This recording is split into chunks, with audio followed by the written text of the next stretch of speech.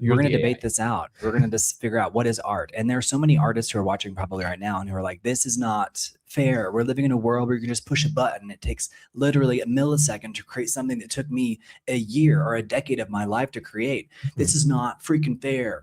And I'm behind you. If you're feeling that, this is the podcast for you, because we're discussing. We see you. Yeah. We see you. It's like ongoing conversation. Absolutely. It's like, we see you. Because we're dealing with this world.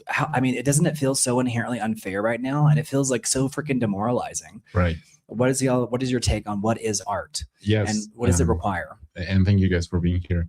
Yes. I was saying at the beginning of the conversation that I do think that art, it's a big question, right? But I do think that art has to do a lot with craftsmanship.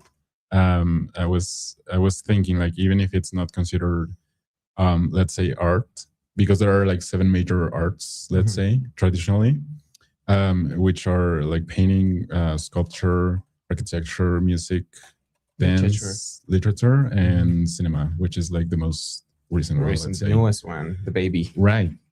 Which we all love here. Which is like a mixture of a lot of them. Exactly. So yeah, exactly. Like literature, music, and everything. But I do think that even if it's not, let's say, traditional art, the craftsmanship can make it, like an artistic process in and of itself. For example, like clothing. I do think that fashion can also be part of the arts. Yeah. That's so real. Yeah, we missed that, don't we? It's not, because it's not one of the 7, right? No, I don't think Maybe so. they should add it, because there's architecture, sculpture, painting, music, literature and poetry, performing arts, and then the latest cinema. But you're right. Like, why? Maybe is clothing kind of wrapped into performing arts in a way? Like when you walk through your life, you're performing. One of the required departments. Yeah. So I do think that it has to do a lot with craftsmanship, like technique. Honing a craft. Yeah. All right, so just define craftsmanship in your words. What is craftsmanship? Yeah, something for those of us who are like, what is, break it down. What does that mean? And like learning a craft. And are we in a time where we've lost the ability to, like a blacksmith, or like passing down through apprenticeship? Yeah, I think that has a lot to do with it, like passing down the knowledge, like cultural knowledge on like a craft, like a job, a craft, a technique, and always like making it better, like keep on working it. Yeah, it's like the process of building the thing, making it, and by doing so, you perfection it every time. Yeah, and that's right. And whatever you do, the value is on like the process that it took to make. Yeah, I think so. Yeah. So part of art is the process of getting to the final product. I think so. Like not just the final, not just the result. Yeah. Right.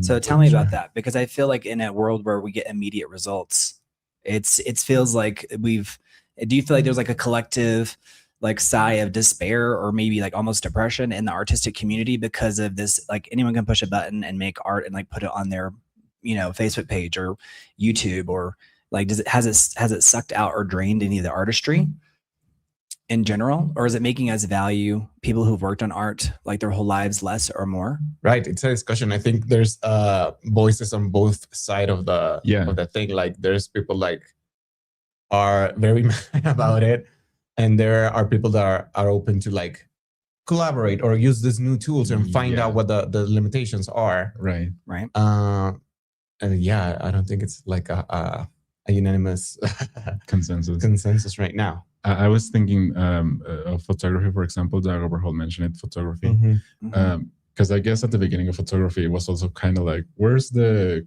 art? If you just push a button, maybe that was a machine. Maybe that was a discussion, when photography was around. But I do think that, as Daniel said, I do think that it's how you use it more than the tool itself. I do think that art can also be from many things that you wouldn't necessarily consider art, let's say, or artistic from the beginning. But you can use it as a tool and then discover what you can do with it, I think. Yeah.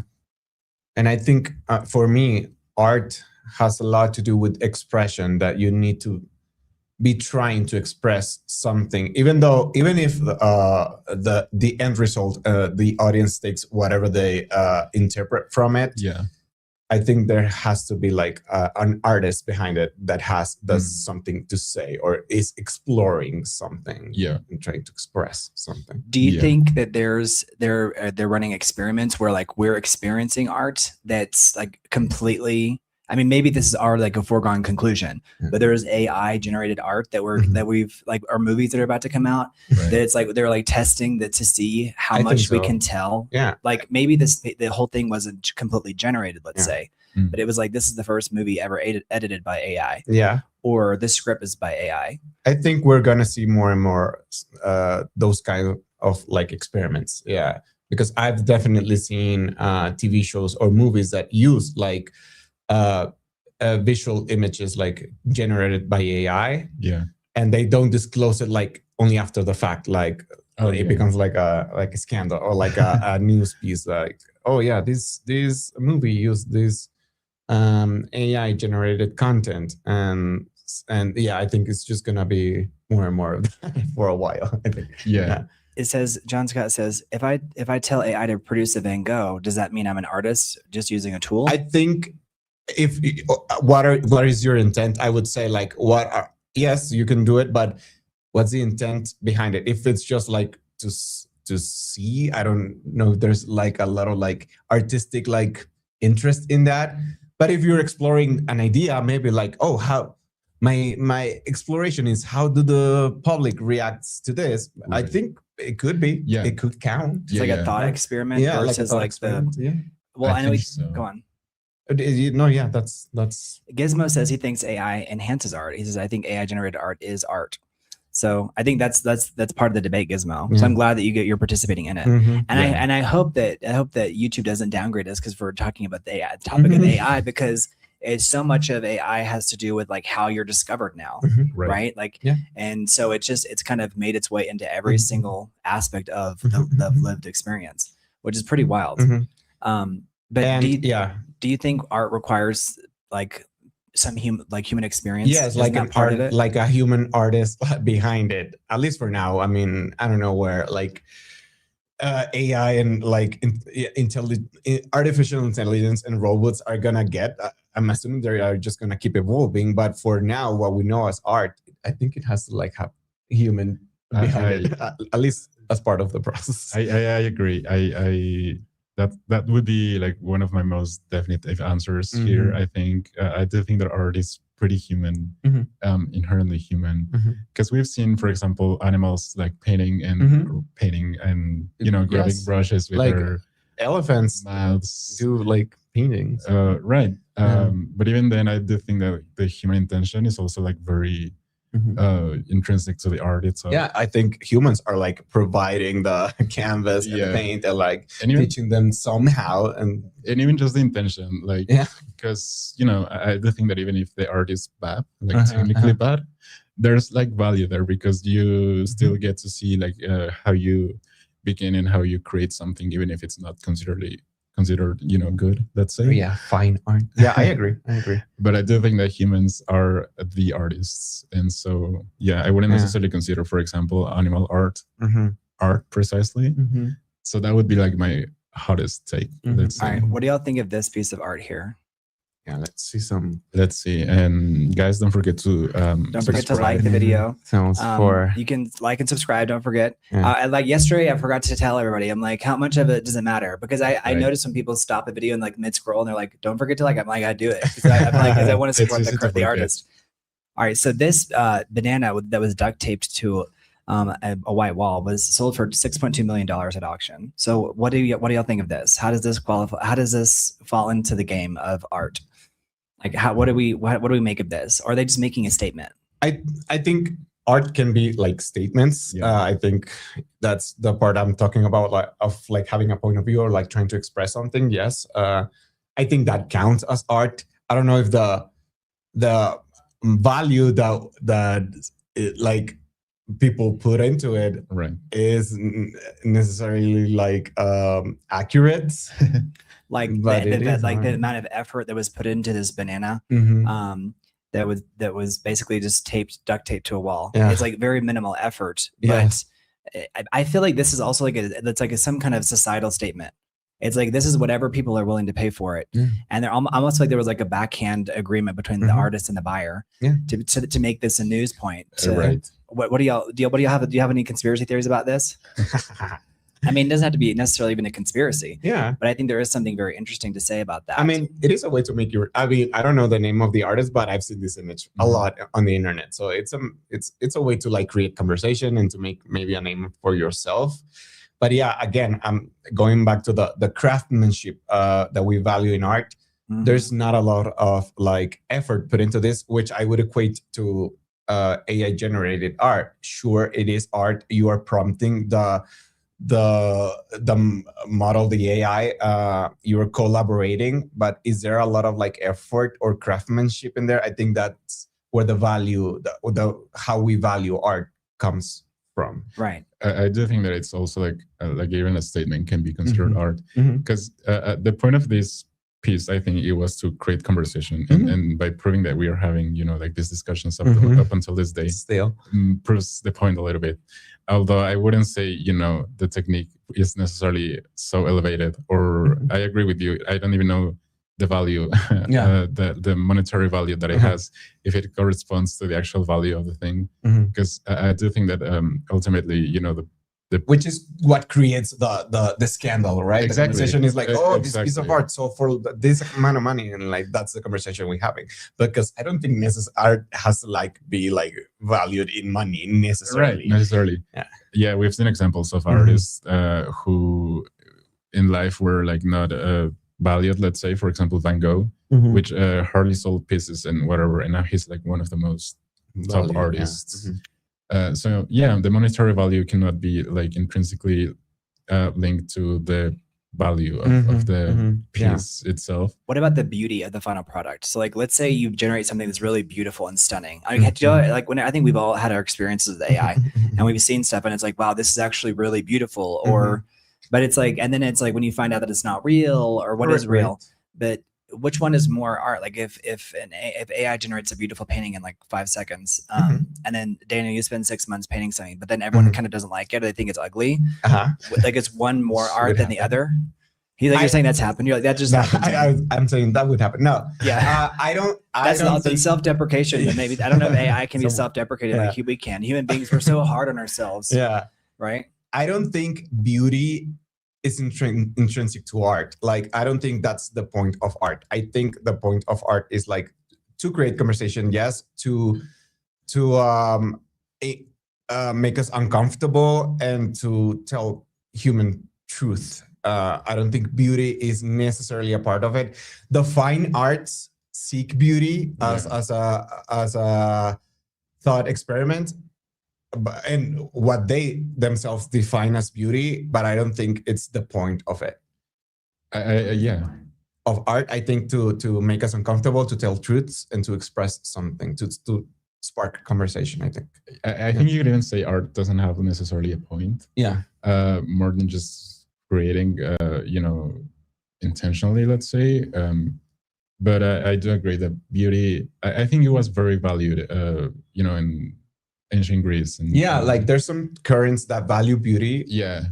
But nowadays I don't think that beauty is necessarily, doesn't necessarily have to be linked to art, because I'm sure that there are artists who are pursuing the opposite, and like by doing so, by creating ugliness, let's say, they're also making a statement.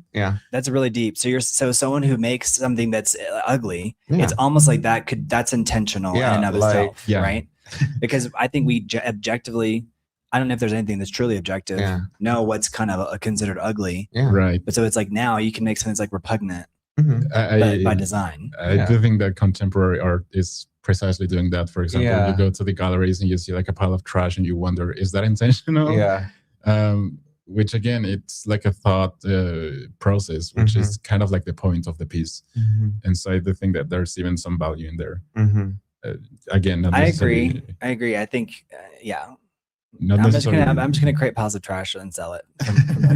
I think there's some comedy in there, because there's like a thin line between comedy and tragedy, because it's like we're exploring ultimately what is truth. If you just real quick for the AI. So tonight we're deciding what counts as art: painting, acting, cooking, athletics, comedy, memes, even. AI and sure. possibly something as like a haircut. I mean, listen, I got a haircut yesterday, and I'm like, where is it? What do I do with it? You know, like we do kind of exercise art at all times, no matter where we are. And I think there's an experience between us and the physical items in our world, and it's like, what is beauty? What is art? And so, at what point can we not tell because everything is fake, right? And then you see AI making stuff that's just passing as like a security camera video, right? Versus like trying to make high art. So a lot of it's like starting to become, that term slop is being thrown around. Slop. So, you guys participate in the chat because we love it. It says graffiti is distasteful, but most of it is actually really talented. Yeah, I agree. I love graffiti. Yeah, graffiti can be impressive. It can be, powerful as well. Yeah, I mean, graffiti even goes back to ancient Rome. Did you know they did have graffiti like on the side of the Colosseum? Right. And so even back then they were putting out messages like maybe against the leadership, which is pretty wild. So, and what is the biggest risk to art? So people that are watching that maybe consider themselves artists or they're trying to become an artist, what would you tell someone who feels like a bit disenchanted by today's landscape? I would question what they were hoping for. Like, if you're disenchanted, I would start with, well, what were you looking for? What would be enchantment? Like, because I think if we, as artists, which I consider myself one, if we put value on the result of our art, I don't think that's a good place to start to make art, honestly.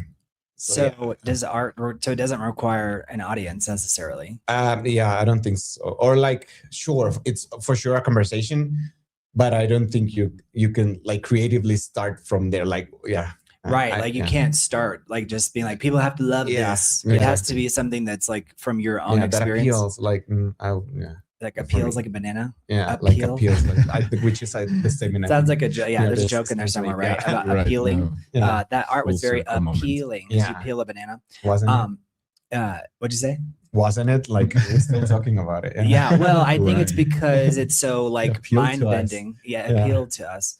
And I think that you make a good point, but like, so at what point are you just like preaching to no one? You know what I mean? Whatever your art may be. Like, it's like the audience. How much is that is required to feel validated? Yeah, and I like Dag's overall comment that art is anything that is created to speak to the senses, to the human senses.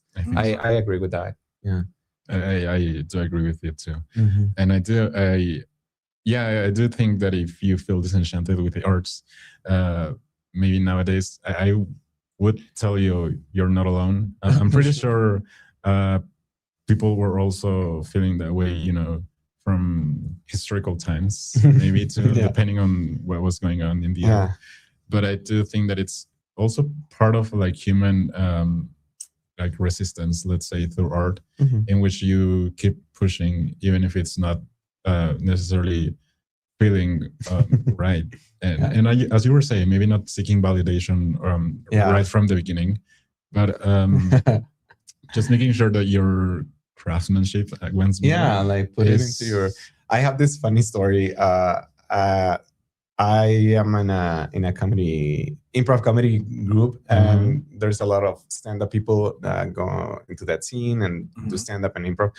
And I was talking to this stand-up guy, and he was very mad because he was trying to start like a stand-up scene like in English here in Mexico.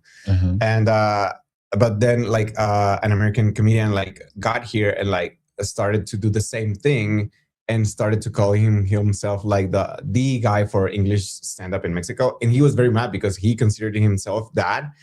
And this is deep because I can see that. Like, so the guy came to Mexico, from the United States, like a foreigner, let's say. Okay, so he started a stand-up comedy group, and this other guy was like, he thought he was like the voice of English stand-up comedy. He was supposed to be the voice of comedy. Well, I think that has to do with like your experience too, because you can throw your weight around. You know what I mean? In terms of like your lived experience, it's like it maybe carries more weight than the other person's intention. For sure, and that was my point. Like, he was telling me this all mad, and I'm like, I don't get it. Like, so use it for your comedy, like put it into your comedy, like use it for your stand-up. I don't know why you're mad about it. Just like use it to Is be this funny. a recent thing that's happened? Is like a recent development? It was like 2 years ago. Yeah. Okay. But, yeah. What but happened he got with the mad at me, but yeah. because he wanted you just like to side with him? Yeah, like he was eliminating. I'm like, yeah, sure. I don't like the guy necessarily, the other guy, but I don't know why you're mad. Like, just put it into. You're supposed to be fun to make fun of like things, like put it into your comedy. Like, that's really deep. Yeah, you're like because you're supposed to make that funny. Yeah, versus being mad about it. And the point is like he was like trying to like look for validation to people like recognize him as such and such and such, and I'm like, yeah, but the work is the comedy. Like, if you just put it into the work, you're gonna be fine. Like, people will know that you are the voice. That's very that's really deep. So is he still walking around angry? Yeah, no. Or is he not about that? No, he's just angry in general. I mean, and he's just screaming down manholes. I think anger is a very creative force, and I try to use anger to be creative, not to be destructive. But so I don't think being angry is necessary. Well, I think you can be angry in the moment, and that's funny. Yeah, but if and you you walk around, it, and then you do something with it. Yeah, exactly. Well, I mean, did he do anything with all that bent up anger? I think he just kept on going. Like, he had his own thing going, so there's nothing else he could do. Like, so what's he doing now? Is he having the impact that he wanted to? I think so, and he's doing great. No, yeah, and he's a very Is it in English? Yes, English and Spanish. But so does he speak English like a native speaker? Yeah, very good English. Yeah. Okay, so would he be good to bring on the show? Yes, he would. So what would be his point of view? Like, does he have does he see all of comedy through like some kind of lens of his own experience? Because comedy is like to me one of the highest forms of art. I guess it is very hard. Like, I respect stand-up comedians so much. It's a lot of work. Yeah. So he would come. What is his shtick? You know what I mean? Like, my shtick would be very self-deprecating. Very self-deprecating. And he used to joke a lot. He's gay, and he used to joke a lot about not having a boyfriend, but now he has a boyfriend, so he jokes about like finally having a boyfriend. So yeah, it's very self-deprecating. What is the boyfriend thing about that? Does the boyfriend have like an opinion on that? Or is he just like ignore it? Does his boyfriend speak English? He gets a giggle out of it. Yeah. I've seen him during his stand-up like a routine, and he likes it. Yeah, he's okay with that. Yeah. Mark says, "Hey all." Hey, Mark Sands. What's going on? Hey, I think it's funny because in Spanish, like on the television, it'll say like on Televisa, it'll say al regresar, but it looks like AI regresar. Have you noticed that? Have you ever looked at like AI, but it looks like, I'm like, why don't they just change it like pronto volveremos, Próximamente. Yeah, exactly. Próximamente. But I'm like, why do they keep al regresar? Because it literally looks like AI regresar. So it's very interesting. Yeah. And I AI think will return. Yeah, and the original idea for tonight's video was really, and it's still there. It's like, is art a human right? And if it is, then how does that manifest itself in society? Like, is art fundamentally a human right? And if it is a human right, because people talk about that a lot. Yeah. Like, how do we provide it to the public? Like, what are the venues for that? Yeah, and how much do we teach the culture? Yeah, here in Mexico, they much less now, but they do like dedicate a lot of government funding to like arts and art schools and stuff. Like, it's like a part of the budget. Yeah.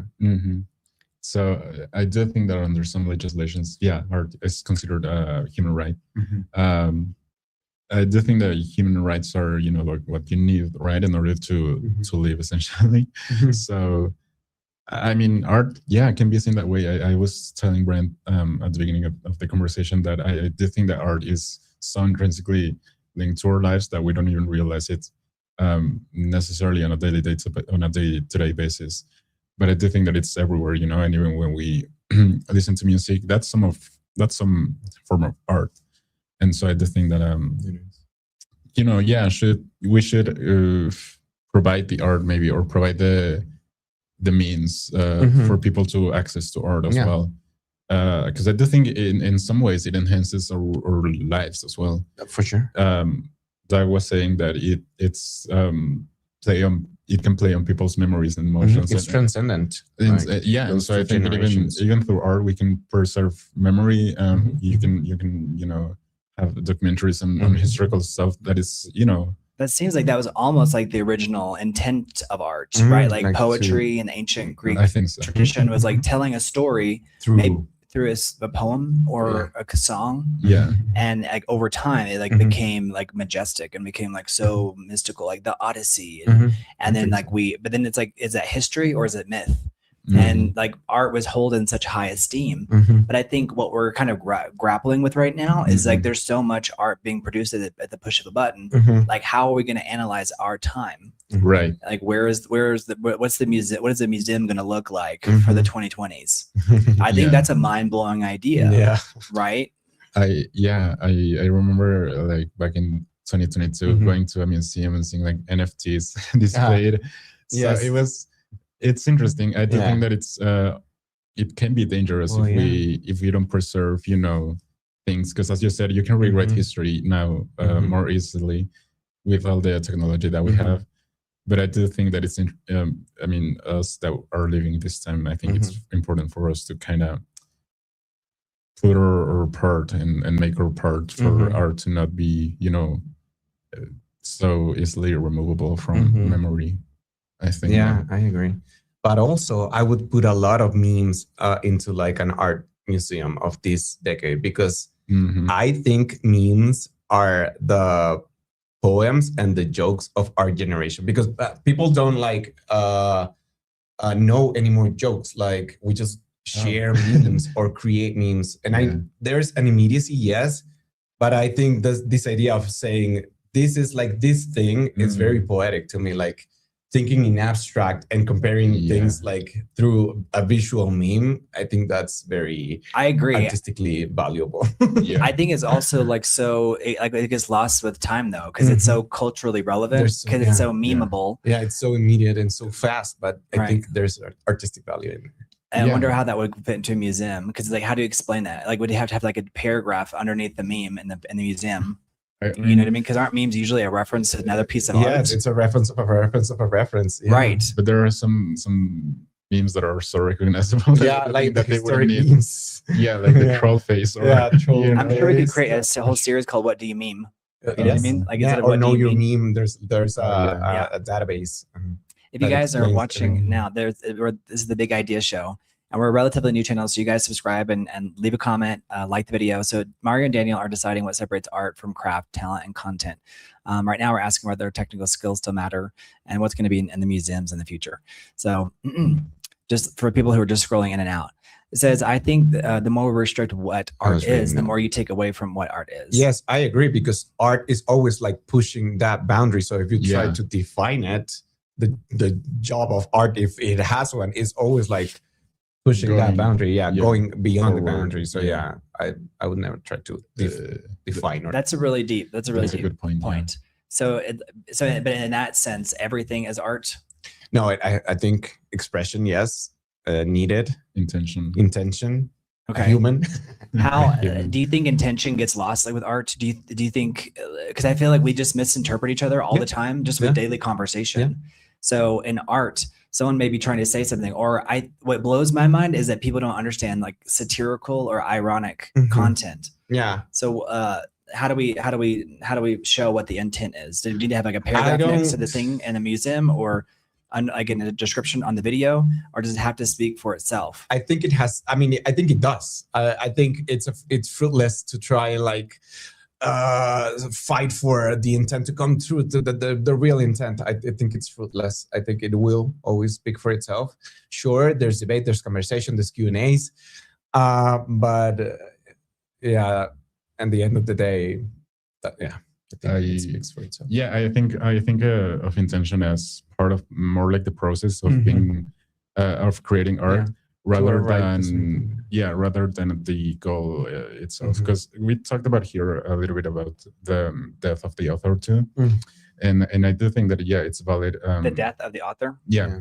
Like how like art becomes more valuable after they're gone. How you can reinterpret the piece however you want, even if the author says I wanted to express this. This was my. It's like, well, actually, my takeaway was and I don't like women or whatever, and you're like, what? That's not what I meant at all. Yeah, exactly. Like, so I do think that there's some truth to that, and I do see intention more as like what drove you to create a piece of art in the first place, rather than if that intention comes across as a message later on, or as a statement. I do think that intention is, part of the process, not necessarily the end of the piece. Yeah. But I do agree with the death of the author theory to some extent. I do think that even the original intention is interesting, just as a fun fact, maybe, but yeah, I mean, it's kind of like linked to the process, I would say. So ultimately, and maybe I asked this earlier, but this is for a question for you both. So can it be art if it requires zero skill at all? Wow. Good can it be art if there's zero skill involved with it? Damn. Because there may be intent, but because like no skill. Probably it's probably the consensus. I love how this is a hard one. He's like, I'm stumped. Yeah, I'm stumped. Yeah, probably there's society would say, oh, there's not a lot of value in that if there's like no skill. I do think, but I think it would still because isn't there some disciplinary like requirement for us to feel like, okay, like you've tried to like you've honed this craft, right? Or like filmmaking, it's like people learn all this stuff and then you just write one sentence. But I guess what we're getting to is like the ultimate idea of literacy for anything, and how when we take away the effort like that has to go into it. Because I feel like maybe you have to suffer for your art to an extent. How much you have to suffer, that's debatable. But like, what is suffering, right? Yeah, like, what is human suffering? Yeah, I do think that you need some sort of skill. I would say yes, like some sort of skill. And I'm thinking, for example, in a cave, like doodling. Have a pretzel. Yeah, there's pretzels, guys. Yes, we have. You guys come hang out with us. Subscribe to the channel. Give the video a like. We're asking hard questions. We want the chat to ask hard questions too, because I'm sure people have opinions about this. Because I always wonder, like, will society just unravel and no one's going to have an opinion about it? Or are we gonna like, even if there's a rebellion, what is it gonna look like? Right. And if you disagree with those guys, you can. Yeah, I would be very interested on hearing the argument of like, there's value, or like art where there's no skill is art. It almost feels like it's an indefensible position, but I also get it. Like, you know what I mean? I think because it's that person may argue, like, to play the devil's advocate, I would say, well, my intention is there. So I just push the button, but the other person, but I can, your years of experience, you want to be like, how dare you, so I think that's where the debate comes in, is because we have all these tools at our fingertips, right? I was thinking of the example of a kid like doodling on a wall. But again, if you think of like the mental capacity of a kid, let's say, that's even impressive, for a kid to have that that ability. And so the more you learn from it, that in and of itself is a skill, I think. And you can see skill in everything, even. And I would be very interested in like meeting a human being with literally no skill. Like, how does that look like? I don't know if that exists. He's right here. I'm right here. Hey, it's me. Yeah. No, I'm kidding. No, it is funny though, because when I'm working the switchboard, I'm like, it's funny like what parts of your brain you use, and then like how like what other parts of your brain you turn off, or how like focused is this particular skill, or like when you're writing, you get in the zone, you're like in the flow state, right? There's something kind of funny about that, and I think humor is in some ways it's like when they've taken everything away from us, it's like that's the last thing that we have left, is like our ability just to laugh and like make fun of ourselves, So Mark Sand says, how do you guys feel? They were debating about, there's this guy that goes around caves and he like signs his name like inside of the cave, and PV House was trying to find him while simultaneously watching the video, but he couldn't find him. But he was saying that this guy, this is the way he's leaving his mark in history. And in a way, it's his own version of art. It's to go around like just writing his name in random caves. But that's kind of interesting. I don't know. Maybe it's not art as much as more like a performance. Yeah, it's like like decades or millennia into the future, or even maybe a few centuries. People are going to be like, oh, who was this guy? Or they may incorrectly attribute the art to him because he just went around signing everything. So what do you think about that? This guy that goes around to different caves and just signs his name. Like, is that a form of a graffiti in and of itself? I think so. I think so. I was reading Kit's comment as well, and I do think that it's an interesting statement to make. I would consider it art, maybe. I don't know. I see it like as a bigger performance, maybe. And just by wanting to preserve your footprints on Earth, that's kind of kind of like the intentions of art, maybe as well. I'm thinking, for example, of the cavemen's printing their hands onto a cave. And sometimes I wonder if that was faked though too. Like you know what I mean? I don't know. Maybe I'm sure, the ones that are in France, and I don't know how much of that is real. Now I think that's so sad though, because maybe someone's like, "How could you think that? I am an art historian."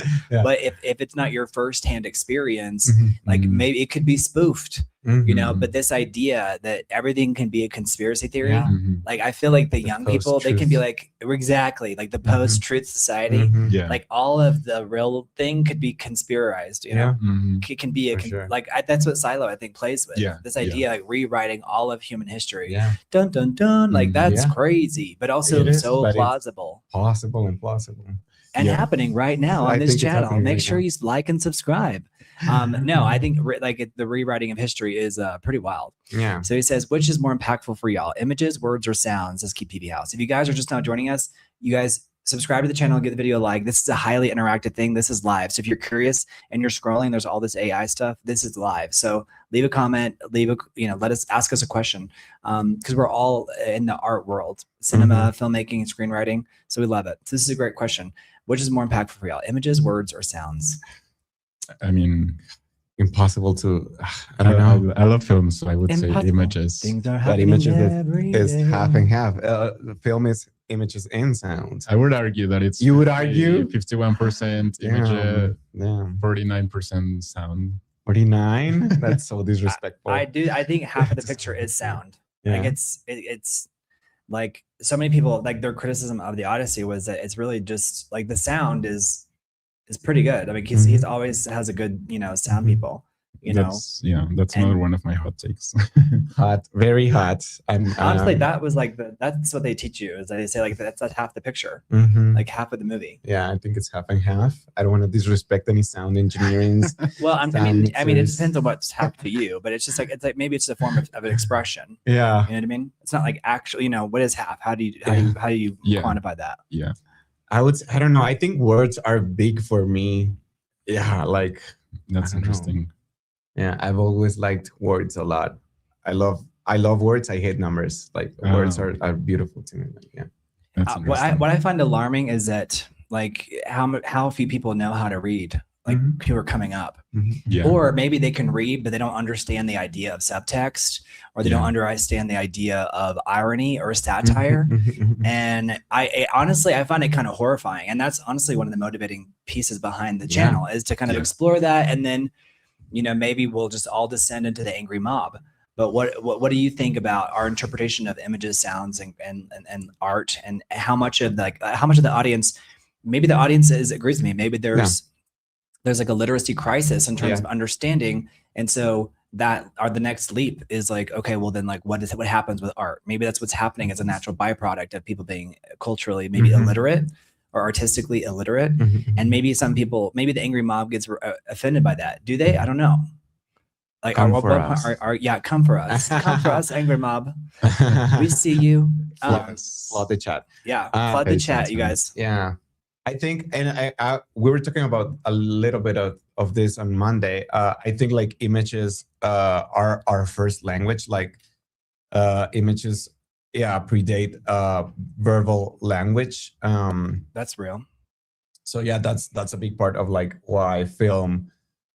It's such a huge medium. Like it taps into our like unconscious in a way that like verbal language doesn't, I think.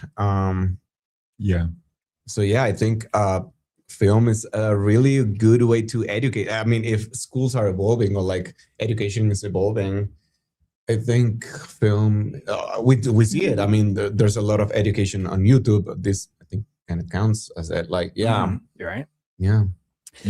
I think it's interesting because I'm like, at the end of the day, I'm like, it's so interesting how like being an educator is so in my bones. Like I can't help but like feel like that's a responsibility. Mhm. All right, so I'm going to show y'all pictures, and y'all have to tell me if you think if it's real or if it's AI. Okay. Yes, I'm ready. Yes. All right. Here's the first one. You got your buzzers. Are they on? Oh, We actually have buzzers. Yeah. You guys, super chats for buzzers. We actually have legit buzzers. AI. Okay, Mario, what do you think? I think it's AI. It's AI, and it won an award. This piece actually won an award. Yeah. I mean, it is beautiful, but it's AI. Yeah, it won an award, and the New York Times covered it, and it was like a huge scandal. Damn. But it's very interesting. What is your interpretation of this piece of art? What are we looking at here? What do you think?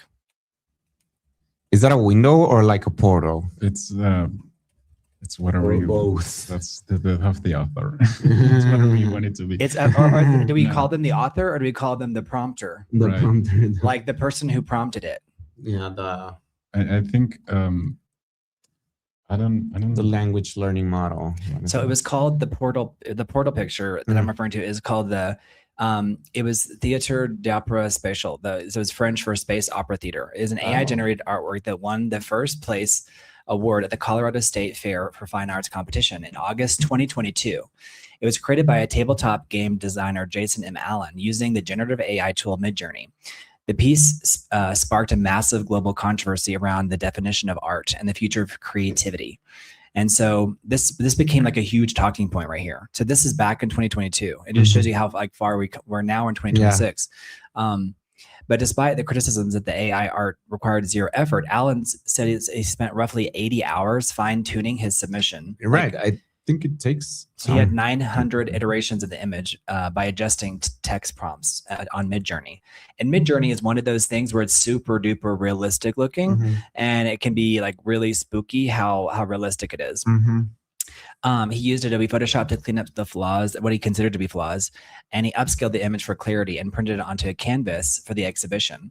But when he won the blue ribbon and the $300 prize, the art community erupted in a fierce debate. So the state fair judges later admitted that they did not know Midjourney was an AI tool, but stated they would have awarded it first place anyway because the powerful story and spirit that the image evoked. It does feel like something out of like a huge space opera. Yeah, I mean, that's what he did put work into it. Yeah, like I could see someone having that. Listen, before the big flu, I was having to travel a lot, and I remember I was staying in Airbnbs nonstop, and I was seeing all this art, and I could tell like it was like this is not made by a person, but it was hanging above the bed or above the couch. I'm curious if people in the chat have stayed at Airbnb or mostly it's Airbnbs because I think hotels have different standards. Have you ever stayed at an Airbnb and seen like beautiful pieces of art and you're like, that's not real, but it's like what is real, right? That's debatable. We discussed it here. Go watch that episode. Yeah, we did. We have an episode like what is real? You know, it's a legitimate question. But this piece of, which is like that's AI, but this is real. This banana sold for $6.2 million. And this guy he only won $300 for this Colorado prize. And I'm sure he spent a lot more money, prompting it. And there are a lot of AI filmmakers now. Right. That's that's the big topic, right? Like the cooling for the data centers. Yeah. It takes a lot of clean water to use AI at this point. Yeah. It does. Do you think is there a point where it's indefensible, or is it just part of like at what point? This is a big thing with authors right now. Authors, there are a lot of people that want to tell their story. I mean, I think everyone watching has lived experiences that are really freaking fascinating, and their stories worth telling. But it's like you can use the tool to help you tell your story, but at what point is it doing the writing for you? Is it writing your prose? And there's a lot of scandals right now in literature. Where books, there was a book called Shy Girl. Have you heard of this scandal? No. Tell us. I'm going to tell you about this. Yeah. I was also gonna say about this piece. It's interesting, but I do think like AI back in the day was also, I say back in the day, and it was like 4 years, 2 weeks ago. But 2 weeks ago. But it was, more back in the day. You mean this morning? No, it does feel like every day is like 1,000 years in terms of development. Because even this piece feels a little bit, more like less perfect, let's say. So there's like a little bit of AI still to it, like AI look to it. Early AI look. Yeah. I mean, honestly, I think Midjourney has done a really good job of like, it's mimicking reality. Like it looks so real. Like it looks like it could have been oil on canvas, right? Yeah. Something like that. But here is the book Shy Girl. So this is Shy Girl. So have you all heard of this? This is like a scandal. So this book, it was involves Hachette Books. They canceled the U.S. release after there was a UK edition of this book. It was a horror novel. It's called Shy Girl. This is from March of this year, and I cannot tell you, I've seen so much coverage of this. But after investigations and online backlash revealed extensive use of artificial intelligence, the book was pulled. But it was actually it already had gone into production in the UK. But Shy Girl is a dark horror and thriller that initially gained traction online through social media and self-publishing platforms. And after it was successful, Hachette Books acquired the book to publish in the UK under its Wildfire imprint. And then they planned for a US release via this book publishing company called Orbit, was one of their subsidiaries. Anyway, but there was such a huge scandal that erupted because people were finding out, like, there were like some of these prose, meaning like the sentences written by the author that should have been written by the author, were like, these were all generated. And so the cancellation followed widespread allegations online that the author, Mia Ballard, relied heavily on artificial intelligence to write the book. And so there's so much now. There's so many, I don't know if people follow authors online, but there's so much about, like, it's harder and harder to get your book published. Yeah. And it's the same thing if you're a photographer, how do we know that was even a picture that was taken? So, you know, I think this is where you can have the debate all day long, what's art and what's not art. But then it's like, if it's taking away from, right. It's taking away people's from livelihood, like artists' livelihoods. Yeah. So it's like, this is why kind of like going live is like my response to that. Cause it's like, well, no one can take away our performance, but I can say that. And then I see myself talking in that video competing at the same time. And it's like someone stole my image, you know, like who knows? Yes. But it's at what point does, I think just walking around and living is in a way your own level of performance art. Is there some truth to that, or am I crazy? I think so. I think so. You go. Yeah, like nowadays, we are so exposed to like these mediums, like easily accessible mediums that we can all or like even clothes, like we can express something through clothing, like or what you were saying about a haircut, like you don't have to get that haircut. You were trying to say something maybe or not. No, I wasn't. They just chopped it off, and I was like, they're like, we're going to give you the 12-year-old boy haircut. Yeah, and I was like, thank you. Is Brent chopped? They gave me a lollipop. Yeah. Yeah, they gave me a lollipop and then patted me on the head and then pushed me out the door. And I'm like,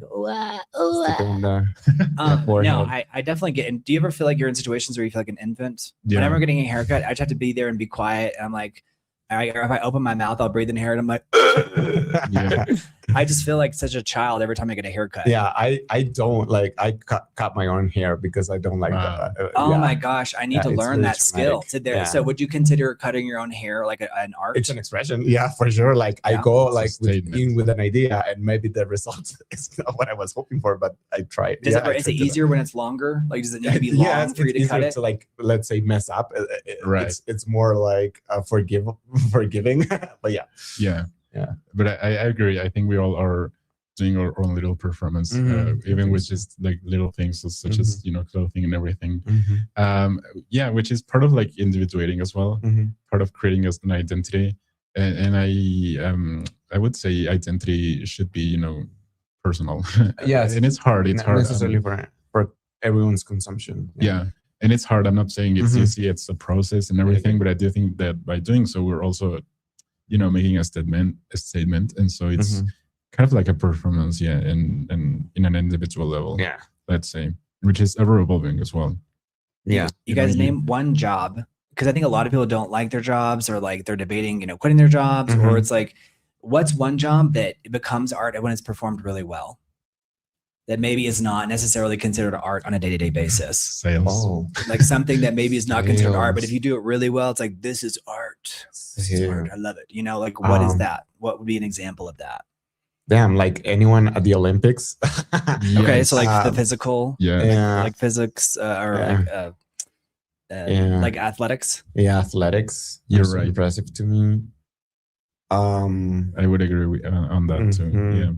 So Gizmo says, I worked at the New York School for the Deaf for 2 years, and I could say that sign language is definitely an art, and if done correctly, it's beautiful. And I probably think like sign language counts as verbal language, even if it's not vocal, but it's forming words. Yeah. Right. Interesting. It says, I bet you can feel the frustration from the artist. Can't you, Keith? Yeah, he says, my favorite painting in the living room is not oil, but watercolor, the plain air, but actually photorealistic. I can't imagine the time it took to paint.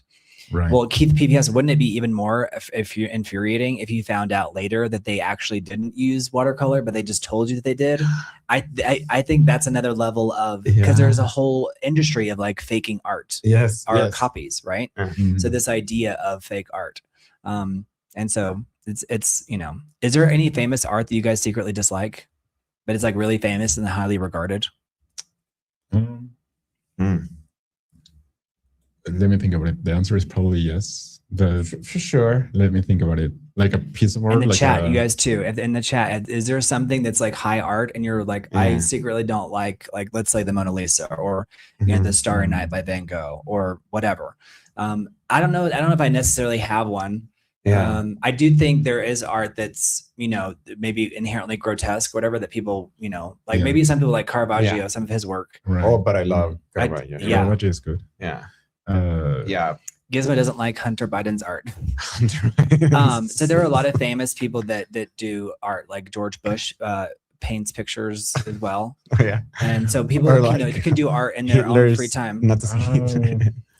Yeah. I mean, I don't like that one. You know? Yeah, it's kind of bad. It doesn't have like a good technique. Mark Sands validating that sign language is absolutely an art. I think speaking can be an art, like people who can give speeches and, you know, get everybody on board. Yeah. Or like someone who's like a cult leader or someone who's great at sales or like motivational. Or cooking. Cooking. Oh, yeah. Like, 100%. You know what? Some landscapes, I do think that some landscapes feel sterile sometimes.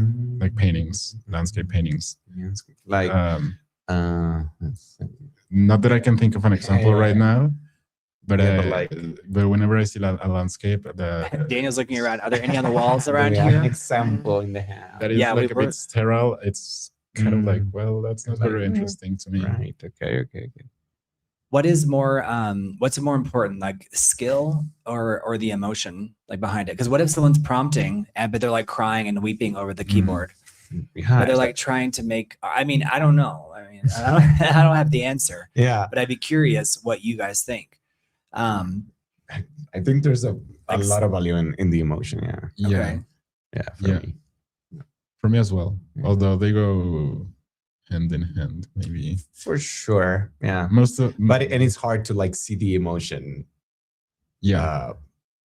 In the results, like you don't know. Right. But right. But I would put value in it. Yeah. What I think is interesting is whenever people are painting stuff or they're making a movie, or it's like that you never get the exact thing that you intended, but in a way that's part of the artistic expression and process. It's part of the process. But it's also like, I think maybe there's just going to be this thing where people are just prompting. It's like, well, it's not exactly what I intended, but that's part of the artistic result. It's like, I mean, sure, but yeah. You know what? I take that back. I think skill. Because as you said, maybe emotion is not necessarily represented on the final piece. For sure. So I do think that skill. Come back in with a strong answer. I like it. Because I do think that, I mean, I'm remembering like one of my favorite poets says that like you can have like all these images in your minds and your mind and like metaphors and everything, but if you don't know how to, you know, put them in a beautiful way, let's say, just bouncing around in your head. Yeah, it's kind of like inconclusive, you know. And kind of like I'm also thinking of inspiration. Yesterday we were talking a little bit about it at the end of the day. Like how you need, like how the idea of inspiration can be dangerous, let's say, because it can prevent you from like waiting for it. Yeah, exactly, like waiting for it, which relies on emotion. Waiting for inspiration to come to you to like finish a piece of art. Yeah, I think that's tricky, you know, like it's not necessarily the inspiration that will make you move forward. But I'm thinking if you know how to do it, then maybe that will actually help you move forward. And that, I think that's the skill itself skill. is like, right. Isn't that kind of like like building roads before the cars come? It's kind of like you can keep going, you can go down the different roads. And if you don't have the skill, like you can't get to the, you know what I mean? You can't go down the road, or you know what I mean? Or, so or you're walking in the mud. I think it's very difficult. Of the day. Yeah. He says he loves, Gizmo says, I love my thumbnail, which is Jimmy here in a spacesuit. But it was made with AI. It took about 15 minutes to make. Is that art? I would say yes, because it's like, that's what you intended to make, Gizmo, right? It's like, that was your intention. Yeah. And so I think that's the big debate now, is like, what is art? And I think some people, it's just, we just have to, the only response to it is, if you don't agree with AI art, is to make art that's in some way, in some shape or form, superior. Now, what do y'all think? What makes art superior to another piece of art in the same genre or the same? Says Jimmy is art. I agree. So look at that overhaul. I'm telling you, see, Daniel, you came in at post Jimmy, but see how popular Jimmy is. Yeah, they literally have Jimmy as his background. Yeah, right. Yeah, like I don't know if Jimmy understands like how big his Jimmy is artificial intelligence. You're hilarious. That's funny. You're a funny Dag Overhaul. Dag Overhaul is great with the jokes. So you know, how does something become inherently superior? And it's, or is there no such thing? Is it? I think a fictional concept. Yeah, I think it's a fictional concept that it's fun discussing. Like that's why there's museums. That's where they're like. That we talk to artists to know more about their process. I don't think that's the point. I don't think that's the goal, but it's fun to entertain a discussion of like what is superior and what is not. I do think that there are some levels in which you can see. There's metrics for sure, like in fine arts. Yeah. How high their regard is for certain pieces compared to it. So I would say, for me it's like taste, and taste should be nurtured as well. And you nurture it by learning a lot of things. Not only within the same discipline, but with many other disciplines. So I would say. For me, when a piece is better, let's say, it's you have to compare it to exactly, yeah, and that's good. I would say it's good. I think it's a healthy conversation for sure. Yeah. It's very entertaining, and I like to engage with it. I think if we take away the ability to be really good at things, it makes it's like demoralizing. So it's like, in a way, we want to be able to be good at things and judge things and put them and have hierarchies. Sure. Which is maybe why our first thought was going to athletics, right? And the Olympics, and the idea of like that you are the best, right? Or sports. And maybe how the Greeks didn't really distinct, like the Olympics was a part of that tradition of, of like performing arts. Yeah. I think there's something there. Yeah. For me, it's, like technique maybe, and I'm thinking more of film because that's where I've kind of learned more about critique, let's say. So for me, it's technique, and I think they have metrics like technique, artistic expression, language, like discourse. But I do think that just relying on the materials of the discipline in and of itself should be conducive to make a good piece of for sure, and not relying necessarily on some other thing. For example, explaining your work of art so it makes it better. That's trickier. Do you think that there's, because so much of art has to do with the publicity around it, like if you have a great publicist, you can sit back and be like, I don't have to defend my art because it is so good, and but it's like your publicist is doing all this groundwork for you. And so this idea of like moving into a world that's like post-publicist, like you're not like, everyone has to do it, all the things themselves. So do we devalue art because the person has to be their own publicist? I think there's like an old system that we kind of lust for, or we look back towards. Thank you, Keith PV House. Thank you, Keith PV House. I think there's something there. I think and also like your reputation kind of walks into the room before you. But I feel like we're going to be entering like a post-reputational society where, it's like if we don't even have like, how much, what is, because if technique doesn't matter, or your skills don't matter, or your experiences don't matter anymore, and everything's prompting, Like at what point does it just become so cannibalized? Like everything is just like, the same, I don't know. Yeah. I think there's something inherent like about this discussion about how do we, put things on a hierarchy. But I think that's like almost an impossible thing to ask, to like how to rank that. But what's the first thing that ever made you guys to like feel proud? Like something that you made and it made you feel proud. Like you're like, I made that. Definitely. Hey, Jesse like James, what's going on? Hey, Jesse James. Hey, Jesse. He's good. He's in Texas. Yes. We will get back to your question, Keith. Yes. Go on. I definitely like a drawing in like school or something like that. Yeah. Yeah. I was gonna say the same thing, like drawing. I like once I felt like my drawing was good, that's where I kind of felt like good. And it goes back to the idea of you saying like you don't necessarily need the external approval, because I didn't even show the drawing to anybody. But just like, and I think all artists, and this may be debatable, but all artists start with copying, like copying another like animation or like drawing or like and when you see like if you compare it and it's good, you feel proud. Right. I do think that that was also my experience. But Kid House says many forms and topics in art have been censored. Does that make it more artful or less artful? I don't think it. For me, I don't think it matters. I think that's just me. I think anything can be censored or not censored, and it doesn't affect. Like it's maybe there is in the future how risky making the art will be, like to create more art. But once the art piece is made, I think that's a discussion after the fact, like after the artistic process. So I don't think that infers into like is it more or less artful. Right. I do think that censorship can also draw attention. Yes. So I think there's also manufactured. Manufactured scandals or like censorship scandals. Well, so there was an example. This guy, he went to Disneyland and he filmed an entire movie secretly inside of Disneyland or Disney World. I think it was Disneyland though. Anyway, and the whole idea was they went to the Cannes Film Festival and they wanted Disney to sue them, so it would become a whole scandal. And Disney just ignored it, and the film just disappeared. It totally flopped because the entire idea was for them to secretly film the movie in Disneyland, so that Disney would sue them, so they could create a whole conversation around it. And so, like Disney was kind of clever, and they just ignored it.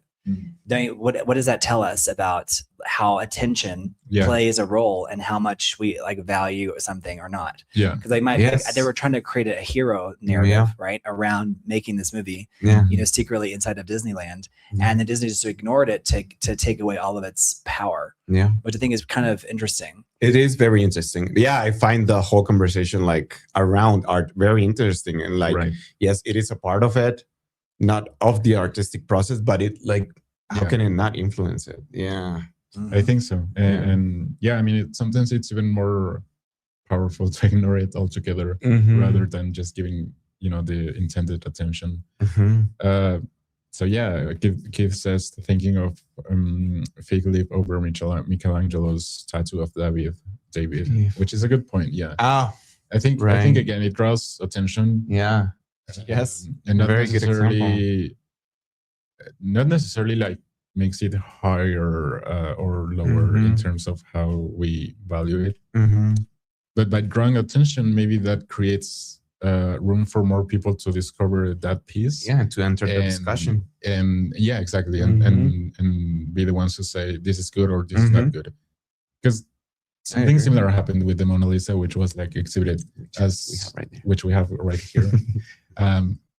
Because it was exhibited, along with many other pieces, and when it was stolen and it was recovered, that's where it was, like create a whole narrative. Exactly. So, and now it's like it has like a whole wall to itself. So this is the statue of David where they covered it up, his junk with well, thank you, Officer Matthews, with the fig leaf. Thank you, Officer Matthews. It was like a sense of, it was like censorship, right? And so it's a really good point. Like, how much do we censor stuff? Or I think sometimes people find certain things scandalous, like my mouse pad. And that's what I was talking about. Like, art is supposed to like make us uncomfortable, like push boundaries, reveal truths, or like at least I don't know if it's supposed to, but that's what we humans use it for. And yeah, I mean, John Scott got banned on Facebook, so he says he got Facebooked. Such an artist. Yeah. Yeah. Yeah. So, what requires? Well, what art form is like the most overrated? Do you think, or is anything overrated? Yeah. That's hard to answer as well. One thing that happens in filmmaking is that like people only want to talk about the actor's work, and filmmaking is such a collaborative like type of artwork that I feel like it's a shame that actors are the face of it. Because for me, like cinematographers are rock stars, like sound engineer, like directors are like so fascinating, and directors get into the conversation too. But yeah, the amount of people that are on a set compared to like just the cast is staggering, and like people often only talk about the actor's work. That's a good point. Yeah. I would agree on that. I don't think necessarily any art is overrated necessarily. I do think that we need to, be more involved with it. So just recognizing it the creative process is a good thing. I mean, it makes sense that actors get the credit, but truly there's like a whole work behind it that goes hand in hand as well. Was there ever a piece of art that you guys initially didn't like, but then like as you got older, it's kind of like when you're a kid, you don't like broccoli, and then you later are like, oh yeah, it's good for you. Yum, me like it. Was there ever like an art form that you didn't really appreciate until later? You're like, oh dang, like I really appreciate this now that I'm older. I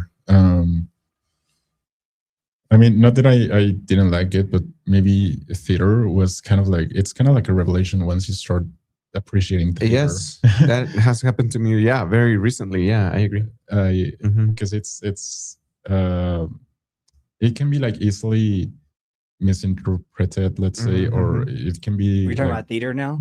So theater can be easily like misinterpreted. I think so. Like it seems so easy. Like going back to the idea of how easy it seems, but I do think that there's like a lot of it. Or like, not to bring Timothy Chalamet into this, but I've never like very few instances I've seen like live dance, and I would never be interested in that. But once you see it, it's like mind blowing. Like like a ballet, or something like that. So I think once you recognize how like an opera, how much exactly how much goes with it. It switches your mindset. So I'm trying to think if there's anything else. But opera, ballet. Right. So what matters most in art? Would it be skill, originality, emotion, intention, or the like how beautiful it ends up being?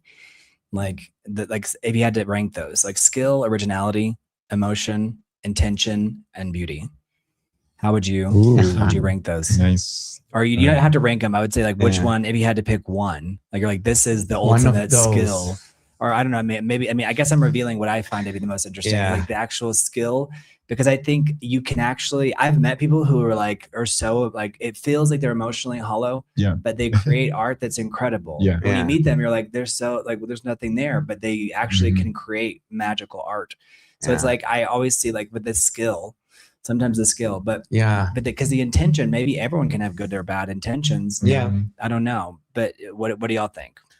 For me, I think skill would be the most important, and maybe originality would be the less important. The less? For me, at least. Because it's harder to be original, We have some disagreement.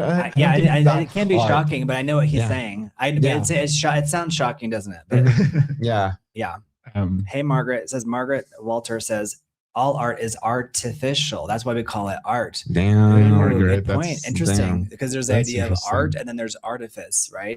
This idea because it's not in nature, we create it. Right. That's a good point. Very good. Very good point, Margaret. Welcome to the party, Margaret. I love your profile picture. Is that your family? Is that y'all from is that the 1950s, 60s? But that's a very good point. Welcome to the party.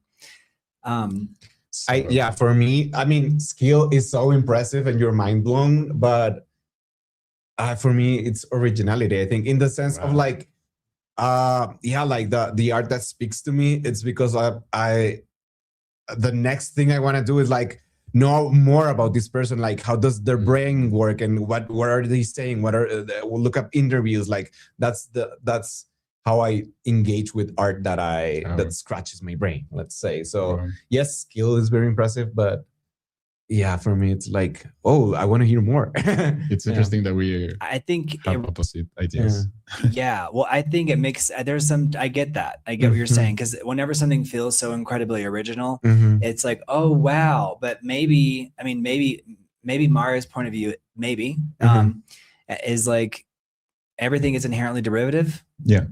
Is that what you're thinking? Is that what your point of idea is? So like, so pure originality in a way is, but I guess what you're describing is basically genius. Yeah. Which is like, genius is this idea of coming up with things, but it's kind of like the iPhone. It wasn't one end product, but it was like the convergence of all these different things in one device. Yeah. And I think that genius is usually like the meeting ground of all these different things that have come together in a perfect stew. And it's like, dun, dun, dun, and you're like, wow, like epiphany. And maybe that's, comes with, I don't know if there's like a level of cynicism in that too, right? Yeah. Like the idea, like maybe, there is no originality.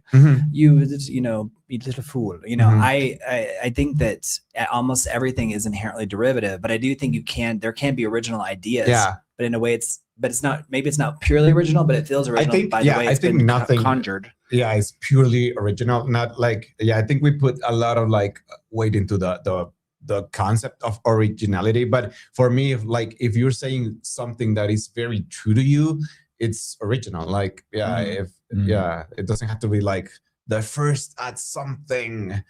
But yeah, for me, if it's like true and specific, it's original. Yeah. Yeah. And Margaret, thank you for letting us know. Margaret, I'm so glad you're here. I'm so glad you came to the party. We're a relatively new channel, so we love all the new people. You guys are part of the OG crowd. Yes. Do y'all? It's so interesting because whenever you're a kid, you're trying to like learn how to paint. Yeah. And like but when you're kids, like your parents put it on the refrigerator. Did y'all ever have those moments where your parents put your little drawing on the refrigerator? No, I don't think so. I don't think so. No, like or like but on the walls, yeah. Oh yeah, on the walls, yeah.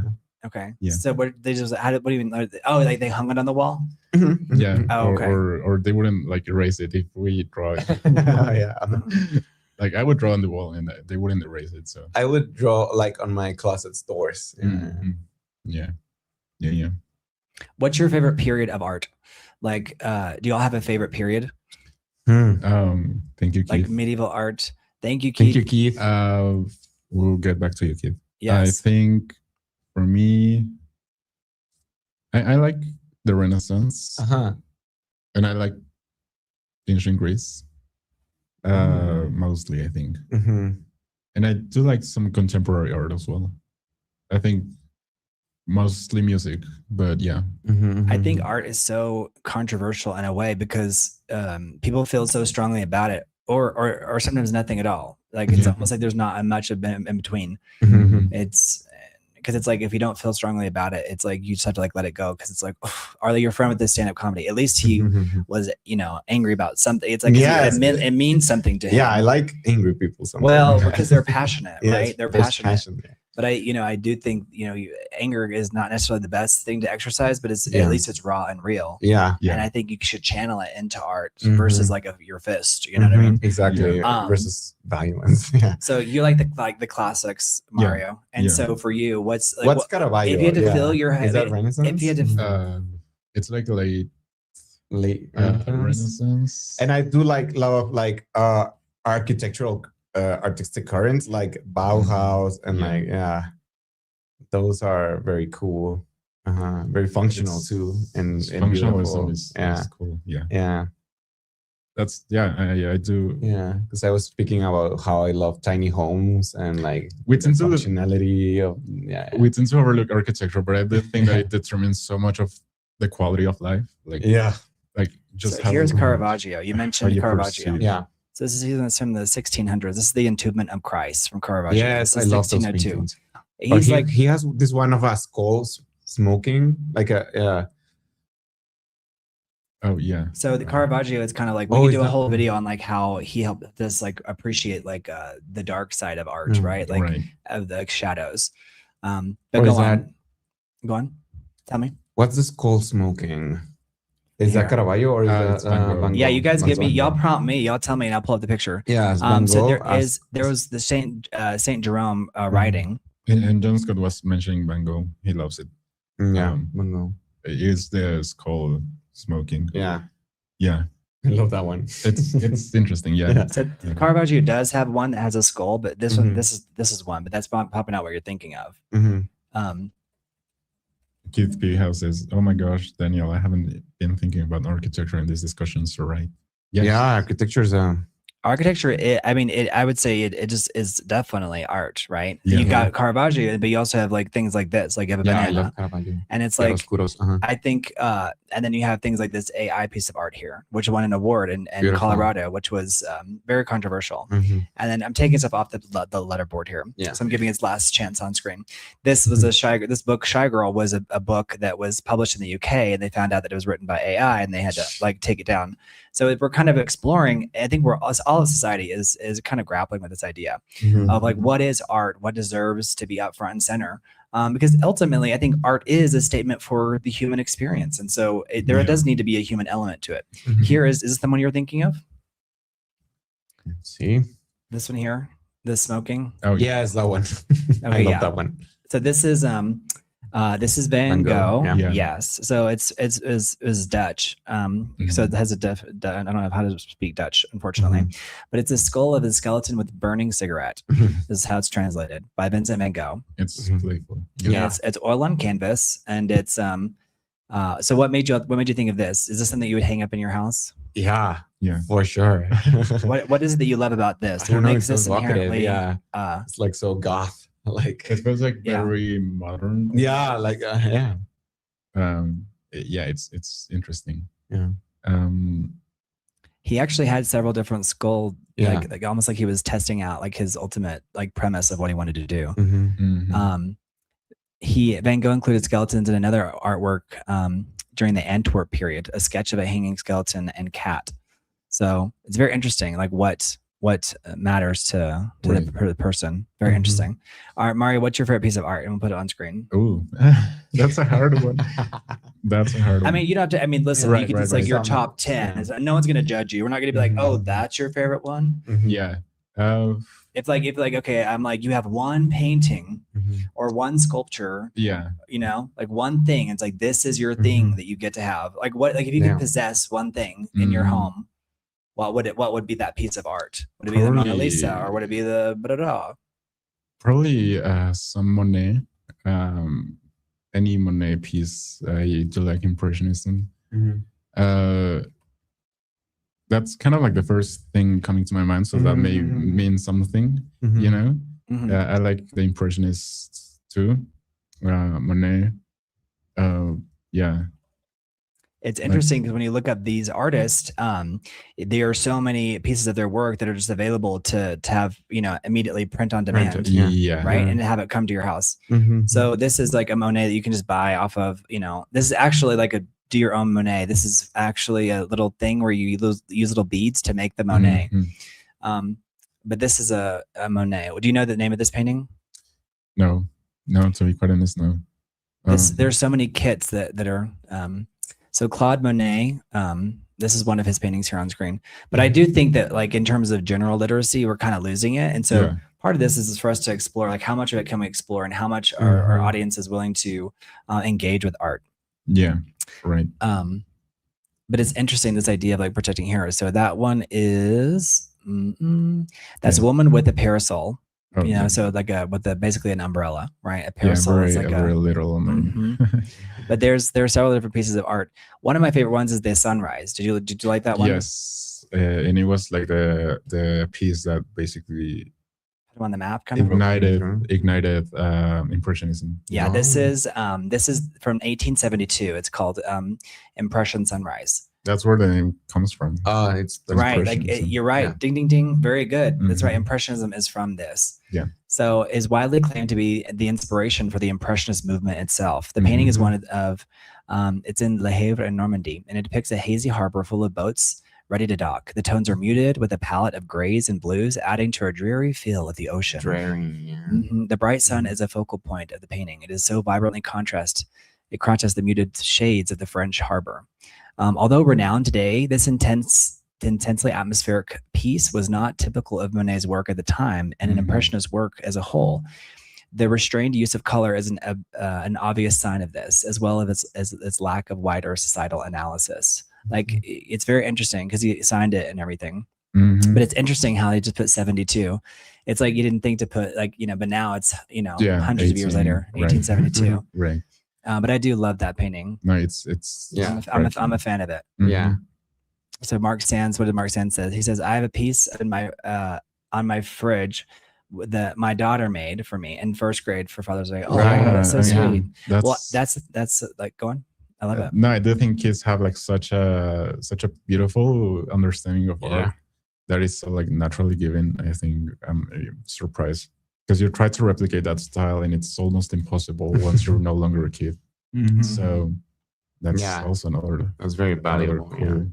Cool thing. And Officer Matthews was saying, I would hang up my cap that someone made for me as a painting. So I mean, that's so cool. Kit House says, where's Waldo? It's the best art in my opinion. So engaging and time consuming. So that's those books where you're looking for Waldo. Like you open up the book, and your job is to like find Waldo in here, and he has like in the crowd striped exactly. Yeah. So Margaret mentioned Andrew Wyeth and also Rockwell Kent. So here's an image from this is Rockwell Kent. This is from the Rockwell Kent collection. So what does this evoke in you? This piece of art here. Ooh, I like it. It's almost like digitally edited, created. It kind of has a lot of contrast. It looks digital. It kind of replicates like the digital interpretation of color. I love the desert. This is not quite, but it's like a arid valley and like arid like hills. I like that. Nice suggestion. Rockwell Kent. I love those landscapes. He's from he was born in the late 1800s and died in 1971. So he lived to be 88 years old, but he was American. He was from it's funny because it's giving me to in a different language, but Rockwell Kent. So Margaret, hopefully you like art. So putting this on screen to share it with people, because I do think that like these types of communities, this is how we're going to discover new art. And so have you heard of this guy that she mentions, Andrew Wyeth? No, not by name at least. Probably I have seen some art. And okay, so this has the famous one, Christine's World. So this is actually right. Yes. That we have this. Would you mind taking that off the wall, Daniel? It's actually the entrance. I'll show it here on screen. Yeah. We can show people that how much we appreciate art. So this is Christina's World here on screen now. So Margaret, we're so glad you're here to encourage us to interact with these pieces of art here. It's actually right on there on the entrance. I was thinking. Yeah, isn't that interesting? So this is called Christina's World. Yeah. And this is from 1948. It's American. I'm personally obsessed with this painting. I think it's really good. Yeah. I love it. And it's cool. And we have it here, guys. We have it here. So Margaret, there you go. This is where Super Chats goes for art pieces. Right there. You have it. So what does that evoke inside of you, Daniel? Because I know Mara's been looking at that for a while. Yeah. But what does that evoke in you, that piece of art? Yeah, like nostalgia, melancholia. I don't know. It's like being lost, or being from a small town, like which homesickness. Homesickness. Yeah. But also like, this feeling of being bored, which we don't experience much anymore because of our phones. Right. Now he's going to have the task of like seeing if you can hang it again. But that's from that was egg. It was egg tempera painting, and from American realist Andrew Wyeth. So it depicts a woman in a pink dress crawling across a vast barren field. And there's that farmhouse in the distance. But it's about like the human resilience, independence, and the triumph of spirit over the physical limitations. Because this girl she had like a disability, and so she wasn't able to actually be totally mobile. Right. Yeah. So it was kind of like saying like this is her world, but it was like kind of like the triumph of the human spirit of her independence over like feeling pity for her. Yeah. Because she was refused to wear or to use a wheelchair. So she moved by pulling herself along the ground by her arms. In fact, Mario was in the producer's desk describing this to me and Jimmy. We all learned that together. We did. Wow. Yeah. So there's a lot of meaning behind that. So Margaret, thank you for bringing that up. I love it. Thank you, Margaret. So Keith says, wow, Christina's World is stunning. I've never actually seen it. Desperation, longing, hope. Right, Keith House? It's like, it's amazing how that somehow was actually encapsulated so powerfully inside of Christina's World. And I think we can all feel that way sometimes. It says that real girl has a story. That's right, Margaret Walter. That's right. So I'm so glad you're here. But it's a tribute to determination. Like, why I didn't intend the painting to evoke pity or helplessness, but it was to do justice by her, right? Like her conquest of a life which most people would consider essentially hopeless, right?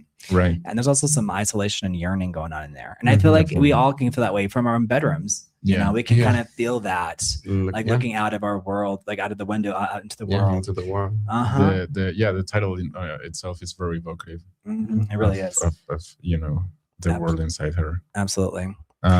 Kippy House had a question earlier, and he says, do artists deserve anonymity like Banksy?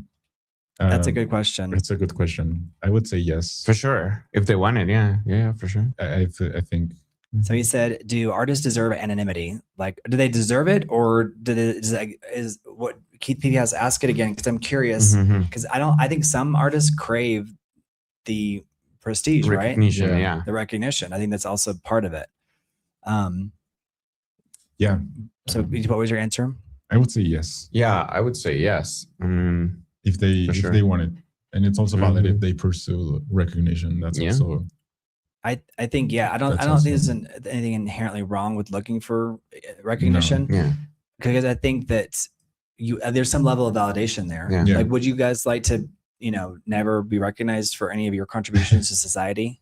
I wouldn't not my contributions to society. For me, in my career, well, I mean, like eventually, or what anything can morph into. Yeah, in my career, recognition helps a lot in the sense that auditioning is hard.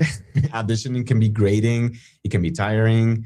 So auditioning for a long time on the same level of your career, it's hard. So recognition allows you to like come into projects more easily. So that's why, for me, I want some recognition, but just for that, I don't necessarily want awards, but I do want to like find collaborators easier.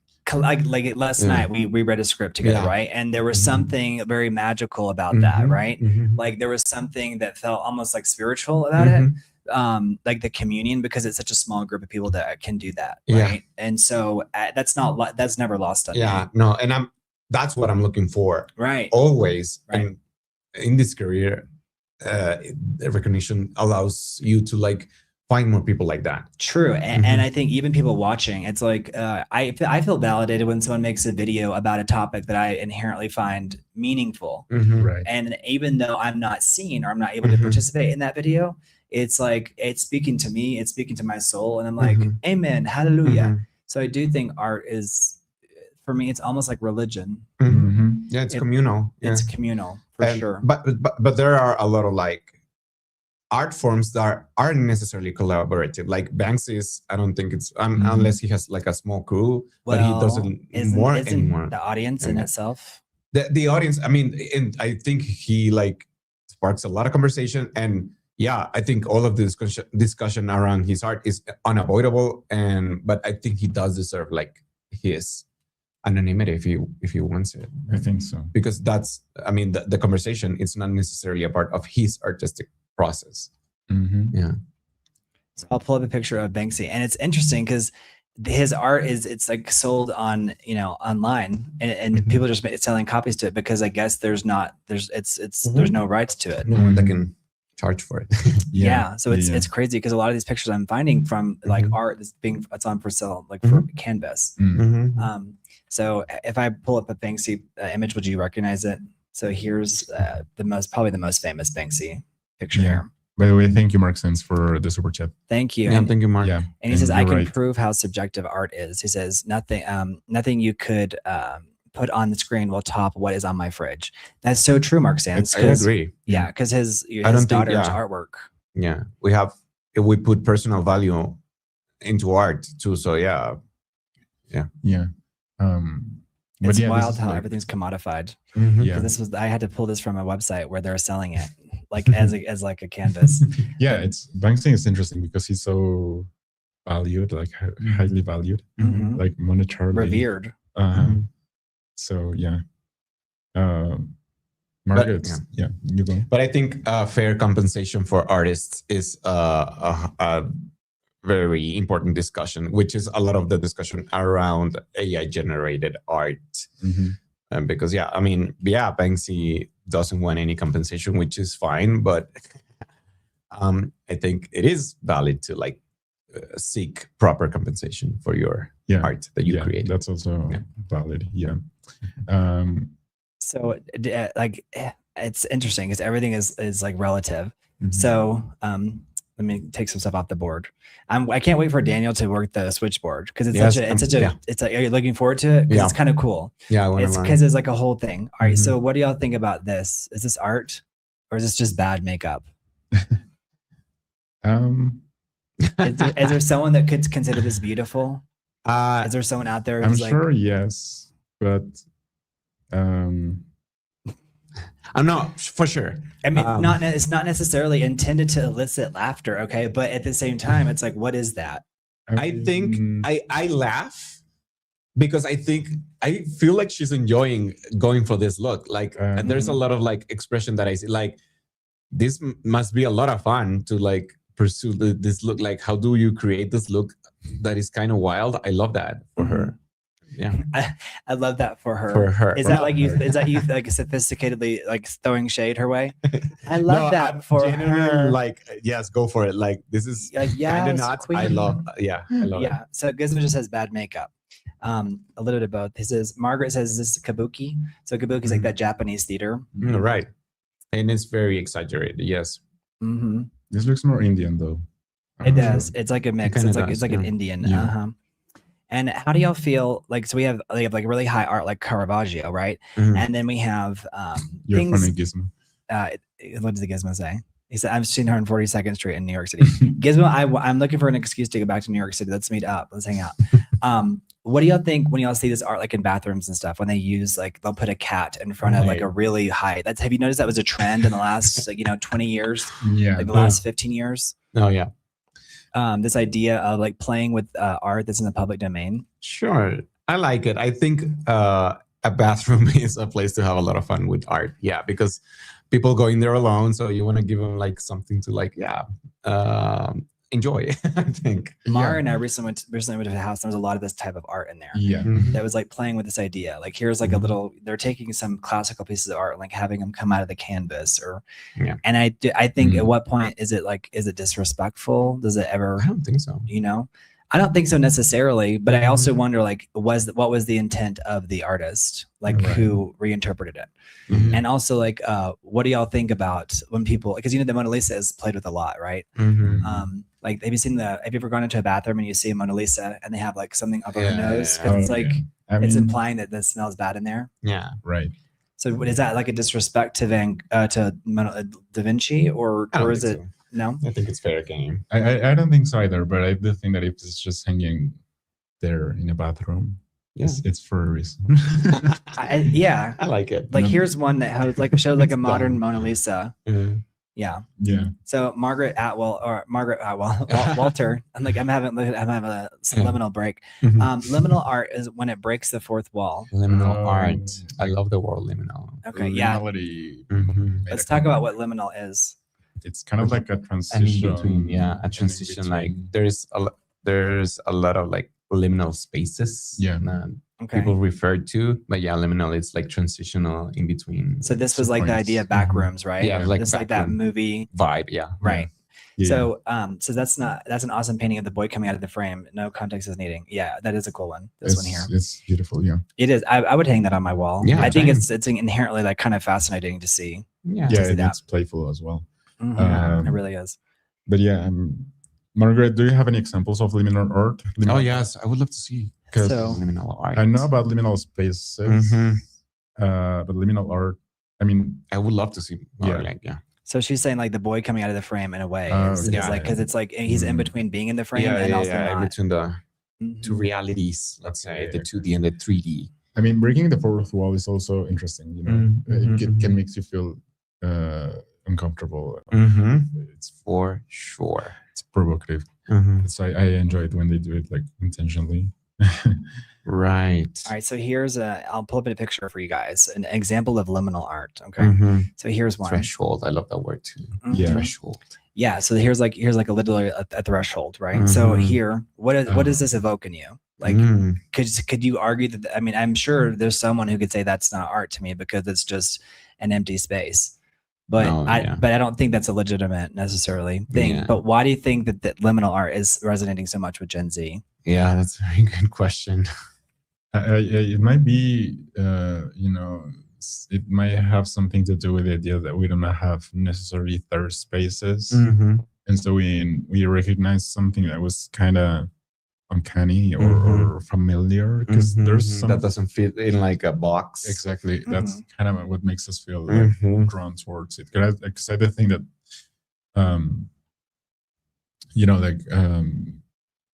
liminality creates like an inviting sensation almost. Like an opportunity, right, for something to happen to decorate. Yeah. Keep PP House says, I've never heard the word liminal. Thanks for making that something beautiful word. Well, Keep PP House, congratulations. You learned something new today. You learn something new every single day. Yeah. VT Hookah, welcome to the party. Hey, VT Hookah. Hey, VT Hookah. If you guys don't know, VT Hookah is watching from Finland. Nice. VT Hookah. Good morning.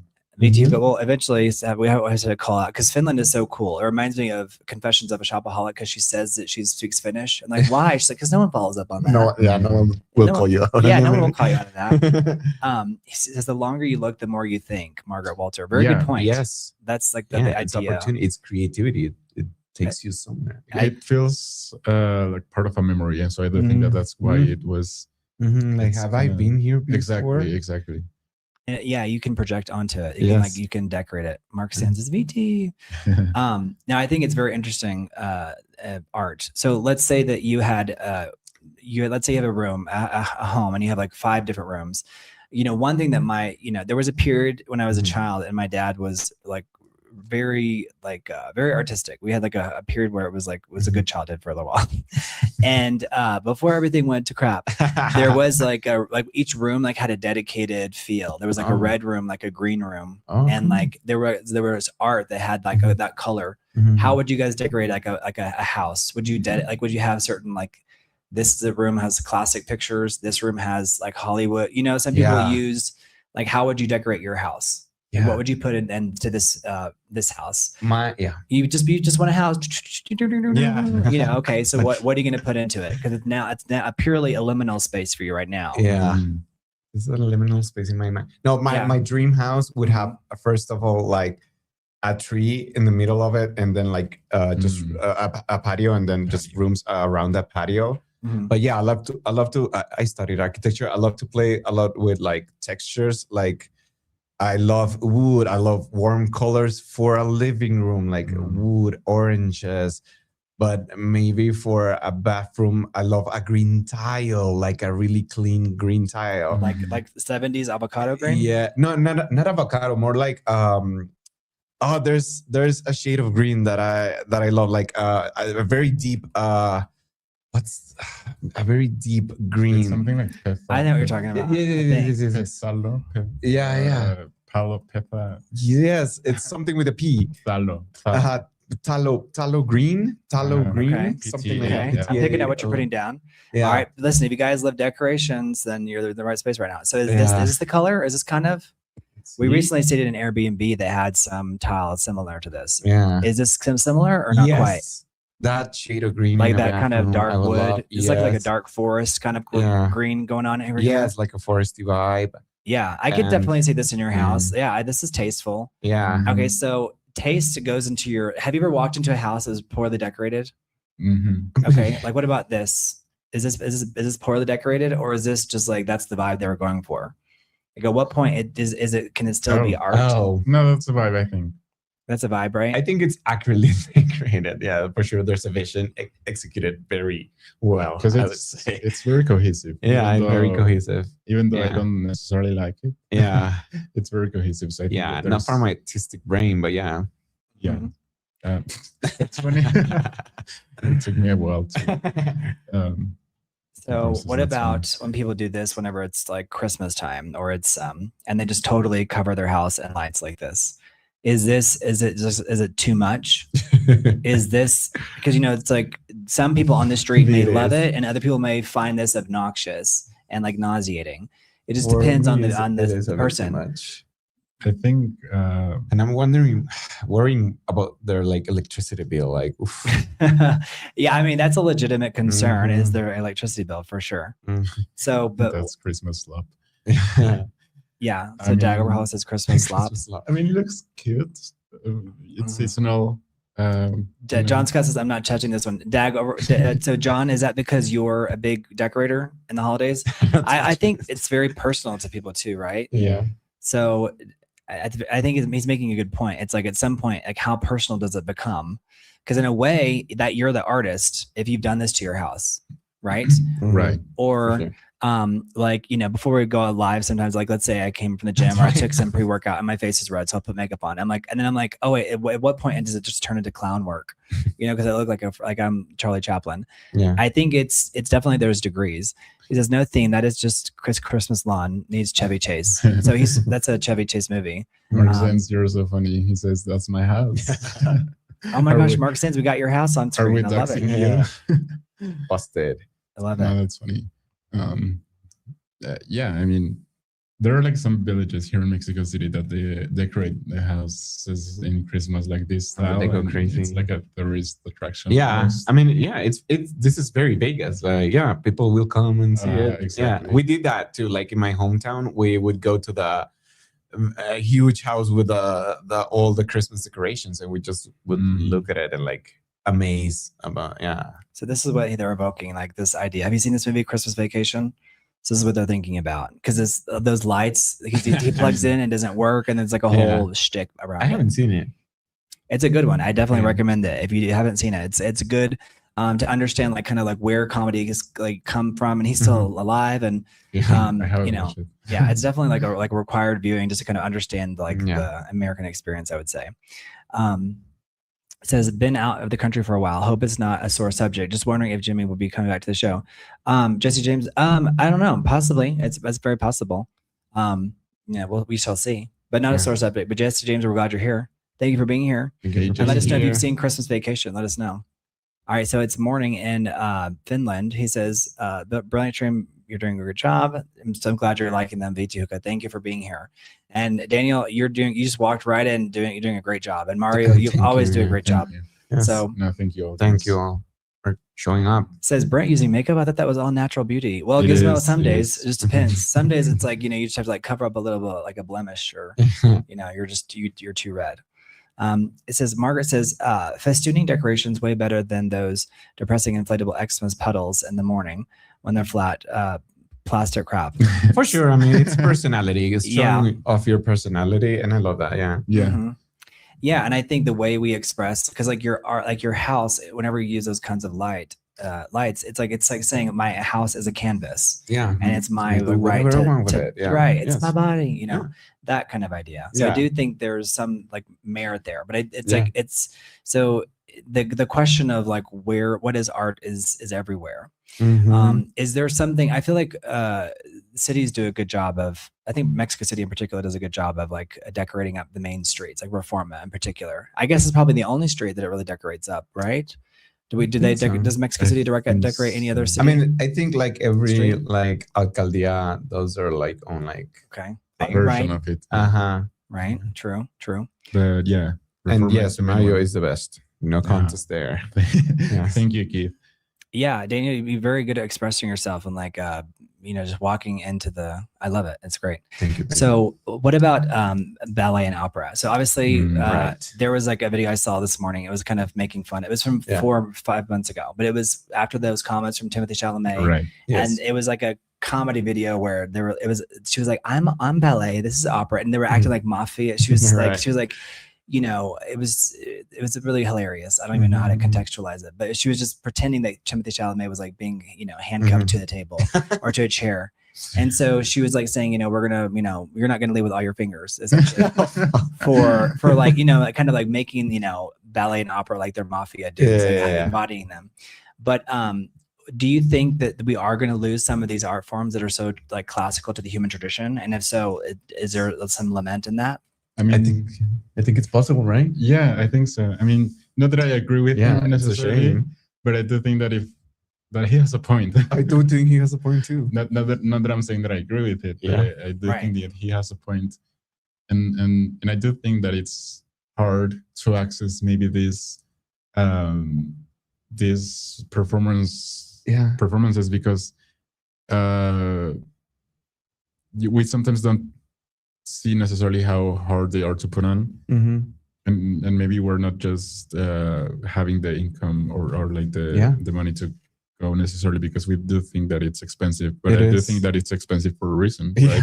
Because they all need to get paid, because they all need to have, you know, insurance and like a livelihood.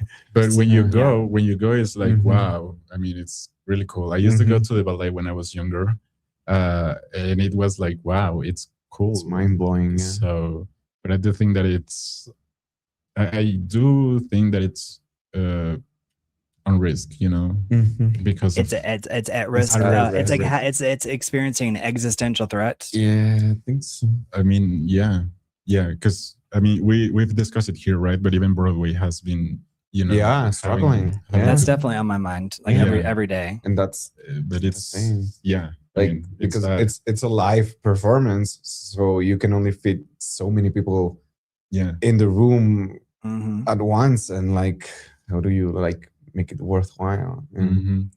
Stuff. Do you think that like the government has a say in like the arts, like they should come in?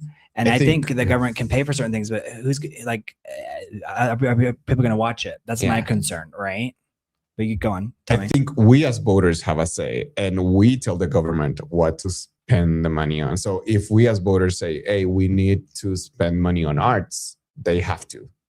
Not the other way. I don't think they decide. Right. Right. Yeah, I think it's important. But I do think that once you maybe have like established structural political structure, then that will create like an industry, you know, that can rely on its own maybe later on. But I do think that from the beginning it's important, yes, for governments to, but and also for like times like this when the landscape changes like radically, like that's why we have like governments, so we can like intervene. But I don't think they are the deciding like a party. I mean, we should be like the ones, you know, pursuing some sort of compensation maybe for the arts. So KPPS says dance is the most personally expressive form of art. I would probably agree with that because your body is the instrument. Where does dance fall for you in terms of its existential threat in society? Like there was a time when dancers were paid a lot of money, but in Hollywood, there used to be like 20 dance agencies, and now there's like 3. Right. And they're not, and they have to represent other people too. Like the dance agencies have actually had to open up and start representing actors as well, because they couldn't make their income just from the dancers, because the wages have dropped so dramatically. Why do you think that is? What would be your theory if you had to guess? I've never thought about it. I mean, I wish I could dance. I do think that it's like I love that. I love that honesty. I love that to your first thought. It's like, I wish I could dance. I think everybody can dance, but is it like how comfortable you feel dancing? Like professional. No, I mean, I say it because I do have it in high regard, because I do think that it's like the whole coordination of the body is like, wow, cool. It's impressive. Absolutely. And so I can see why you would want to have like top tier dancers, because it's like so spiritual almost to have, you know, like these experiences going on around, and like the possibilities of the human body moving around, just like it's so like naturally driven, I think. For the human body to want to move. Because I do find myself, dancing alone whenever I hear like a song alive or whatever. Have you heard that Robin song? It's like, I keep dancing on my Oh own. yes, of course, from Girls HBO too. That's such a good song because it's such a powerful, like it's like a power anthem. Yeah, it's like she's like, I'm in the corner watching. Yeah. So Mar, does that song resonate with you? Yeah. And the idea of dancing on your own or dancing collectively, because isn't everything a dance to some extent? Yeah. I think it's a very collective, very important collective activity. Like here in Mexico City, like there's like people dancing on the plazas. Or we do have some like there's spaces here in Mexico City that people do use, and dancing it's a huge part of it. But I wonder, that was a great use of that space. I wonder, like as a culture, like where did we like stop regarding dance as such a high art? I don't know. Is it the death of the video, like the music video, like video killed the radio that we don't see star. anymore? Like we don't see dancers in music videos. We don't have it music videos. Right. Is that something to do with it? I don't know. That's the legitimate question. I do think that live performances still from like big pop stars, let's say, still have that. Yes, but not necessarily maybe in the level that it used to. Maybe. And like tours also, like artists aren't selling a lot of tickets in tours. I see like a lot of tours getting canceled. Exactly. Yeah. I've noticed that too. I think it has to do also with just like with access costs and because like going to a concert requires so much, right? Because getting in and out of the concert, it takes sometimes it takes 2 hours to get out of like the structure. Yeah. You know what I mean? So that's a thing. So have you like, Mexican dancing used to be really big, like folklorico. Yeah. Have you ever gone to see that? I did it in like elementary school. I think I was a part of like some folkloric dance at some point, but going out to see it, I don't think. Yeah. So what's going on there? What is it? Is it just like a part of shifting taste, or is it part of the larger decline in some of these live physical and like activities? Because you're also like in a play right now, right? Yeah. So what's going on with that play? Do you feel like, do you have expectance of a high audience attention or attendance? I mean, it did well on its first run. I'm about to join the second run for like a couple of shows. And they did well. But they, as an actor, they are telling me, oh, you have to like invite a lot of people so we can like fill it up, because otherwise, people won't come. If you don't promote it, if you don't like actively tell people to come to the show, it won't happen. So so they're being explicit with you. Yeah. So you're kind of like, so is that kind of like, was that contingent on you getting the job too? Were they like, you need to guarantee to us that you're going to get people to show up? Yeah. Or it's like an unspoken thing? I think it was unspoken, but I do feel the pressure. And I think that they did look at my like Instagram reach at some point to maybe consider inviting me. Just so you know, I didn't. I haven't even looked at your Instagram because it's more about like the individual's talent. Like for me, like what can they bring? How can they express themselves? But it's real. And I mean, in my Instagram like follower account, it's nothing. But it gives them an idea at least. Exactly. They know you're not a serial killer. Which you don't need a lot of people to fill out the small theater that we're doing it at. But I think my follower count made sense. Yeah, I'm gonna test y'all. Do y'all know who these dancers are on screen? Let me see. Los Voladores de Papantla. So this is actually, if you guys are watching, these are just people down the street. So this is out in front of the Anthropology Museum. Yeah, they do this dance. Papantla. So I took Jimmy. If y'all are curious, I took Jimmy to go. He actually saw them dancing outside the museum. Yes, very impressive. Yeah, it's really cool. But they're called the Danza de Voladores. So dancing of the flying guys. Flying man. The flying man. The flying dudes. Impressive. Flying dudes. Vitihuka, thank you for being here. Bye, Vitihuka. Vitihuka, have a good day in Finland. Yes. We love you, Vitihuka. Have a great day. We love you. It says, I would be terrified of water. My biggest fear in life is drowning, Gizmo. Is that they're probably having a side discussion here in terms of like water. Do you guys swim? Can you guys swim? I love swimming. I love swimming personally. It's very fun. It's scary though. The ocean's scary. The open ocean. One of my scariest acting experiences, having to like float on the Pacific Ocean, like nothing around me, for a like big wide shot, like from a drone. Wow. Scary. Yeah, I mean, listen, some people were like, the ocean freaks you out. We went scuba diving. It wasn't, it was what do you call it whenever you're on the surface?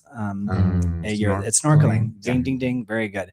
It was snorkeling, and I was out in the open ocean, and it was like, that would give a lot of people like a panic attack. Yes. Because it's like, you're just out there floating. Yeah. There's every possibility is out there, and you're just in the middle of the ocean, and you just have to accept it. And there's like there's a lot of like requirement of being present, you know, whenever you're in the ocean. So how much of an art is stand-up comedy? You mentioned it earlier, but here's George Carlin. He was really famous for stand-up comedy. Yes. And he like tackled some really difficult issues. Yeah. But where does that fall on the arts scale? I think it's kind of like a prophet, right? Like, yeah, like, I mean, for real. Like a lot of the stuff that he touched on, for sure. I do think that you have to be very clever in order to do stand-up comedy. Because you have to come up with creative ideas like in seconds. Yeah, so, like, have you all noticed that? Yeah. There's observational comedy, right? Yeah. There's all these different types of comedy, and there's the crowd work is so huge. And Jimmy was recently up for a role, and the movie was centered around like stand-up comedy. But Mara, did that cross your mind? Like, why did we go to stand-up comedians for these types of movies and television shows? Yeah, I mean, because like those Seinfeld, Everybody Loves Raymond. Exactly, because those shows were packed. So I do, I have to admit that I haven't been in a stand-up comedy show like ever. Oh, really? Really. But I do think that it's part of like the community aspect as well, because I do feel like laugh is contagious. And so whenever you're in an environment where everyone is like trying to, go and have a great time. Yeah. It's kind of like a communal agreement on let's all be part of it while this person is, cracking jokes. And when they do it like in a good way, it's really funny. So yeah, I mean, from what I've seen, the agreement, it's a very big part of it, because I've done stand up at like places where there's that agreement does not exist, like at a restaurant, like a random restaurant, and just like having a mic there and a speaker, and like people like mid dinner, like noticing that you're trying to make a joke, and that's hard. Like, I think the agreement, it's a very important part. Right. Like, yes, let's hear this guy out or girl. Yeah. Exactly. Yeah. Because that type of humor tends to be, at least from what I've seen, tends to rely on like self-depreciating jokes, or like making fun of the other. So I do think that you have to have a taste for it as well, and like be open to not be offended, maybe even sometimes, You know what I've found is that people actually want to be called out, because it's like it in a way, like the first step into being accepted is like being ridiculed. Yeah. It's like first they make fun of you, then they first they ignore you, then they make fun of you, then they fight you, and then you win. Yeah. And it's very real. But the first stage is like being ignored, and then the second stage is like being ridiculed. Yeah. So I think as an audience member, there's some psychology where people like to be made fun of for being overweight or underweight, or looking goofy, or looking like a whenever like they show on the jumbotron, at the sports, and they look like this person looks like Doug, or this person looks like Angelica from the Rugrats. Exactly. People like tend to laugh. Like, people aren't usually like, oh my god, but sometimes they'll cover their face. But there's this idea of being called out. Have you ever been like called out like by a stand-up comedian? And if they did, what was the thing? Because sometimes people have like a big nose, or they'll have like a big mouth, or a big ears, or crazy hair, or you know what I mean? Like, it's interesting, like how we view ourselves, and our relationship with the person on stage, and with our own bodies. I don't think I've ever been like called out on a comedy show. No. But, So Margaret saying Coconuts Comedy Clubs, Florida. We'll check it out, Margaret Walter. They said they guess the Kmart of comedy. Okay, sounds good. Kmart of comedy. Ridicule is life's crucible. That's interesting. Have you heard that expression? I haven't. I hadn't. No. Really, ridicule is life's crucible. No, I haven't. But it's a good way of putting it. Yeah. So it's like facing public mockery or scorn or judgment acts as a severe testing furnace that strips away any pretense and tempers a person's true character. Yeah, like humiliation ritual. Being vulnerable. Yeah. I do think there's something about like being humiliated and like coming out on the other side of it and like not being so like wounded. Precious, yeah, not being so precious about everything. And I think I see that whenever actors have to go promote the movie, because they have to spend an inordinate amount of time promoting it versus how much time they actually spent filming it. Does that ever cross your mind too? Yes. Like whenever they were promoting The Devil Wears Prada 2 or Wicked, that was like a year-long press tour. And I was like, wow. And you know, maybe they filmed it for like a month or you know, they had to promote it for a year. Exactly. That was pretty wild. That is wild. What is your take on reality TV, guys? I love it. Oh, you do? I love it. Okay, tell me more. Yeah. Tell me more. This is surprising. I mean, a lot of it now is like, I figured Keith PBS was very prophetic. He came out with that. He said, because I was like, did anyone say that? I was like, is that an expression? And so Keith PBS, you coined it right here coined it on the Big Idea Show. Prophet, so ridicule is life's crucible. So very good, Keith PBS. I love it. Very deep. All right, so reality TV, tell me more. Yeah, I love it. A lot of it now, it's like the snake eating its own tail. Hey, like Jimmy, how are you? Hey, Jimmy. That's Jimmy. Hey, Jimmy, what's going on, bro?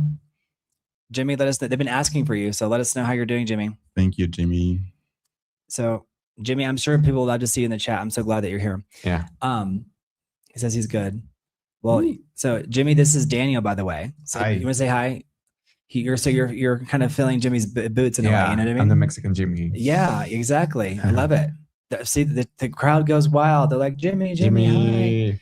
I'm telling you, I was telling my mom, I was like, you got it, Jimmy. They're here for you, Jimmy. He's saying, hey, Daniel, Jimmy, do you want to come back for a week and be on the show? Let us know. He's at his friend Rowan's house. So, but you know, as they say in Hollywood, the show must go on. That's where we are. But isn't that funny? It becomes so real. Yeah. Have you ever been on a, well, so before we move on to that, tell us about reality TV. I maybe it's because I worked on one and I can't watch it. Yeah. Well, I just too close. It was too traumatic. Yeah. Because when you're like working on it, it can be really. Yeah. It can like test your faith in everything. Yeah. You know. So that's not necessarily that, but it's not. I don't have any take on people love it or hate it. But I think reality TV is very divisive in the United States. In terms of like people, like it's like an admission. But like Jennifer Lawrence is very open that she is obsessed with reality TV. Yeah, and I love the same shows that she loves. But I think right now it's a lot of it's become self-aware. Tell us what you mean, Margaret. Join a reality TV show now. A reality TV show now have like an agenda, and that like it's a bit of a turn-off sometimes. But it's still, to me, it's fascinating. The agenda of the people of the show itself by design, or the individuals in the show? Both. It can be both. Okay. Yeah. And but I think it's like just like a very weird, warped way to like see like the human condition or like human behavior. Like it's very interesting to me. Like Yeah. What do you think, Mario? I was thinking if I have a strong opinion. I think I don't have a preference for it. Maybe necessarily. I find it interesting from the fact that you can access human emotion and reality more than anything in a very interesting way. I do wonder how much of that is actually like guided or. I think I don't think it matters ultimately. Yeah, it's part of it. Yeah. Yeah, but I do find it interesting. I would say I'm not particularly drawn towards it, but it's interesting. It's interesting. Yeah, but I do use it to like a lot to numb my brain out, like because it is kind of like junk food. Like just put it and it's not as engaging, so it's very easy to just like put it in the background of doing There's other so stuff. many reality shows. I don't know even where to begin, but I know that people are watching like this show called Love Island, which I guess at what point is that art? Island, but I don't. But I've seen it. Yeah. By the way, I've never seen it. Yeah. Or like, what's the one with that they going up? Love is Blind. I've seen Love is Blind. There's one called Traders. It's like a big one. I love Traders, but Traders is like a game. Okay.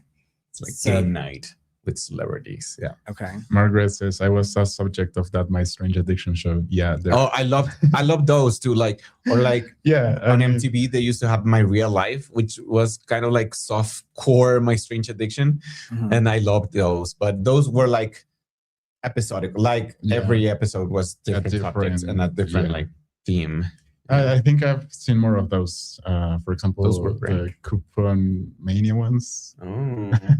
That's like I was definitely there for that portion of it, like Yeah. the like Honey Boo Boo. yeah. Oh, There yeah. was one. It was like she became My Strange Addiction. That was a very popular That's show, fun. and I do think that things can pass as art because it's like they entertain, right? Yeah. But I wouldn't call it high art. There's a difference, right? Yeah. And I think that also it's like there's nothing wrong with watching reality TV, but I think it can be inherently addictive. But I'll tell you, My Strange Addiction, this is the first thing I think of is the guy who's like kissing his car. Have you all seen this? Yes. No, There was a guy who's like literally underneath his In a car. And I relationship remember with his- seeing that when it aired, and the image will never leave my mind. It's always there, but it's just the image here. Yeah. But I'm really curious now, Margaret Walter, what was your experience with My Strange Addiction? Yeah. I can pull up your episode. Yeah, I remember that. Right.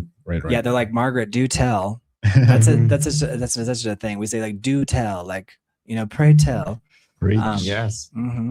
Yeah, so she says it was the promotion that you mentioned that woke me up. The promotion of reality TV. What do you mean, Margaret Atwood, Walter? I keep wanting to say Margaret Atwood. I guess it's because I have The Handmaid's Tale on my mind. Yeah. Yeah. It's very on my mind. dystopian. This but was yeah. Have you read that book or have you seen the show? I haven't, but I Yeah. know of it. It's worth it. It's worth Yeah. checking it out. It says will be no reunion show. Wow. Yeah. Okay, interesting. Mm. Gizmo says he was doing more than just kissing that car. Okay, good point. I guess I'm so naive. It didn't cross my mind. My innocent mind. I just didn't even cross my mind. But I actually saw that episode, and so you make a good point. He was doing more than just kissing. Yikes. So what's your favorite reality television show now? Now, I would say I love Traders, like the American version. The last season, which was, I think Lisa Rinna was in there, but I've been seeing a few of the Real Housewives shows. I think Salt Lake is Unhinged, Real Housewives of Salt Lake City, but it's they're off season right now. So now what's Orange County is playing, and it's boring right now. But yeah. So whenever like a reality television show is boring, like she's saying it's all scripted and contrived, as Margaret Walter. Yeah. That's probably why I can't watch it. But it's interesting because we had such an in-depth conversation about like the script yesterday. But I guess whenever you watch reality TV, like how do you interact with it? Because I don't know if I can make peace with it. I'm not coming from a place of feeling like there's some moral superiority there. Yeah. I just thought I can't watch it. I love spotting the script. Like, because these people aren't actors, but I think we all perform in our real life. So it's very interesting to see like people trying to portray like reality, but it's so transparent that it's a performance.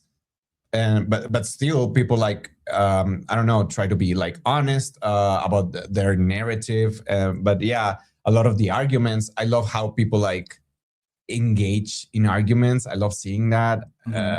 Like what people fight about, how they fight about, and like because you see some of what they are discussing, like in one episode, like something happens, like someone doesn't get invited to a dinner party, and then that's the whole season, right? So you see like who's being like this is what I think of. I was dating someone and like this was this one I tuned out. Yeah. But I do think this was like she was really feeling those emotions, this right? Is a classic scene, Yeah, but I think she was really feeling those emotions. She is. And this I woman sympathize was going with through her. like real bad trauma. Like her husband was being abused and he actually like unalived himself after the second season or something like that. So it's interesting to like know about the real stuff and like what they are fighting about in the show. It's like trying to reconcile that. It's interesting in my head. Like it's an interesting experience. And this became a meme. Yeah, with the cat. Yeah, with the reverse, Thank which you, the cat is not a part of it. Where, Right. yeah, the Thank you, cat is Mark not Sands. there, but the idea that the cat looks like you had so much work done, you look like a cat. Yeah. And like the cat like can't be bothered. And It's his like expression is like, I'm good over here, you know, Exactly. like can't be bothered. And, Yeah. But that was like a real meltdown. And I remember thinking like, so one time I was walking down, literally it was like Sunset Boulevard, and I bumped into, oh gosh, I can't think of her name right now. What's his? Oh my gosh, she was on the Real Housewives of Beverly Hills. It's oh my gosh, Denise Richards. Let me see if I can find the picture. Yeah. Thank you, Kid Baby House and Mark Sims. Thank you guys. Anyway, so my relationship with reality TV is crazy. But Yeah. let me see if I can find the picture. Dun, dun, dun. Oh, I don't have it here. Okay, but anyway, but she was so affected by that show. Like she was so like emotionally like traumatized by that show. Yeah. That I mean, it's more than me just walking down the street. I'll just put it that way. But it's but the relationship with the show was like very like it was just like I can't participate in that. Yeah, no, it's Does that make toxic. sense? Like, I remember Denise Richards, like first season, she would like show up in jeans and like a t-shirt, and all of the other women had like work done and like had stylists and like would spend a lot of money like in clothes and like purses and stuff. And then by the second season, she started to like pay more attention. So that is also very interesting to me. Like these women that become famous, like trying to navigate their image and their narrative like through the show, and like it's very like artificial. But it's interesting like how we humans like try to make sense of like my public image, but my real life, and like what I portray, but versus what I'm really going through. Like it's interesting to me, like seeing that people grappling with that, which I think is a kind of like the point of trying to push it to show like the human emotion maybe in a more bare way, or like less filtered, less edited, less filtered, which ironically is achieved by filtering many other aspects of life. I mean a lot of reality TV started like that, but it's impossible for it to like keep going, because once you find an audience, or you become famous or infamous, it warps your reality. Exactly. It's exactly interesting. So do you think that there are like, do you guys think that there are negative effects of reality TV on society? Because I do think that it's like it's like so widely accepted, but it's kind of like on the road to the Truman Show. Right, where it's like the audience members like no longer even know that they're on a show, and it's like, wait, because there's so many security cameras. It's like that's so plausible now, and like as Jimmy was taking off, Niver, who works in the office, he was like we should get a multicam setup, and I was like, I mean it makes sense, making sure everybody knows that where the cameras are. Like, but it's very like inherently like dystopian, but it's like. But I'm like, you get it, it's like these creator houses that they have for TikTok. But it's like, at what point does it become like, is there a gradient, or because some people might say it's always bad, and then other people might have, varying opinions on it. Yeah. I do think it's, let's say, quote unquote, bad from the side of you trying to interpret that as pure reality. There's like a reality show that's famous here in Mexico, like Casa de los Famosos. Yes, which is going right now. Oh, is it going now? That's like the only reality television show I think in Mexico, because American shows I think are just there's 10,000. Yeah, there's like one. That's like the only one, right? Yeah, it's the only competition. No, I think we have our version of Survivor. That's right. Somewhere in some channel, I think. But it's and there are like lifestyle reality TVs like on like Netflix for like Mexican celebrities, but they are not hits. They're not right. But I do think that from that example, what I've seen is that it creates a lot of division within the Mexican audience, and I do think that it's very divisive. But at the same time, it has so much power in the sense that it creates stars, let's say, like local influencers, or like people that are now like creators and everything. So I do think that it's interesting how powerful it can be. And I think that that's very where the danger is. Maybe I have, for example, had friends who were kind of influenced by the Kardashians, for example. Which, like in terms of her physical look? Like in terms of the expected lifestyle, let's say, or how you should be following some trends in order to fit in. And so I think that's... By the way, there's no judgment at all. Like, no, I think that's I'm more guilty than anybody else because I've worked on them. Yeah. And Does that make sense? That is the dangerous side, like the value, where we choose to put value. I think so. Because I'm interested from a human behavior point of view. Of like, yes, it is interesting to see how these people go through their lives. Yeah. But that's the dangerous, because they become famous because of the lifestyle, because of the access to things, which is not relatable. Exactly. And yeah. But I am watching La Casa de los Famosos because it is fascinating. Yeah. Yeah. I mean, I haven't watched it, to be honest, but I've seen like the dynamics are quite intense, you know, like intense, amplified. The audience is loyal too, and so I think that's interesting. Yeah. Would you like? Doesn't it kind of feel like the reality TV, at least in the United States, it's like you only do reality TV like on your way down? Does that make sense? Not here in Mexico. That show has created like Wendy Guevara, like it's like manufactured celebrities. Stars. That going to have their own shows and tour the country. 100%. That's crazy to me, but it's because the proximity to fame creates more fame. Right. It's like when two celebrities, like B celebrities date, they can become an A couple. Fame economics. Yeah, right. But that's a very fascinating topic, right? And then like what, like, does that, you know, what, I think it's so interesting because like what filmed entertainment classifies as like, it doesn't have to necessarily be art. But I wonder, I think Margaret said it best. She was like, everything is art. If it's not like found in nature, it's art, right? Because it's artificial. So it's very interesting. Yeah. Gizmo, make good point. I mean, I think it's because it creates inhibition, right?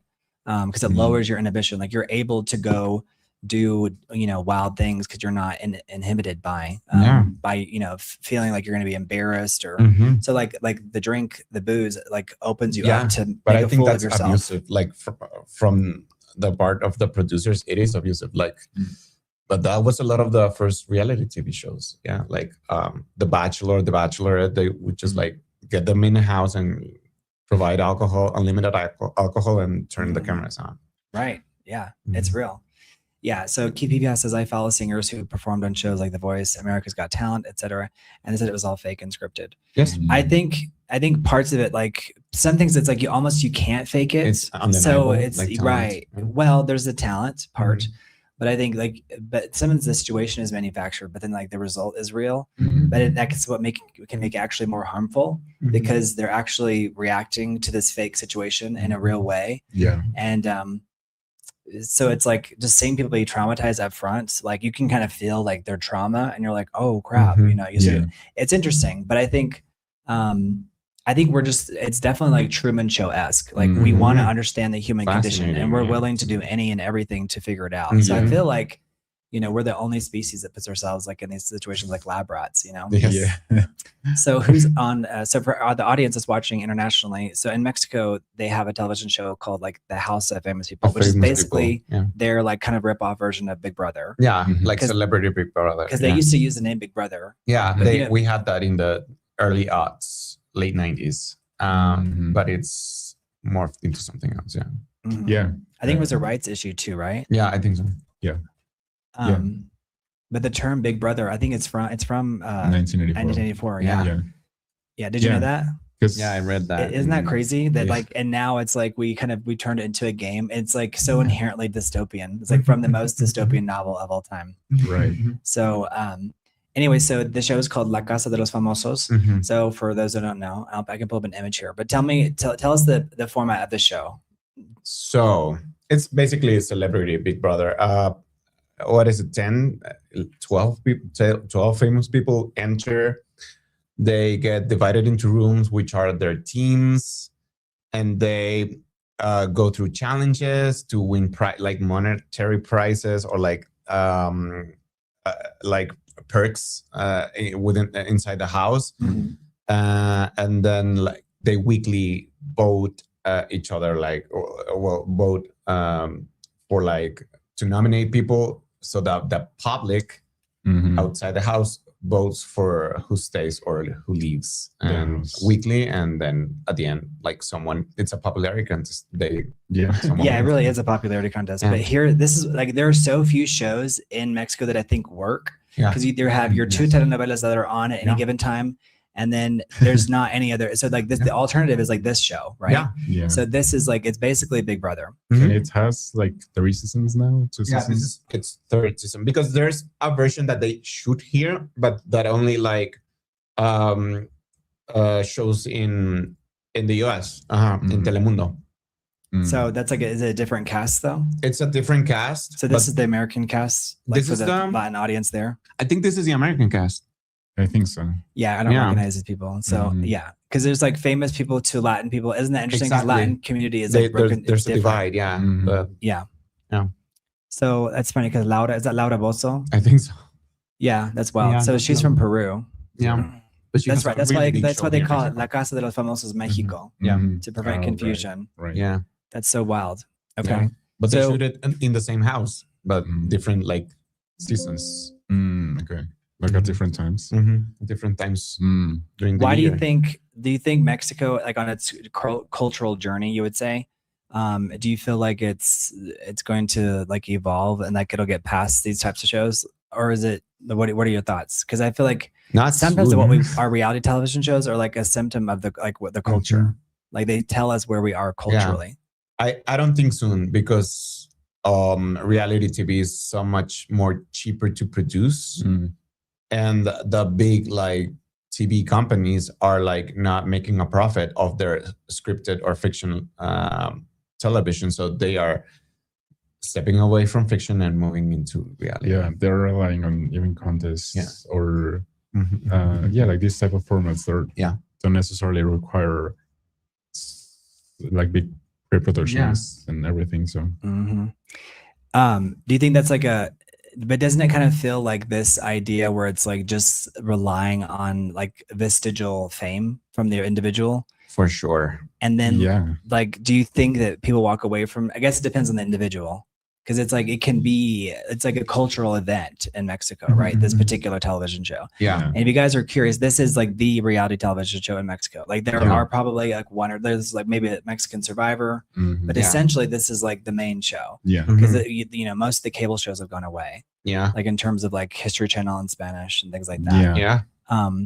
But these crazy cast, what's your takeaway in terms of like, do you feel like these actors, it's like they would be on a show acting if they had the opportunity to? Yeah, there's one actress in there right now that I was like, I had a bit on a telenovela, and she was in my scene, and she has been a leading lady in shows, and she's now doing this.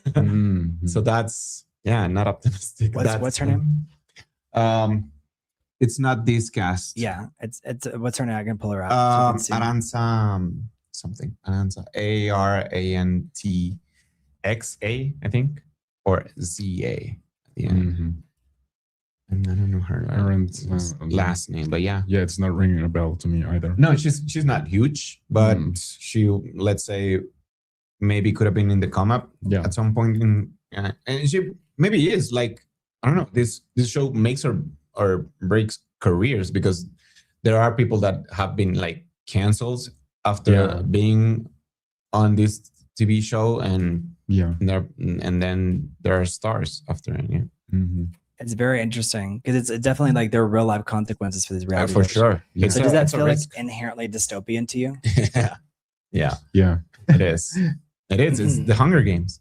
Yeah, it really is. Yes, it truly is.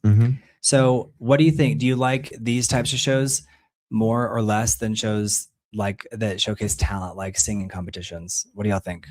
Because like if it's singing, or if it's like a show where you have to have like a certain skill or an ability, like what is the ultimate, what are we exploring in La Casa de los Famosos? Like what is the... Yeah, for me, I do value more like talent competition shows. I don't necessarily watch it. Like I remember watching the first American Idol seasons, and then like don't really keeping up with them. But for me, if I follow someone before the La Casa de los Famosos, I want to see them while they're in it.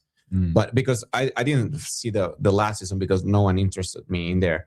But yeah, in this case, one of the like Las Perdidas, which is like some trans Mexican influencers. There were like three women or three trans women. One of them is like lost in this season, and I want to see her because for me, trying to capitalize on the Wendy fame. Yeah, because Wendy was one of them, sure. right? Yeah, Wendy won it. Wendy was the reason that the show was a huge success. Yeah.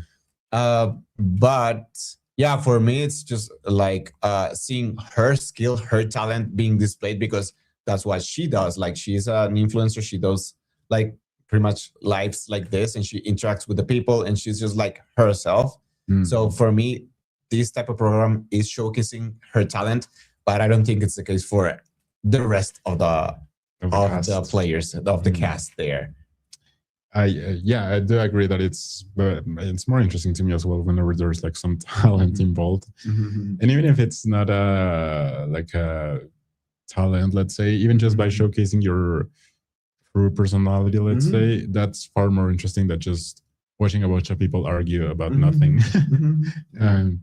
I was thinking that the version of reality TV that I like is live stream, for example. That's that's good. That's interesting. I mean, it's relatively new to us, but I feel like when I found it, I was like, let's just jump right into it because when you do it, when you're done with it, you leave it there. Everything's kind of left on the table. Already, and I did that. It's inherently more because authentic. this is a trans well, it's more authentic. It's more like interesting. Yeah, which is what I like about Wendy Guevara, which is on the screen right now, and like Karina Torres, which is the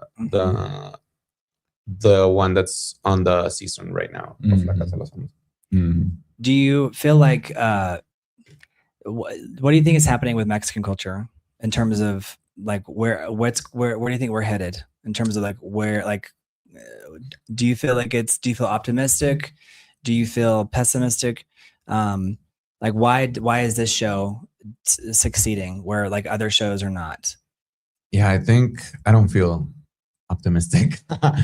No. Yeah, I think it's a huge symptom. Yeah, we're kind of lost. Right I went to an art exhibition not long ago with Frida Kahlo's paintings, and I do think that there was a time in Mexico, and kind of going back to the topic of art in general. Yeah, I think that there was a time in Mexico where art was so prolific and it was like so valued as it was.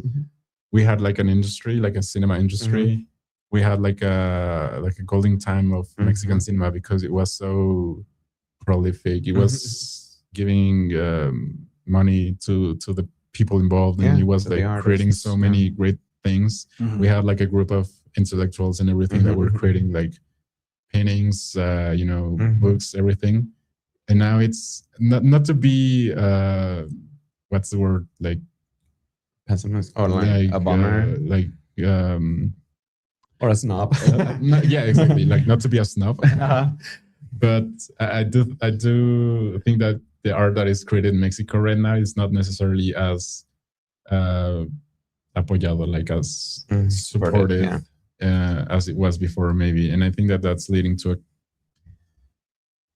not a crisis, but close to it. It's kind of like you would need to have some other form of income in order to create something that's. Keith Papias is asking a good question. And that's you make a good point. Sorry, let me finish. Did you finish your point? Sorry. No, I did. That was kind of like just saying it's not very. No, I agree. I think we're kind of lost. To bring it back to Renee Zellweger's speech. Did you watch it? No, I haven't. But I keep thinking of the idea of we don't agree on who our heroes are anymore. We put value in fame and not in the craftsmanship, not in the talent, and that has its consequences. Like La Casa de los Famosos is called just La Casa de los Famosos, not La Casa de los Artistas. I mean, and for me, Wendy Guevara, Karina Torres are very talented, but in that specific way, and which that format works for them, and I support them, but I think people value their fame, their follower count, and not not necessarily. It's like, what there. can this show do for me? Less and like less about, because there is, I think that's part of it. I think people kind of like seeing the people who are participating in the shows, like what they can kind of get away with. Yeah. To like knowing that it's all about getting views and getting people to not, click away. And so it's like, how mischievous can they be? Yeah. But I also think it's like very scary to watch. But I can't, I guess what the problem is that the idea is to not take it so seriously. Yeah. But by taking it seriously, it's almost like it's like too traumatizing. Here's a photo of Renee Zellweger accepting her Oscar speech, giving her speech. But yeah, she talks about like having collective heroes and like what a big deal that is. And you make a good point, because that show, it's like at the end of the day, what are we idolatrizing? Like, what are we promoting? What are we rewarding? Right. Right. So is there anything to be done about that? Or I don't know. I mean, I don't know. Like I have a lot of friends like in the filmmaking industry that they are a fan. Like they make incredible art, incredible movies, which I'm in awe. But a lot of the majority of the Mexican audience doesn't get to see. Like they're not showing in theaters in the whole country. Yeah. And also like I feel there is a disconnect, because to make art here in Mexico or to make movies, you have to be very privileged. So the art that, even though I'm a fan of a lot of it, most of the people in Mexico do not relate. And that's honestly, it's so real. And I'm glad that you're talking about it, because people that are watching internationally are curious. But I think this is probably around the whole world. It's not just Mexico, but it feels like maybe in Mexico things feel a bit amplified. There's a bigger like divide, I think. Yeah. Well, I think it's kind of like we can have 10 people watching, but the show can still survive because those 10 people are here to support the show, and they'll donate, and they're like, let's keep talking about this issues, and you guys will find your voice. Whereas these other artists, it's like maybe they're like, where's that traditional avenue for them to find their voice? And to be, because there's so much untapped potential, right? And I think that like the language is part of it, and then that's one barrier. There's so many mountains to climb. I don't know. It's very much our hands tied type of issue. I don't know, but I don't know. You guys can let us know in the chat if you think like reality television is like eroding the culture as a whole. Like, is it actually like harming the global culture or your country's culture? I'd be curious to see what people who like live in Europe. I don't ever hear about reality TV, but I know they have reality TV, right? Like I've heard of, there's a show that's from the UK called The Only Way is Essex. Have you heard of this? No. But I haven't seen it, but I know that like celebrities talk about it because it's very famous. But it's like they make fun of how they don't finish sentences. Like I don't even know. What was that one? And so it's very like where Adele is from, I think. Yeah, if the I'm not Essex mistaken. accent is very. And it's just cool. But at the same time, it's like highlighting the lack of the ability to express themselves and like making fun of the cast members, right? Because they're also emotionally immature and. I don't know. I'm curious. Do you think? I wonder how long is reality TV? Is it going to morph into the Hunger Games? What's y'all's prediction? Give me your prediction, guys. In a way, I mean, when you mentioned it, didn't Mr. Beast do his own version of the Hunger Games? Yeah, like the Squid. Yeah, that's a really good point. I think about that all the time. Like that's essentially that is the Hunger Games. Like they're like mimicking it, and then it became that. But you become it, like when you mentioned that it was like a popularity contest, it was like it totally is, and it kind of is like seeking patrocinios, like sponsorships and everything. It's kind of like the way the Hunger Games portray the future, in the sense that you need popularity or sympathy in order to survive. So I think I don't know it's kind of like the synthesis from Hegel's theory. Desensitization. Oh, desensitization. Yeah, it's that. Yeah, 100%. Because you will just watch the events unfold, and you won't be able to do something about it. We've seen examples of people's life getting at risk by doing like risky things in this type of shows and everything. So it's kind of like, what else? I mean, what even Dennis Richards? I mean, I think there's like a reality show in the US that they do like army stuff that they like put them like through boot camp and something like that. And I think she broke like one of her like breast implants. There's a show called there's a show called Naked and Afraid, and then I know there's another one that you're talking about. It's like Celebrity Boot Camp or something like that. But yes, but reality TV is like a core fixture in a lot of these dystopian novels. Yeah. So it's like a mechanism of mass distraction, like social engineering, and like even like lethal, pacification. Kind of like that movie that recently came out. It didn't do well, but it was like The Running Man. Did you just hear about that? Oh yeah, I saw the trailer. No, I saw I think I started it, and it was just but like this idea, like with human cruelty, it's like commodified for like an oppressive regime. But it's interesting because it's like we don't need it to be necessarily from the government, you know. But I'll pull it up because The Running Man. This is a movie that was a remake from an Arnold Schwarzenegger film, where it's basically, I'll give you the plot. But this is why we talk about dystopias, because it's like it just feels so like we're so close to that. But I think there's nothing wrong with necessarily enjoying some of these shows, but I think it's kind of like. Doesn't it kind of feel like we're laughing our way into into the dystopia or into like the hellhole? You know what I mean? That idea. Sure. Yeah. We're all being complacent. Right. I mean, listen, like not to, but it's. I mean, I don't know. So here's The Running Man. So Mara, do you know about this one? Yeah. Oh yeah. I remember it. I didn't watch it either, but it's. I'll break it down for you guys. So you used to have an idea. Yeah. So it's they made it in several different countries, but it's a dark satirical story. And it's actually written by Stephen King. He actually wrote it under a pseudonym. He has several fake names, but he did it in 1982. And it's set in an impoverished corporate-run future. And there's a desperate man named Ben Richards. He enters a deadly state-sanctioned television game show to afford medicine for his sick kid.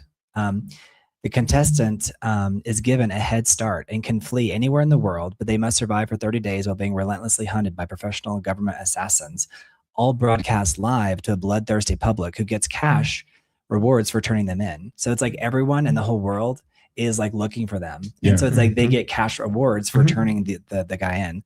And it's very like, it's kind of like this idea of the surveillance state, and then also making it so like every single member of society becomes complicit in like looking for this person. And they're not necessarily guilty of anything other than being a contestant on the show itself.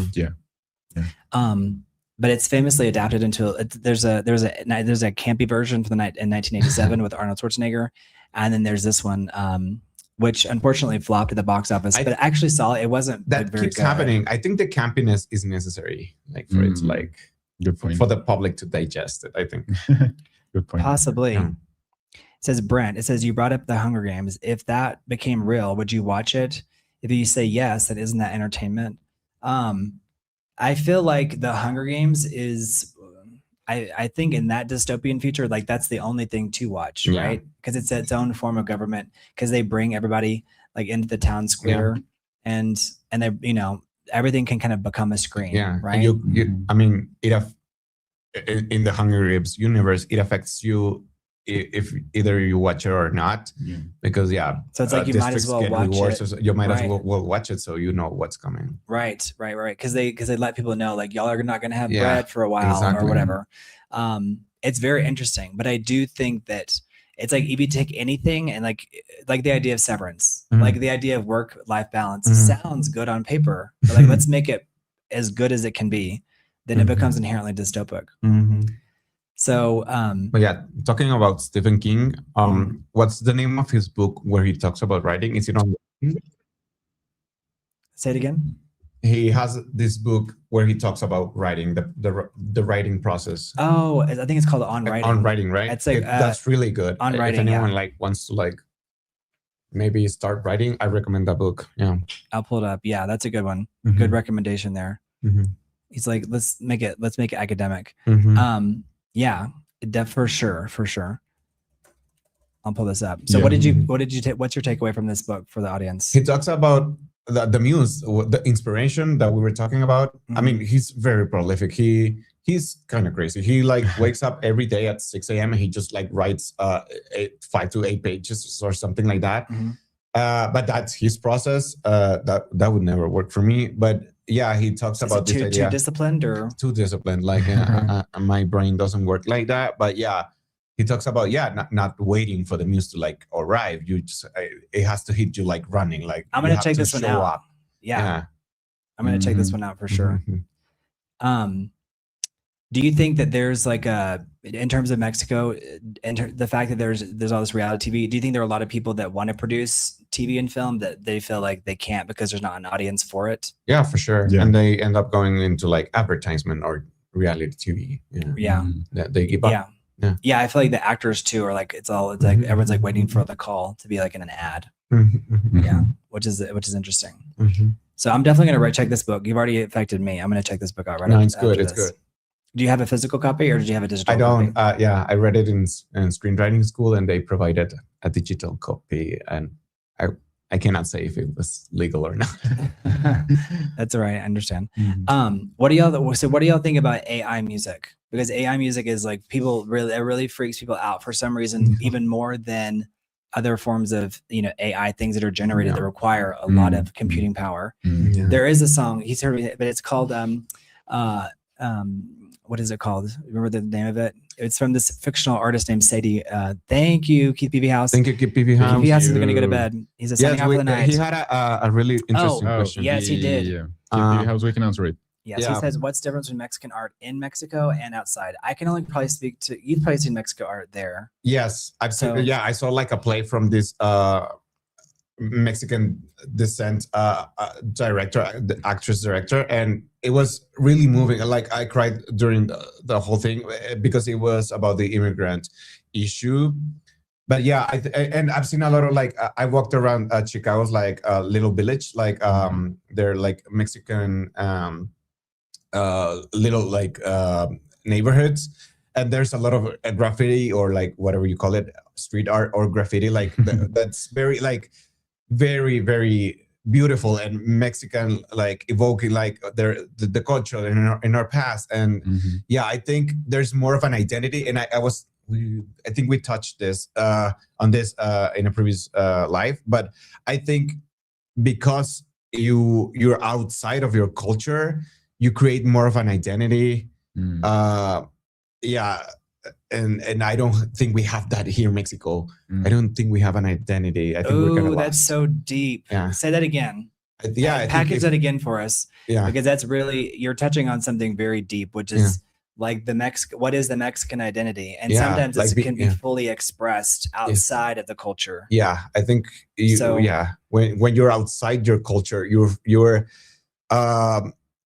confronted with who are you, what makes you, so you create more of an identity. Yeah. And this is so real, and I don't know if people will fully understand. You guys can let us know if you're vibing with what we're putting down. But you're touching on something very deep. So if you guys are just not joining us, we've been talking about art, and that ultimately leads to obviously culture as well as like the whole idea of like how we experience real life. But it's very mind blowing, and I keep trying to get. I'm telling you at the beginning, Marcus, be so ready. Because it will, like, your mind can't be unblown. Does that make sense? Yes. Like once you've experienced the belt cannot be unrung. Oh my gosh, 100%. And it's, that's very real. So you feel like being outside of Mexican culture allows you to express it. Yeah, to try and find it, to try and look for it. And it becomes like an active practice. Yeah. Yes. Versus when you're inside of it, there's no need to. Yeah, there's no need to, and you can get lost, which I think we kind of are. So deep. That's really interesting. Do you think that's true for like cultures in general? Yeah. Or do you think Mexico, what's the biggest thing affecting Mexico? Because I feel like we can't talk about these issues without kind of touching on that. Getting into politics and that kind of stuff. Well, I mean, we don't have to get into politics. Yeah, but I think it's like, what is the ultimate? Politics or like, too deep. But yeah, I feel like we have taken a lot of things for granted. Speaking Mexico is of a very bell, there's a rich. bell over there. Yeah, I hit a bell. Gladys's bell. cannot be wrong. Mm-hmm. Yeah, Mexico is a very rich, like speaking about resources, natural resources. It's a very rich country, and I think we have become like what's the word? When you don't need to like fight for stuff, you can become complacent. And like the Calhoun effect, like what where is that? it's like where I'll pull it out. We mentioned it previously, but it's like the loss of meaning, because you don't have to like fight for resources. I think that happens. Yeah. So it's called the behavioral sink. It's a phenomenon where extreme. So it's called the Calhoun effect. So if you guys are watching, this is called the Calhoun effect that we're touching on. This is really interesting. So you guys don't forget to like the video and subscribe. So the Calhoun effect, this is live too. So if you want to chime in, feel free. The Calhoun effect frequently refers to, it's referred to as behavioral sink. It's a phenomenon where extreme population density causes a severe breakdown in social behavior and eventual population collapse, despite an unlimited supply of food and water. So there's an American ethologist, named John B. Calhoun. He introduced the concept following a series of rodent overpopulation experiments conducted between 1958 and 1968. His most famous test, known as Universe 25, placed 4 pairs of mice in a large enclosure with boundless food, water, and nesting material. As explained by the scientists, the setup was a veritable rodent Garden of Eden with numerous apartments, abundant nesting supplies, and unlimited food and water. Despite these ideal conditions, once the population grew too large and space became restricted, the colony suffered a total psychological and social collapse. So basically, when a population experiences this overcrowding stress, several distinct pathological behaviors emerge. There's a social withdrawal. So the rodents became passive individuals, dubbed with the beautiful ones. They were called the beautiful ones. They isolated themselves and avoided all social and sexual interaction. And there was also some hyper-aggression. Other males became pathologically aggressive, attacking others unprovoked. And the mothers stopped building a proper nest, frequently abandoning their litters, and even attacked and killed their own young. And then this went extinct. Yeah, I think there could be some of that going on. Yeah. Andre is actually the one who mentioned that. But I did a little research on the after, and it's really wild, but it's called the Calhoun effect. Yeah. And it's a behavioral sink. But there was a particular group of rats, it was called Universe 25. And Calhoun originally suggested that these rodents' findings served as a warning for crowded human urban environments. However, some modern sociologists and scientists emphasize that human societies possess complex cultural tools, governance, and psychological adaptability that make the comparisons to mice kind of not valid, let's say. But I do think there is some truth to that. What is your take on that? Now I can explain it further, because this is a new concept for you, the Calhoun effect. And I think there's some of that going on. And also like the big drug problem that we have comes from the 60s and 70s, where a lot of the country was ripe for like growing a lot of different like drugs, and people took advantage of that and like grew these empires and created this massive like wealth divide in the country. And I think these people that are very wealthy take advantage of like political positions, or like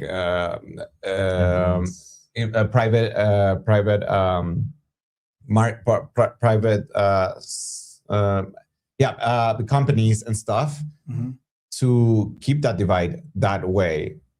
And I think there's this idea that there's middle class in Mexico, but I don't think there is. And people aspire to have upward mobility, and like maybe Mars like over here, like I'm like zooming in, and he's like tearing. He's like, I mean, because it is like these are deep topics.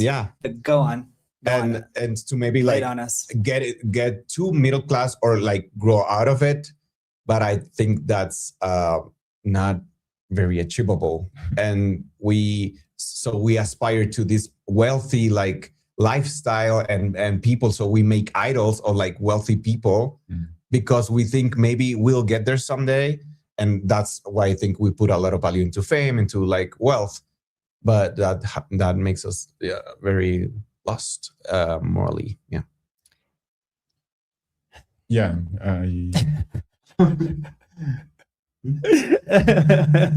No, anyone who's like just not doing like, what is happening?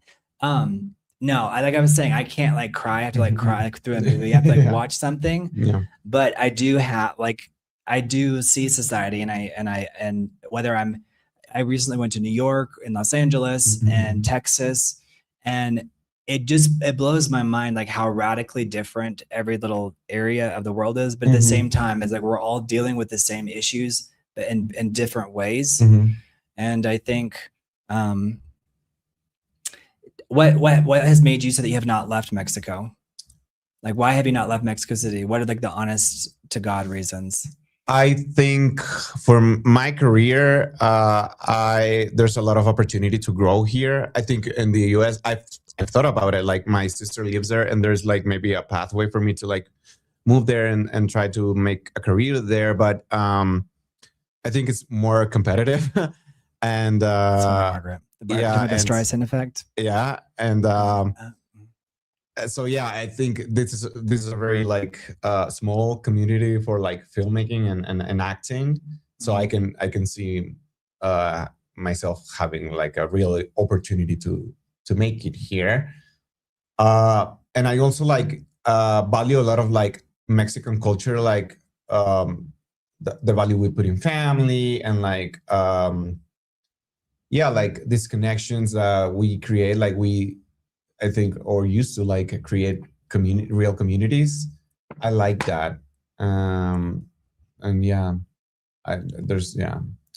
not giving the like the death stare either, because I'm it's like it just means I'm like no. Because Mara and I we grapple with these ideas all the time. Because especially when you're about to spend money in a particular market, you have to really consider like, will this ruin me? You know what I mean? Because the conditions are so, messed up or whatever.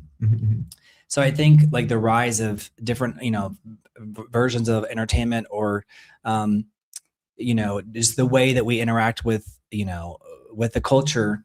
I think there's Mexico City's culture has fundamentally changed because of the expat community, which I don't even necessarily identify with, but I think I'm seen as that. And I think that for sure. Tell me how you think that is affecting me, because I'm sure it is dramatically.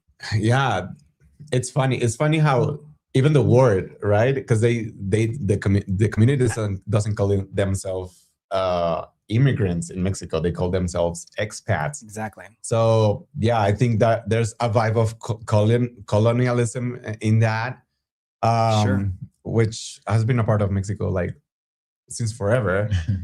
And I think there's a lot of opportunity being an expat here in Mexico City. There's a lot of business opportunity.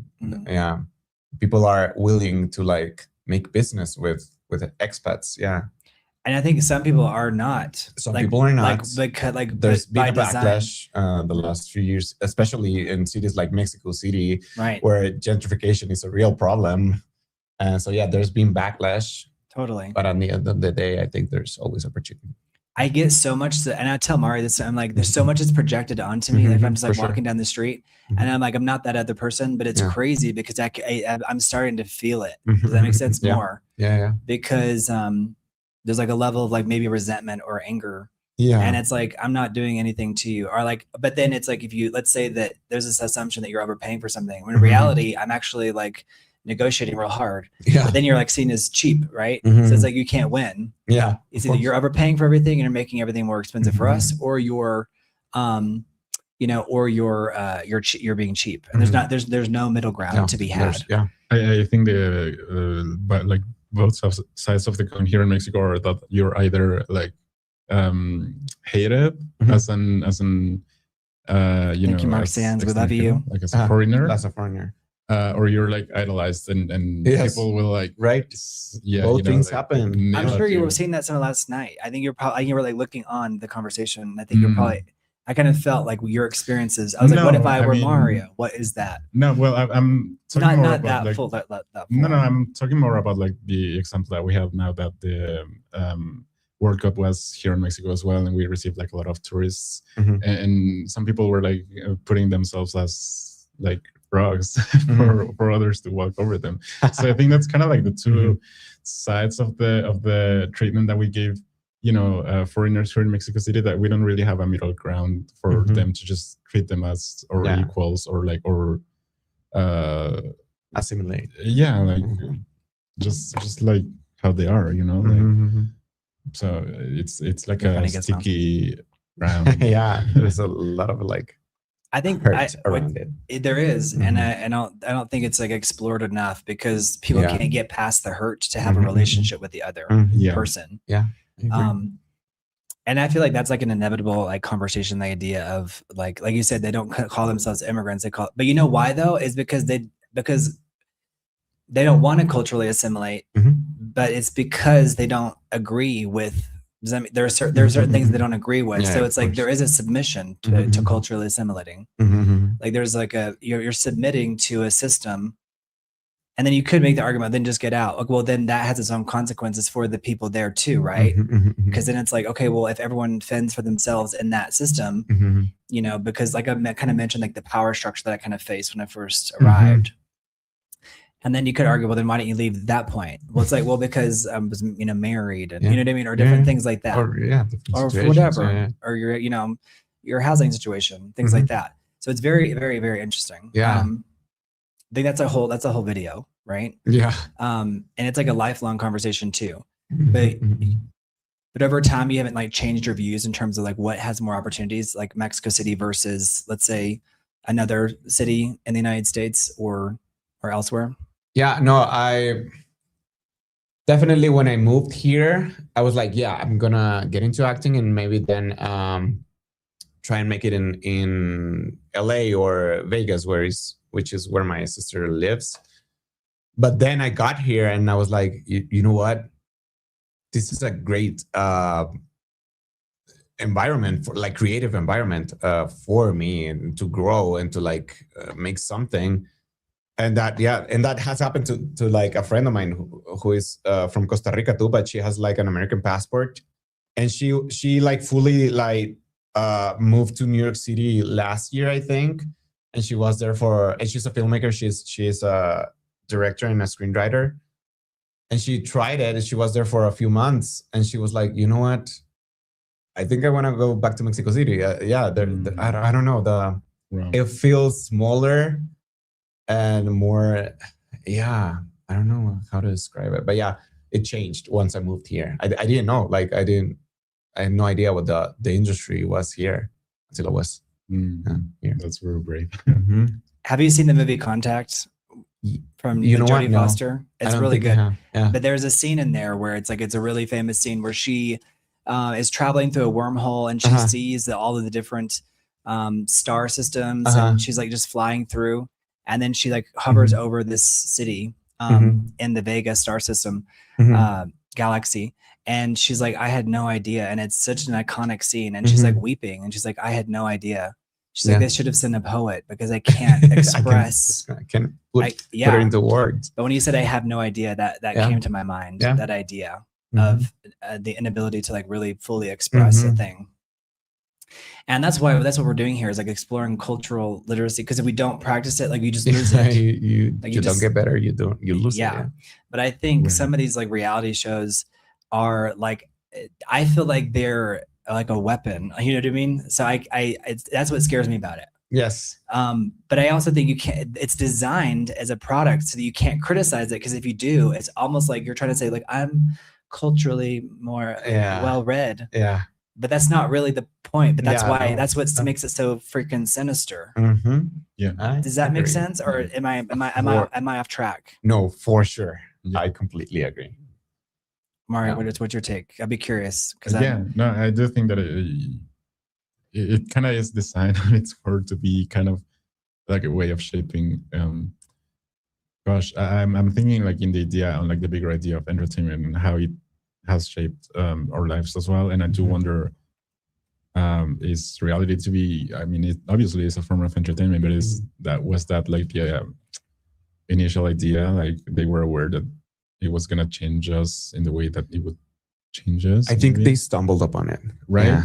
Right. It feels that way because otherwise you would have been to maybe this topic. Yeah, because it was really different in the beginning. So Mara, you think it was like reality TV was like planned, and you're saying that like it was like more of like a I think just trying different things. I agree with him actually. It's kind of like I do agree that it's kind of like they stumble across it and like this weapon. Right. It's like let's weaponize it. Yeah, let's weaponize this. We can no, but I mean you obviously have seen more reality TV than I have. But just he says obviously. No, I mean no. The shade. I mean, no, I'm kidding. No, you mentioned it. No, I did. And yes, but I agree.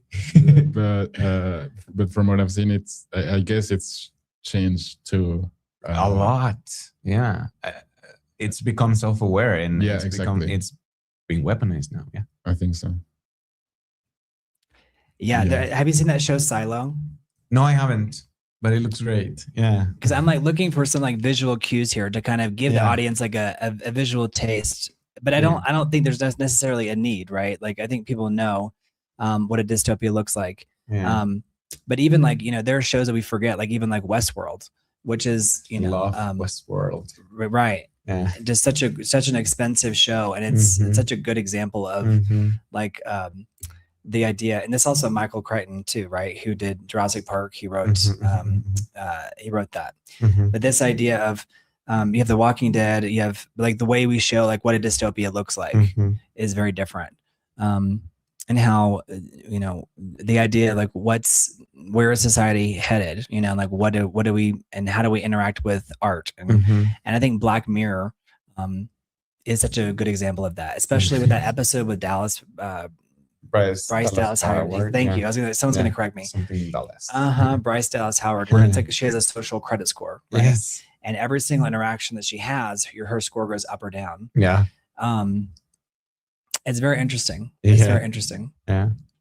Right. Yeah. So in terms of art, like the whole debate about art, do you feel like this is going to be a conversation like? Are you surprised that there's not more uproar in the creative community, or is it just like an inherently, because it feels like the voices, like for example, on Facebook and social media, it feels like the individual voice, you don't find your friends on there anymore. It's like you just see ads, like nonstop ads. And so I feel like it's very hard to rebel in that inside of that system. So it's like, what do you think of the next steps in terms of how we, like how that creative community moves forward? Or is there cohesion? You mentioned earlier that you have a lot of friends who are not, their stuff's not sticking. A union. Yeah, I think striking. Like unionize and strike. Yeah. I mean, it has worked. I don't know how much lately, but it has worked in the past. Unionizing. You guys don't forget to like and subscribe, by the way. Yes. The problem, you going? No, I was just saying, hey, Stephen. hey, what's going on? Hey, Stephen, what's up, bro? How are you? But the problem with striking is that it always backfires, because what they say is like the producers are always like, okay, fine, then we'll just do it without, you know what I mean? That's that idea of, but I do think going out into the streets, it does make a statement. Yeah. So I think it just existing in a space is like an act of rebellion sometimes. Yeah. I think again, it's also like creating your own community. And because a lot of good things have come out of that sense of working maybe with friends at the beginning that then became like colleagues, and there are some projects or these here in Mexico that were kind of born from that. From your working with your peers. There's power in numbers. Definitely find your community, talk about it. Go out to the streets, tell people, and also meeting new people. Like networking. I don't be flexible. I mean, everything is a negotiation. So be flexible. Be propositive. Be open. To the third thing. This is from improv, but improv has this philosophy of yes ending, which is like basically whatever your partner in the scene brings up, you say yes to it, and then you add another thing. So what ends up happening is that what you end up doing is not what your partner brought or what you had thought in the beginning. It's this other third thing that is a mixture of both ideas. Right. I think so. Yeah. That makes a lot of sense. Yeah. Do y'all think a society can be materially wealthy but culturally impoverished? Like their material, like there's material wealth there, but they're culturally impoverished. I'm actually pretty sure. Hey Richie, what's going on? Hey, ding ding ding. We got to ring the bell for Richie. Richie's here. Wait, there it is. Yeah, I think the little dinghy, the little thing fell out, so I had to like bend the metal, so it's probably not flowing as but it's malleable, so you can like pull on it. Hey Reggie, what's going on? Yeah, and I knew you were gonna say yes, John Scott. Yeah, I think probably like in general, like wealthy countries are an example of that, where there does feel like there's kind of a cultural hollowing in terms of, but I think again, it's also about, says Brent, do you have snacks, says David Young? I don't. Don't you want some of ours? I dreamed a dream in time. I don't know if you sing. Yeah, like literally, I would sing it all the time. That's like my go-to song, because I think it's so emblematic of like being an artist in a world that's not, never going to be exactly. Yeah, that turns your dreams into shame. Yeah, and it's such a great song too, because even though it's so like it's full of despair, it builds. So Mario, what was your answer on that? I was thinking that like materially wealthy but culturally impoverished. I mean, yes, but at the same time, historically, a lot of art has come from the wealthy part of society, right? Like kings, kingdoms, like patronism. I do think that there's like a correlation between good times and good art. Let's say. Because we interesting point. Yeah. Good times and good art, like the Renaissance. Yeah, exactly. Yeah. Because we see like times where the world was, for example, at war, and maybe those times were dark because it was also the destruction of records and like the destruction of art in general. Yeah. For example, when the Roman Empire took over and they destroyed, they destroyed an important part of like the classical Greek art, and they were also reproducing it, but that also was like a path for them to then create their own thing. Yeah. So I think there's a correlation between like good times and good art, but I just see how nowadays it's kind of like there can be material richness, but not necessarily like access to it as well. You were saying that Mexico has a lot of like natural resources and everything, and maybe that we don't see that like reflected on society. Culture in the society. I've got an image, a famous image of the fall of the Roman Empire. That's like I was thinking, isn't that such a great like image? Like it's to invoke like the fall of the Roman Empire, and just like the idea of like building like things of such great beauty, and then the idea of like burning them down. And obviously this is like largely symbolic, a symbolic piece of art. This was called, this is from Thomas Cole from 1836, and it's in the Metropolitan Museum of Art in New York City. But it's called The Fall of the Roman Empire. It's called The Course of Empire Destruction. So it's very interesting because there's so much talk about the end of the fall of the Roman Empire, and people kind of use that as maybe it's like a popular maybe an internet conspiracy theory that like we're like living. Does it feel like we're living at the end of an era, or the beginning of a new one? Or I think so. Yeah. I mean, what's your take on that? Yeah, the digital era is a whole new thing. I think this is a growing pains of us adjusting to a whole like different world. Yeah, I do agree that it feels like a different like that we're entering or just ending something. Yeah, and I've said it before, but it's just like it's like there. And I haven't really lived through like the end of an era. Let's say I really haven't experienced that, so I don't know exactly how that would look. Yeah, but it feels that way, at least to me. I've seen like a lot of, well, not a lot, but I've seen art that also kind of depicts that, like recent art. And I do think that it may be, I mean, it's obviously for a reason. So. And I think it's been cyclical. I saw this YouTube video once that where they had that a timeline of like the era changes, and like the clock is ticking. Like we're due for it again, and it makes sense. I mean, I just laugh because it's like, what else can I do? Yeah, right. Yeah. Ha ha ha. But it's not necessarily a bad thing. Like change isn't inherently a bad thing. True. It's just like, it's growing pains. Like things are gonna like hurt. I think one of the signs is that like everything that we've ever experienced is like being remixed. Yeah. Like everything can be like remixed or is up for public consumption and public ridicule. Yeah. And like Memed. Yeah, everything is memeable. And even when you make something and you put it online, it's like there's this, like a button now. It's like allow people to remix Share, you or like AI edit. Exactly. And so there's like you have to give permission to exist in the public space in a way. Yeah. But do you guys think that like we've experienced that? Because I think obviously with militarism, there's destruction of culture. But have you seen that in recent years during your lifetimes where like cultural relics were actively destroyed by this society? Ooh.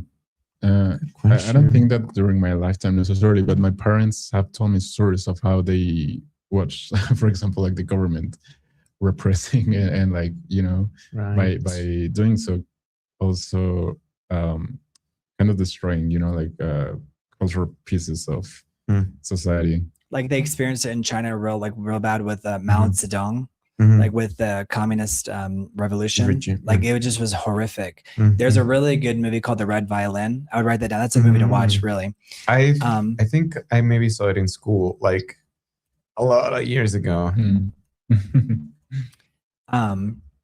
So what do y'all know about like the rise of Mao? Yeah. Yes. A little bit. Getting ads. But the three body problem is a really good one. A really good movie television show that explores that. I turned it on low ads, by the way, so I didn't want it to be too crazy. But it's on the conservative because it could be like an ad every 5 seconds. We won't. But yeah, the rise of the Communist Party is like an example of. And there's a traveling show, and they're actually advertising in New York, and I think they came to Mexico. Have you seen that? Like China Before Mao. Have you seen that? No. No. Okay, I'll pull up an ad for that so you can see it. There's Isn't it like Senjun, like that ballet? Exactly. Yeah. That's exactly yeah. right. Thank you. You'll recognize this picture as soon as I put it up because it's literally everywhere. Yeah, I get the YouTube ads. Yeah. Well, I think it's because it's so like it really is so like remarkably beautiful. Yeah. And we talked about the idea of art and like one of the biggest and the most beautiful ways to display art is literally through dance, right? And so the idea of like prohibiting something like this is very interesting. But this is like they travel around the entire world, and they put on this show, and it's like a celebration of Chinese culture before Mao kind of crushed everything. So I do think these are kind of like implicit warnings too. I think there can be like a celebration at the same time, like a warning for society, of like why the arts are so precious and are not to be taken lightly. Yeah. You know what I mean? But I do think there's like a period of like so much invalidation and illiteracy that it becomes a situation where you're like you were laughing about it because it's like, what do we do? What do we do except for talk about these things? Right. Yeah. I mean, there are things that we can do, but at the same time, it's kind of like when it's a bit inevitable, it's inevitable. So yeah. And I do think like some of this is inevitable, but how much of that line of thinking we want to believe there is power in numbers. We can get together and organize and decide what we do with these new realities, these new technologies. Yeah, this changes. And I think, that's why we're talking about it, because it's not about like, we cannot do anything. Right. It's more like sometimes like the first thing is like, for example, if you have a problem, the first way to solve it is admitting that there is a problem in the first place. And talking about it, putting a name to it. Yeah. Right. And I think that's actually more difficult because you look crazy for even addressing the problem. Exactly. Right. Because by addressing the problem, it's like you're the weird one out. Mhm. You know, you're the person who's making a fuss, right? If art disappeared tomorrow, how long would it take before ordinary life became like completely unbearable? Like there's like no art. A day? A week, 24 hours? I would day. I would say a day. I mean, I think I think people would start freaking out. Yeah, like no 'Cause art. It soothes you, like Yeah. it's like Yeah. soothing a baby with music. Yeah. Art is Yeah. so soothing. Yeah. You say a week, Mario, like before like A week. Because I do think that humans try to adapt to everything, but David, yes. like the adaptability to it, I think there would come a point, obviously, where we would just go crazy. So Yeah. I am being optimistic and giving it a week. Yeah. Good week. Yeah. So David Young says, "Do you think that we will have AI presidents in the future?" I mean, it sounds laughable, but at the same time, it really doesn't. Because I mean, I'm wondering if we haven't already. Like, Yes. well, I think there's a lot of ridicule about the leadership. I've talked to Mario about this at length, but there's a crisis of leadership in the whole world. yeah, right? Yeah, in the sense that like, I feel like presidents are like, yeah, they get prompted. They don't stand for anything. Like they are worked by someone else. So what's like the difference? Like a puppeteer, like they're being puppeted. Yeah. Yes. Well, I think the difference would be like the idea, right? I think it's also dystopian, but like the idea is like an AI president would be inherently like more equal or inherently more like, just. Yes. Let's say. Manageable. But I also think it could, go rogue, right? Yeah. Interesting concept. Yeah, but I don't think it's actually it's not all that bizarre. Yeah, it's not. Yeah, but this is what's called the big idea show. It's because we talk about the biggest ideas that humanity is facing. So it says, I hope they bring back Nixon. So Nixon famously said, I'm not a crook. It says Terminator 2 wasn't a movie; it was a prediction.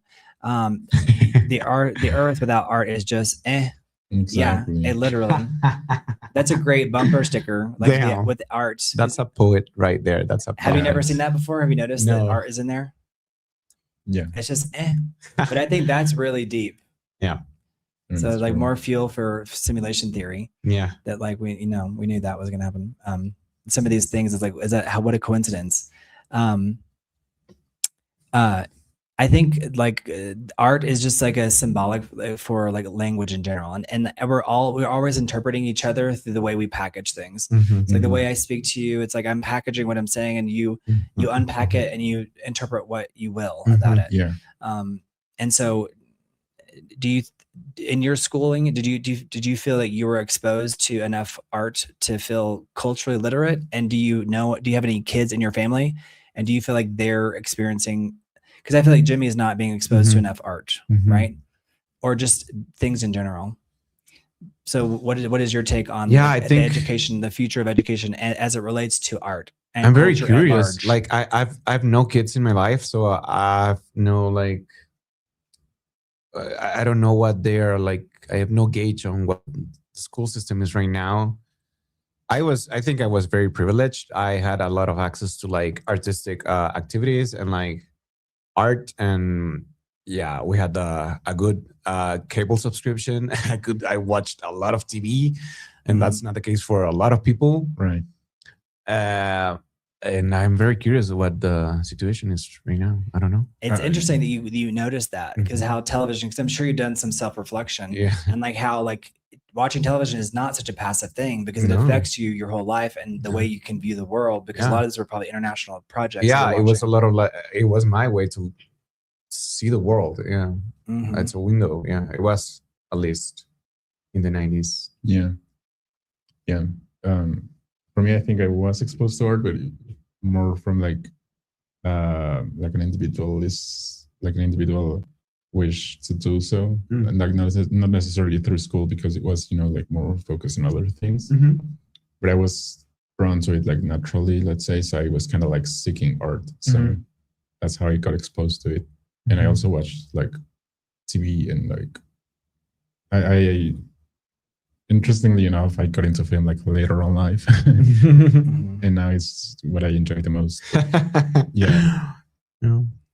But I mean, at least from my experience, it's like school is like just enough. Well, not even enough. Like just there. Yeah. Like the syllabus, like the curriculum is like just the basics, I think. Yeah. So not enough. Not enough. Yeah, the curriculum, in mine wasn't like per se like artistically leaning, but I was encouraged to do a lot of extracurricular activities, artistic, like drawing or guitar playing or like singing, like One thing you brought up yesterday after the live was like the idea of not having suffered enough. Do you think that suffering creates better artists, or do we simply like romanticize damaged people? I think we do romanticize it. I don't think necessarily suffering. I think what suffering teaches you is to like value things, like what you have, like it makes you take stock. For sure. But I think self-reflection is what makes an artist. I think so. Looking inward and also like looking at your place in your society. What place do you take? Yeah. John Scott says everybody loves the victim. I don't know if everybody loves the victim, but I think maybe society in general does. Do you know what that expression? What does that expression mean to you? Because I feel like I've heard that expression, but it's been said so much, it's lost its meaning. And yeah, while we were talking about Mexican culture, like a lot of it, like it's a victim narrative, like a lot of entertainment, even like politics, everything. It's baked into everything. Yeah, I don't know. That's interesting because I don't think I've used that terminology, but you're right. It's like the idea of the victim, a victim of the society. Yeah. Like to like the class struggle, fighting for upward mobility. So it's like starting from the place of victimhood, and then the story evolves from there. Like maybe they get out of it, but it starts off in the victimhood. They're very interesting. What would you create if money, talent, and embarrassment were removed from the equation? Like you could go and make anything. What would be your first project? What would you do, Mario? I mean, remove talent would be the hardest, but. Dancing through life. Yes. What would you do? What would you? I guess I would. Oh gosh, I would do a lot of like video art, maybe. like putting it in displays at stores, like what, up and down the Main Street Boulevard. Yeah, I think like these recordings that almost feel like. I don't know, like just people screaming or I would totally do that. Or just like filming whatever crazy. Gizmo, you're funny. Gizmo, you got to do a super chat for that. Gizmo, I see you. Gizmo, that's so funny. I mean, no, that crosses my mind all the time because I'm like, at what point is that? In a way, yeah. And sometimes art feels like a pretext for that as well. Yeah. Well, I mean, definitely exposure. I think this is it's definitely the idea that acting is like standing up in a crowd, like in public naked and slowly turning around. I feel like this is that.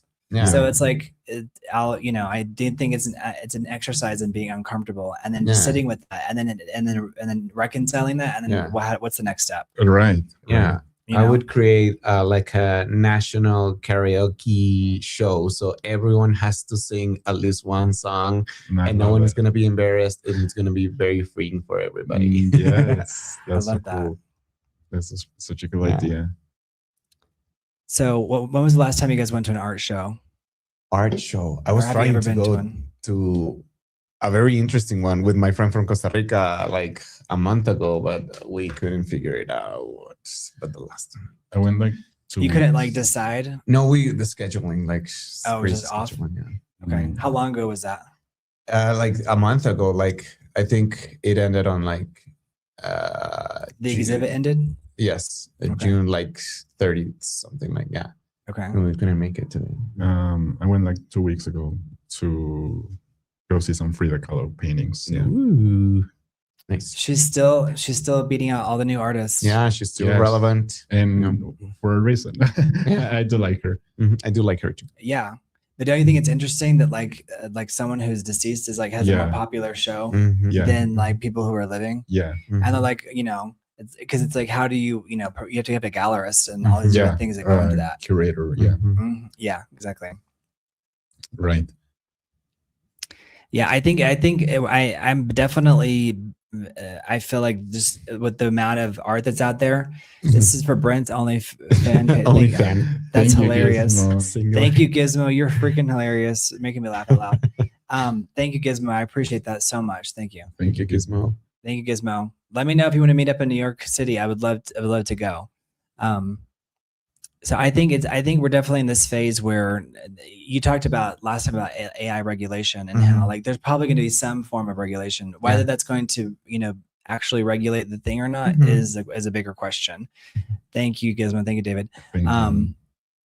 But I think it's so like, it's just such a big thing. It's just, it feels like society is like at a loss for words. And so we don't even know how to tackle it. We just don't, like, we have to like exist and navigate through it. But I do think some of it is making human behavior like more like deplorable. Does that make sense? Yeah. Like like, for example, like now that art is, you can replicate the most sophisticated things at the push of a button. Like our response to it is almost like more stuff like La Casa de los Famosos. Does that make sense? Okay, like more like, and on the surface level, it feels like, oh, it's just messy. Yeah. Like TikTok or whatever. But it's like, actually it's like it's symbolic of something even like more. Like listen, anything can be flipped on its side, right? Sure. Like it's like, oh, that's authentic, but it's like the flip side of it is it's like stripping away all the things that make the ultimate thing holy. Right? Does that make sense? Yeah. So I think it's interesting. I think it's like it's definitely like any idea that becomes like dystopian. But I also don't think that everything is so grim. But it just depends. But I don't know if we're interacting with it fully or if we're just like victims of it. And so I think the only way through it is to like talk about it. Yeah. Or like, you know, like the never ending story. Did you watch that yet? No. It's worth. I mean, I saw it as a kid. Yeah. Oh, right. Yeah. We just have the memory. Yeah.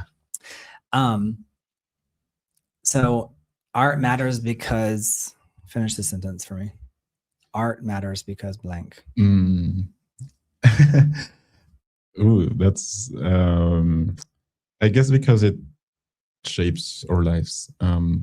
I guess there's like a lot of value in art, not because it is like expensive, but because it creates like what's the word, like moral, you know, like morals and everything. So it raises questions too. I do think art essentially makes you a better human. So hot take. Okay. Takes here. That's so art matters because it makes you a better human. Yeah. Okay. Yeah. I can get down with that. Makes you a better human. That's very hopeful. I was just gonna say art matters because it proves we're human. I think this recognition like of humanness, it's transcendent. Yeah. That's why art's completely agree. Yeah. Stays with us. Yeah. I was listening to this song that kind of goes like, you know, art outlives the artists and they are aware of it. And they do it anyway. Yeah, exactly. So yeah, it's very real. It's very real. So like if you had like one statement, like one declarative statement on this topic, let's say that you had to give your TED talk, right? Like, you know what a TED talk is, right? Those little speeches. What would be your like thesis about art and the state of the world that we're living in now? Yeah. Because I feel like my thing is like we have to interact with whatever the topic is. No matter how uncomfortable it is, you have to show up and deal with it. Because I'm very much like a confrontational person, but like in a good way. Like confront the thing. Because when you just ignore it, it just gets bigger and bigger. And there's like, I can't deal with it. So it's like, you know, what's your take on like art and society and what is it? What is there? Do you have a thesis? I think I do, and I've talked about this. For me, art is not the answer. It is the ongoing question, which is a lot like philosophy. Like I'm not into art because I want the full answer. I just want to keep on like asking the questions that need to be asked. Exactly. I love that. I do. That's really good. I like it too. Chat, and you guys love it too. Yes. Do you love it? No, I think that was Am really I great. chopped? Yeah, I think it's great. Mm, I love how you just throw out these like Gen Z words. Yeah, When did but you have learn to these bring words, them to first the of all? chat, yeah. So it's irrelevant. Yeah. So Brent's TED Talk would be about solving world hunger by sending all the 14-year-old boys to Mars.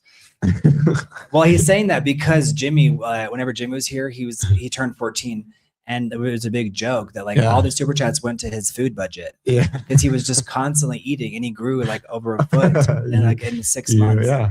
So I guess he's just saying like to solve what, because they're the ones eating all the food, or these 14-year-old boys. Eating all our resources. Yeah. Yeah, they really are. My TED Talk would be probably that you need to engage in art in a significant way in order for you to create or develop taste, and by doing so being able to form your own taste, but also recognize what you are drawn to and what you consider good art. What were you had an epiphany a second ago? What was it? No, I'm looking at Gizmo's question. Do you think humans are the only species on Earth that can appreciate art? Assuming that the extraterrestrials are not here among or us. like do dogs like music or like? I think we tend to attribute like very human traits to animals. You know, we see a dog smile, and I don't know if it's actually smiling. Yeah, I don't think.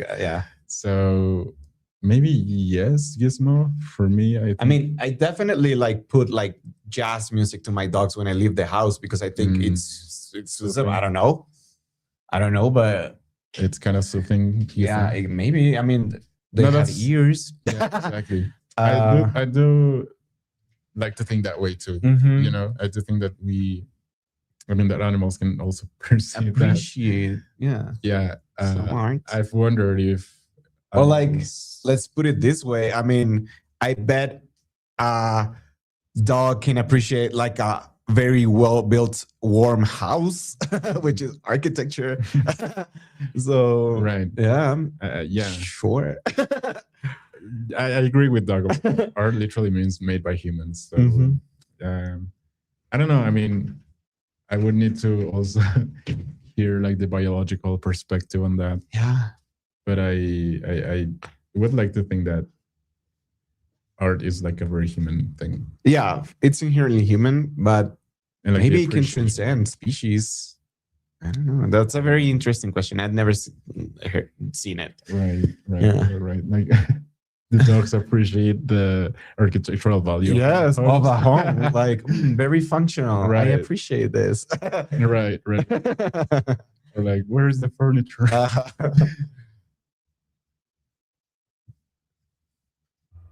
They can if nest to attract a mate. Right. Okay, so Margaret says a thing of beauty is a joy forever. I think beauty is inherently like meaningful too, right? Like I think there's like meaning in beauty, and I think the Greeks dealt with that idea of like what actually has meaning. Yeah. And I think in some ways beauty is an internal interpretation of something, right? It's like an external thing. Because we use tools both for utility's sake and for problem solving. Absolutely, Margaret. And I love your contributions to the conversation, by the way, Margaret. So thank you for bringing these artists to the stage. Yeah. Because I got to put them on full display for everybody. So that was really cool to see that. So thank you for that. What do you guys think? What's better, a beautiful lie or an ugly truth? Damn. I know, right? I mean, better for whomst. A beautiful lie or an ugly truth? I think there's value in both. Like, I think there's actually value in both too. I think it's kind of trippy. Yeah. Because it depends. Like brutal honesty can be cruel. Yeah. Like, and a lie can be so gracious. Or it can be cruel in its own way. Yeah. It's like you're like in Hollywood, there was this thing where it's like since it's like everything is make believe, everyone's kind of crazy. And so it's like we would say like it's cruel to entertain my delusions type of thing. But it's so funny because you don't know. It's like the town is so diluted that like it's all relative. Does that make sense? Yeah. It's really all relative. And also people think you're deluded. It's like, you don't know what's real. Because if you like, it's because it's such a trip. Yeah. You know what I mean? Yeah. But a beautiful liar, ugly truth. I think with the world that we're living in, I think a lot of people are looking for interpretations of reality, and a lot of it is a lie, but it's not even a beautiful lie. It's like just like a random, or it's like a misdirection. I'm like, or if you're going to use, the thing, why not make something beautiful with it? Mara, did you have an answer, or is it just depends? I think it depends. I do think that I do agree that there's like a creative way to do both ways. So ultimately, I would think that lies, or not lies, like the truth, even if it hurts, it's better. But sometimes maybe a lie is necessary to protect something. I don't know. I think with this situation with Jimmy, it's like it's such an ugly truth that it's so hard to like just sit and be with it, because it's because the consequences later are so devastating. If that makes sense. Yeah. All right. So would y'all rather save the world's greatest painting or the world's greatest piece of music? Music. Painting. Yeah. Down. Yeah. I would probably say music, but the reason why is because I feel like music carries. And for example, you can enjoy something and not be actively trying to interact with it. But I know maybe instinctively, because you can grab the painting. But music, it's like audio. It reaches so you much more. You know how it penetrates everything. Yeah, you know what I mean? Like, yes, I can appreciate a painting, but I agree, John. So that question is not fair. A beautiful. It's inherent. It's built to not be like, fair. It's supposed to be hard to answer. Like, what would I actually? Yeah, music can make you cry like that. Like, access a lot of emotion instantly. In a painting, I don't know. Right. If AI can imitate every human style perfectly and every piece of art form, like what will make human creativity worth protecting? Say that again. If AI, since it can imitate any form of art and every style possible, like what makes human creativity worth protecting? Like what makes it? Like what makes I think failing and imperfection and error, it's worth like protecting. Like, I think we learn so much from error, from mistakes. Yeah, I do think that the technique, maybe, like when you create something that's material, because we haven't gone to the point where AI creates something that's material, right? So not that I know. That's the thing, right? Like 3D printers. Again, thinking of fashion, for example, couture. When you create something that's like so technically impressive, that's like a years of development. Yeah, because even I mean, there's a lot of like techniques that we don't know how they were achieved, like in art, through history. Like, there are some colors that cannot even be replicated anymore because and we have a way to preserve technique. I think we should go for it. Yeah, I agree. Yeah. So like, and let's say that like from this day on, it's like you're making art, but you like, would you still make it if you knew that no one else could experience it, appreciate it, or see it, or hear it? Probably. I've done that, so yeah. Yes. Yeah, for your own. Yeah, for sure. I don't know. I think yes, but at the same time, I think that I live for like I love responding to the artist. And I love the person responding to me because it's such a relationship there. And I think that's like half of the exchange or the experience is about that relationship, however small it may be,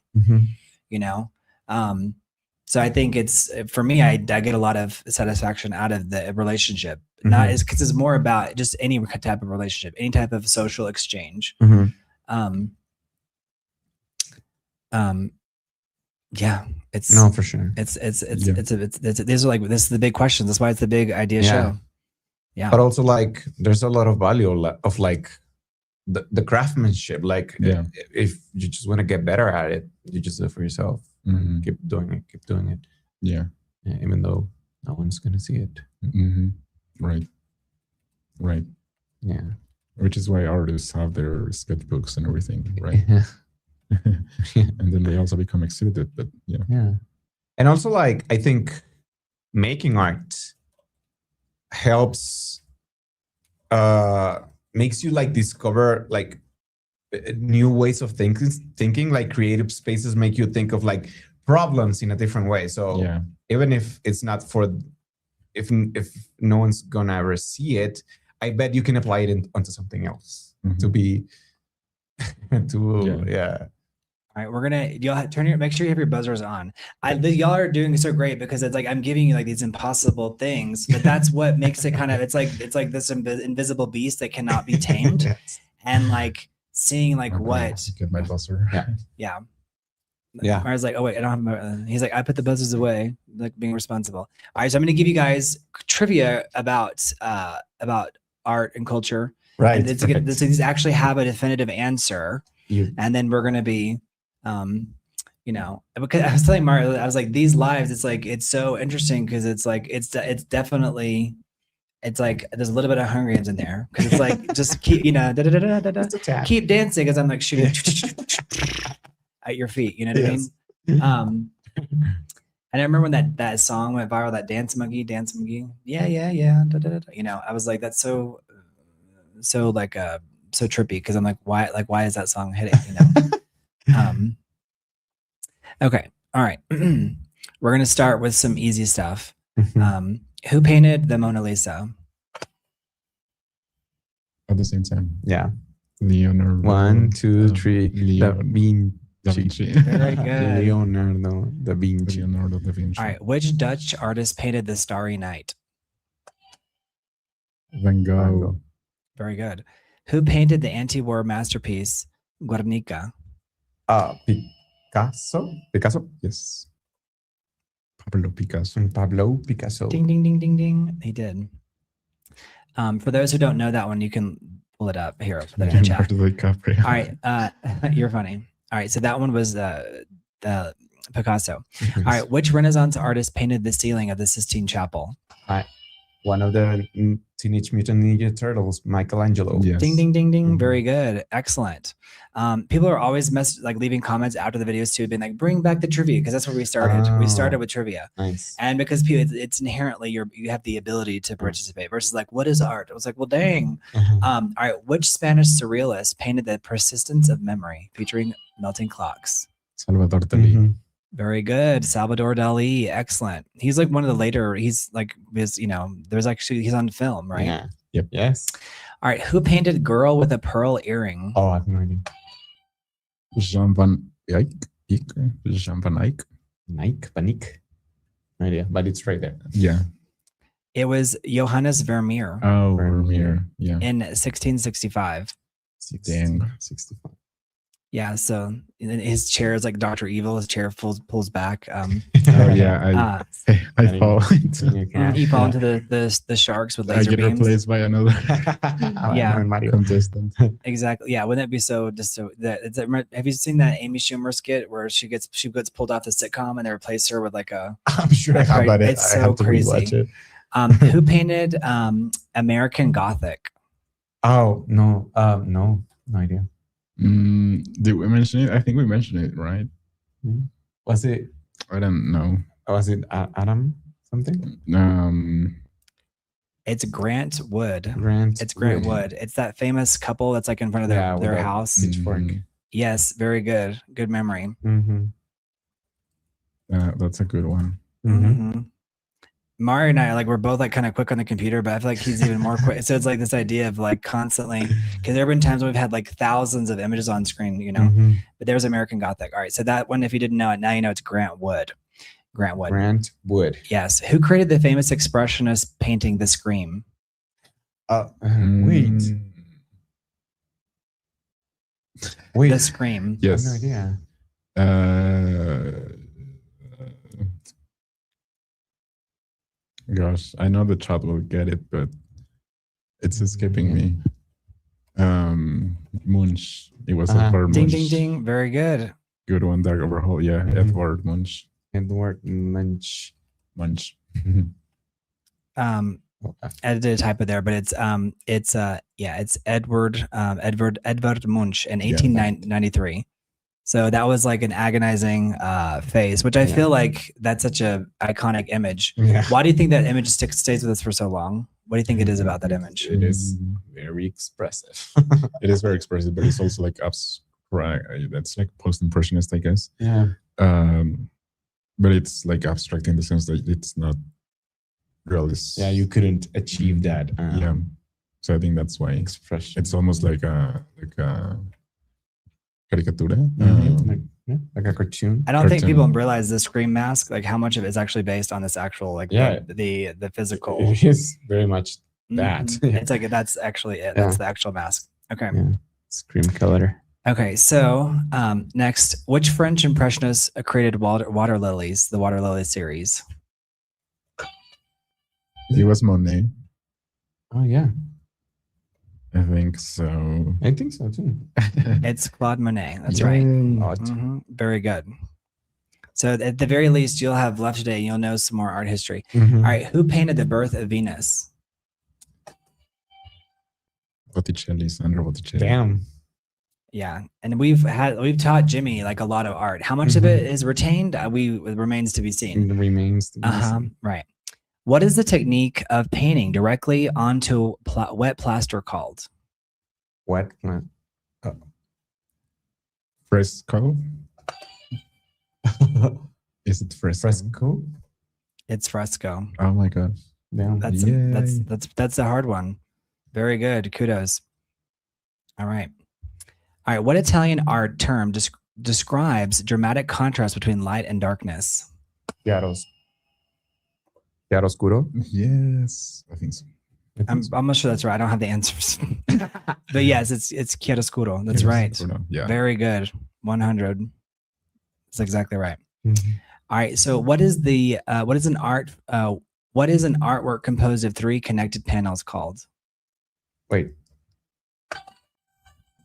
Triptico. That's right. A triptych. A triptych is an artwork composed of 3 connected panels. Mm-hmm. I've heard people like use it with like film, like for trilogies or like art, not trilogies, but like whenever there's 3 different, pieces of art that There's like the Napoleon like silent movie. They showed it with like 3 frames at a time. Panels, yeah. Right. Mm-hmm. It's like 5 hours long. Yeah, it's like 5 hours. 5 hours long. I saw the like an edited version of it in film school, and still it was long. Yeah, it's long. Yeah.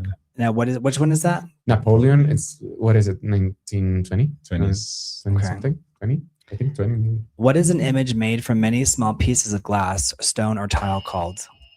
Mosaic. Yes. That's right. Very good. Mosaic.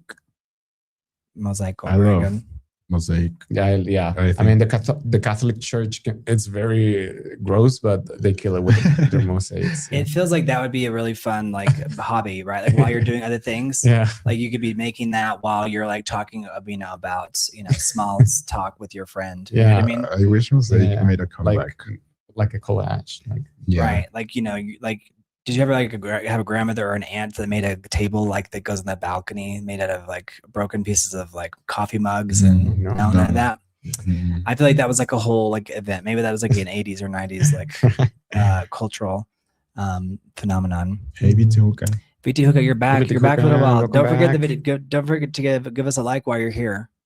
BT Hookah, we're playing trivia. Play along with us. Ooh, trivia's back. That's right. It's made it come back. All right. Well, hold on. I'm having it. My screen is loading.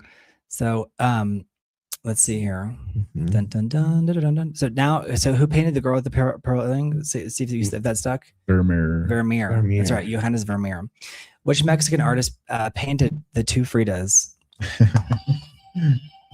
Frida Kahlo. Yeah. Very good. Very good. All right. Marcel Duchamp's artwork Fountain was actually a what everyday object? It was a urinal. Oh, that's right. Yeah. It was actually a urinal. So, what food item was duct taped to a wall in Mauricio Catalan's artwork Comedian? A plátano. That's right, a banana. Banana. Not to be confused with a plantain, but a banana. Yeah. Very Banana, good. y'all. He's like, speaking of which, he's like, let me have I'm starving over here. Snack, yeah. This is the real Hunger Games. All right, Andy Warhol, right? Andy Warhol became famous for creating artwork featuring cans of what soup brand? Campbell's. Very good. Campbell's. Very culturally literate. You know your stuff. Yeah. All right, Campbell's. That's right. I do love Andy Warhol's art. Yeah, he's a very interesting figure. All right, Yeah. which artist became famous for his drip painting technique? I'll give you a hint. His last name starts with a P. Pollock? That's right, Jackson Pollock. Oh, Jackson Pollock. yeah. All Goodbye, right. Christian. Bye, Christian. Bye, Thank you Christian. for Bye, being Christian. here. Okay. I'm not going to be able to pull up every single one of these, but I'll show you a quick Jackson Pollock. Good Spanish, Margaret. Yes. Mm-hmm. I can't wait for Daniel to be over here because you can see how hard it is. Yeah, I want to. It's like more like tedious. You know what I mean? It's more like getting yeah. into it. All right, there's a Jackson Pollock for you. What happened to Banksy's Girl with the Balloon immediately after it was sold at auction in 2018? Didn't happen to it. I'm just guessing it got stolen. Oh, yeah, that makes sense. It shredded itself. Oh, It was like there was a mechanism like hidden inside the frame. That's I remember right. That was like a huge like kind of a cultural event. Like the actual thing shredded Right. itself. right. So Wow. isn't that really Forgot about interesting? So it was that. like a declaration of against the Right. commodification Yeah, the of art. commodification of art. Yes, right, Mhm. John Scott. Wasn't that an incredible event? It was so wild. All right, so which anonymous Banksy. right, Banksy. Yeah, that's actually it. John Cage's composition of 433 famously instructs musicians to do what? John Cage. I'll put it in here. Musicians. Can you repeat the question? John Cage's composition 433. Oh, I'll put it here. This is a harder one. I'll put it on screen for everybody. Silence. To Who are not live themselves. No. to keep silent, I think. That's right. It says not intentionally play their instruments for 4 minutes and 33 seconds. Yes. Whoa. It's like a silent song. This is a song of Oh. silence. Wow, I did not know that. Which artist created colorful portraits of Marilyn Monroe using screen printing? You said his name earlier. Andy Warhol. That's right. Yeah. Yep. Thank you, Sultan. Just because we use it again doesn't mean he's out of the game. Which surrealist artist painted the treachery of images? Thank you, Michael McSilvers came in and saved the day. Hey, thank you, Michael. Thank you, Silvers. Michael. Yay! Thank you, Michael. All right, so thank I you, just only Michael. I'm know so glad you're here. Two So surrealists. the treachery of images featuring a pipe Wait. and a statement. This is not a pipe. I don't know. Gosh, I've talked about this. Magritte. It's Rena Magritte. That's right. Ding, ding, ding, ding, ding. Absolutely. Magritte, yeah. Thank you so much, Michael. Thank you. You are a treasure. You're a national treasure. Un peep. All right, so performance artist Marina Abramovic sat silently across from museum visitors in which famous work? The artist is present. Ding, ding, ding, ding, ding. Yes. Very Wow. good. It was called The Artist is President. Yoko Ono. Excellent. Very Yoko Ono. good. That's hilarious. That's good. All right. Who sculpted the famous Renaissance statue David? Michelangelo. Michelangelo. Who created the sculpture The Thinker? Oh.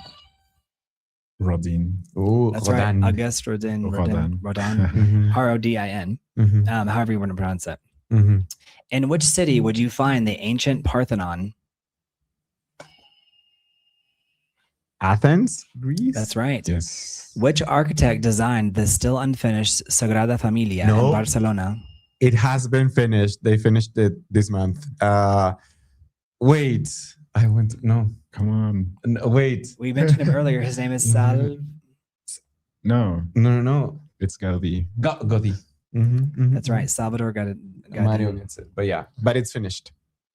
Yes, I saw that recently. I'm surprised that wasn't like a bigger news story. Yeah. In which Indian city is the Taj Mahal located?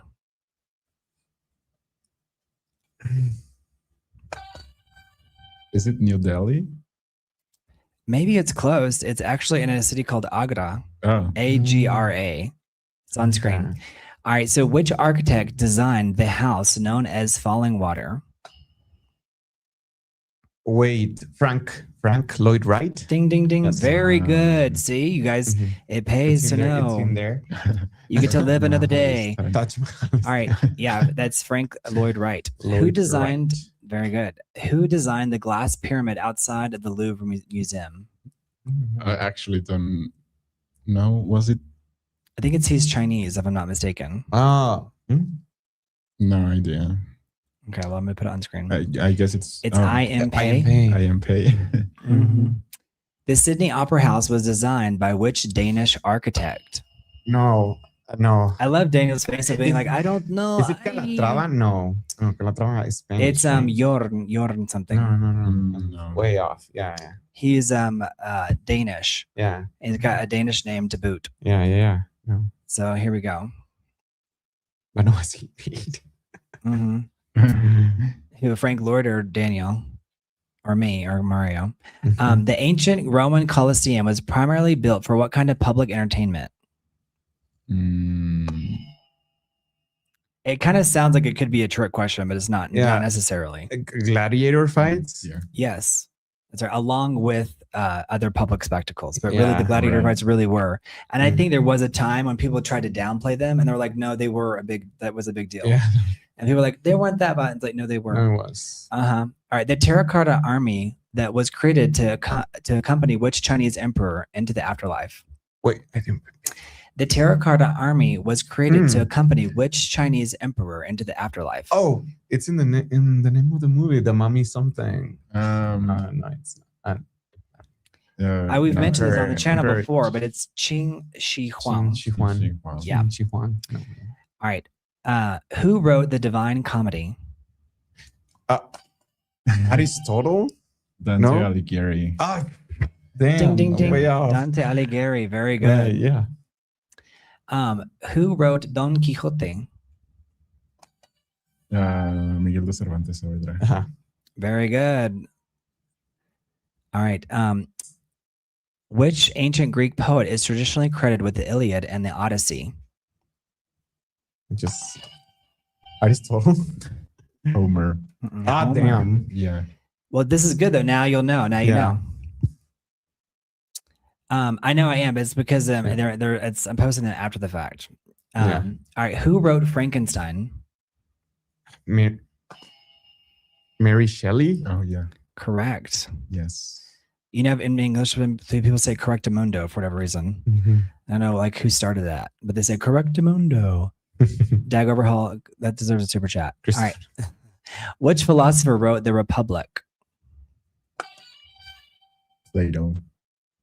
Very good. Plato. All right, it's more for like the people to see the answers in the chat because I'm posting after the fact. All right, who composed the Four Seasons? Vivaldi? Yes. Excellent. Very good. Some of these are a bit more obscure depending on who you are. Which composer wrote the Fifth Symphony, whose opening is commonly presented as dun dun dun dun. Dun dun dun dun. Mozart? Dun dun dun dun dun dun dun. Dun dun dun dun. Tchaikovsky. Also, a famous dog was named after him. Beethoven. That's right. Very good. Beethoven. All right, Ludwig van Beethoven. All right, who composed the music for the ballet Swan Lake? Yes. I think so. Tchaikovsky. Very good. The famous Hallelujah chorus comes from which work by George Frederick Handel? The famous Hallelujah chorus comes from which work by George Frederick Handel? This one's kind of tricky. The way the question is posed, it's a bit tricky in and of itself. Is it a saint? It's Messiah. But I think it's tricky because it's like how it's a bit, but it's called Messiah. Who composed Claire de Luna? Sorry, Claire de Lune. Claire de Lune. Sorry, I made it Spanish when it's not Spanish. No. Was it Mozart? was it Chopin? It's Claude. Oh, Claire de Lune.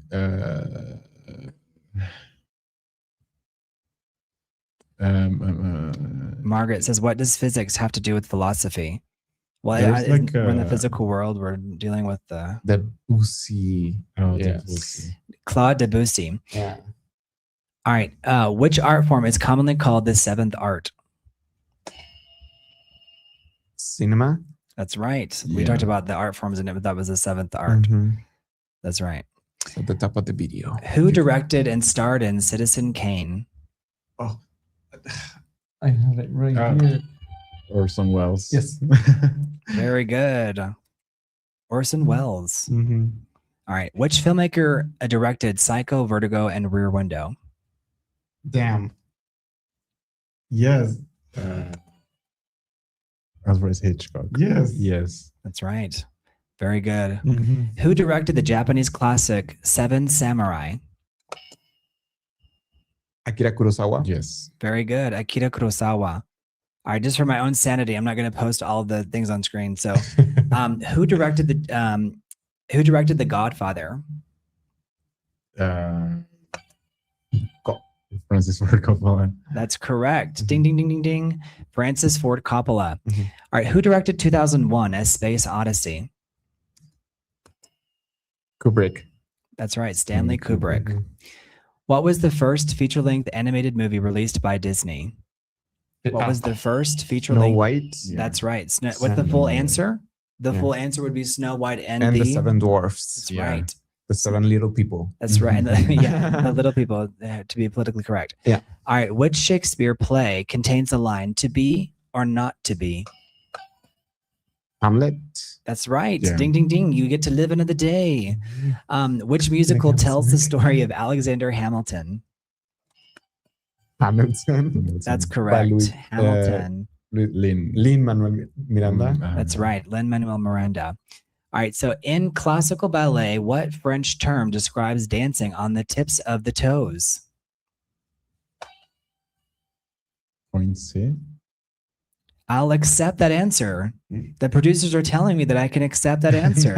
It's in points. In. Yeah, when it comes to French, I don't. It's like I don't even try because it's like Mhm. all I know is like je ne sais quoi. Mhm. It's now European American and the seven people of short stature. Right, exactly. To be PC, it's now Snow European American and the seven people of short stature. Dag Overhaul is he's like this. I'm wondering, are all the Swedes just as hilarious? Caucasian precipitation. And Yes, it's hilarious. All right, Mario C, gonna go now to work. What you call a happy day or night? Thank you so much, Bye, Vitiuka. Vitiuka. Have a great day in Showing up Finland. at Bye, Vitiuka. All right, this is the final round. All right, so which artist painted The Last Supper in Milan? Da Vinci. That's correct. Yay. Which French painter created Liberty leading the people? I'll give you a hint. It starts with Eugene something. Oh. Delacroix.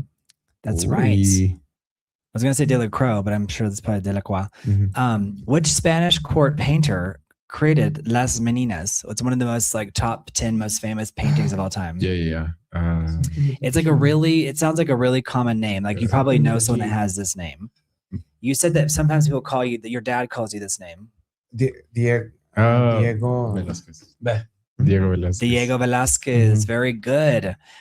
Correct. Diego Velázquez painted Las Meninas. Mhm. Which artist is known for cutting colored paper into works he called drawing with scissors? He's really famous. The company Creative Artists, we say like creativity takes courage. Oh, He said this. Matisse. That's correct. Henri Matisse. I know him from that quote. Yeah. Right. It's a good quote, doesn't it? Yeah. Yeah. Which American artist painted large flowers and landscapes of New Mexico? His first name is, it's actually a woman. Huh. So it's not George, it's What would be the female version of George? Georgina. Georgia. Or yeah, Georgia. I mean, I would probably guess Georgina, but it's Georgia O'Keeffe. Oh. Georgia Yeah, O'Keeffe. I know. Which painter created the Night Watch? Which painter created the Night Watch? There's a famous, there's a lot of famous paintings by this person. It starts with an R. Oh. I was going to say Edward Hopper, but... I know, it's not that one. That's Nighthawks. This is the Night Watch. Dad got it. Oh, Rembrandt. Oh. Rembrandt. Yes. Huh. Which French impressionist, the Night Watch, which French impressionist was especially famous for painting paintings of ballet dancers? Degas. Y'all are just a pro. Both of y'all. So impressive. It's Edgar Degas. That's right. Wow. Which artist painted Nighthawks, showing customers inside a late night diner? Hopper? Yes. Edward Hopper. That's correct. Very good. Which artist painted, which Japanese artist created the Great Wave off Kanagawa? Which is right here. Right. We actually have it. We have a copy of that right here in the studio, if you can believe it. No, it's escaping me. I'll give you, that starts with the cat. Katsushika. Okay. Hokusai. Oh, Hokusai. Yeah. Right. There you go. Now you have it. Hokusai. All right. Which art movement took its name from Claude Monet's painting Impression Sunrise? Impressionism. That's correct. Impressionism. Ding, ding, ding. Picasso and Georges Braque helped develop which art movement? Starts with a C. Oh. And this is the final round, guys. So we'll all get to go lay down. Then making this live is so hard. So I'll all sleep easy and be like, I did something today. Yeah. It really feels like. Right. It's like I have to make it like a marathon, right? Yeah. It's Cubism. Yeah, Very good. You just blew my mind. Good job. God, It's yeah. Picasso and George Braque helped create Cubism. Mhm. Salvador Dali and Rene Magritte are most associated with which movement of art? Surrealism. Yeah. Ding, ding, ding, ding, ding. Very good. Surrealism. That's right. Salvador Dali and Rene Magritte are most associated with surrealism. All right. Andy Warhol and Roy Lichtenstein are associated with which movement? This is a very simple one. Simple movement. Pop art. Pop art is correct. Very good.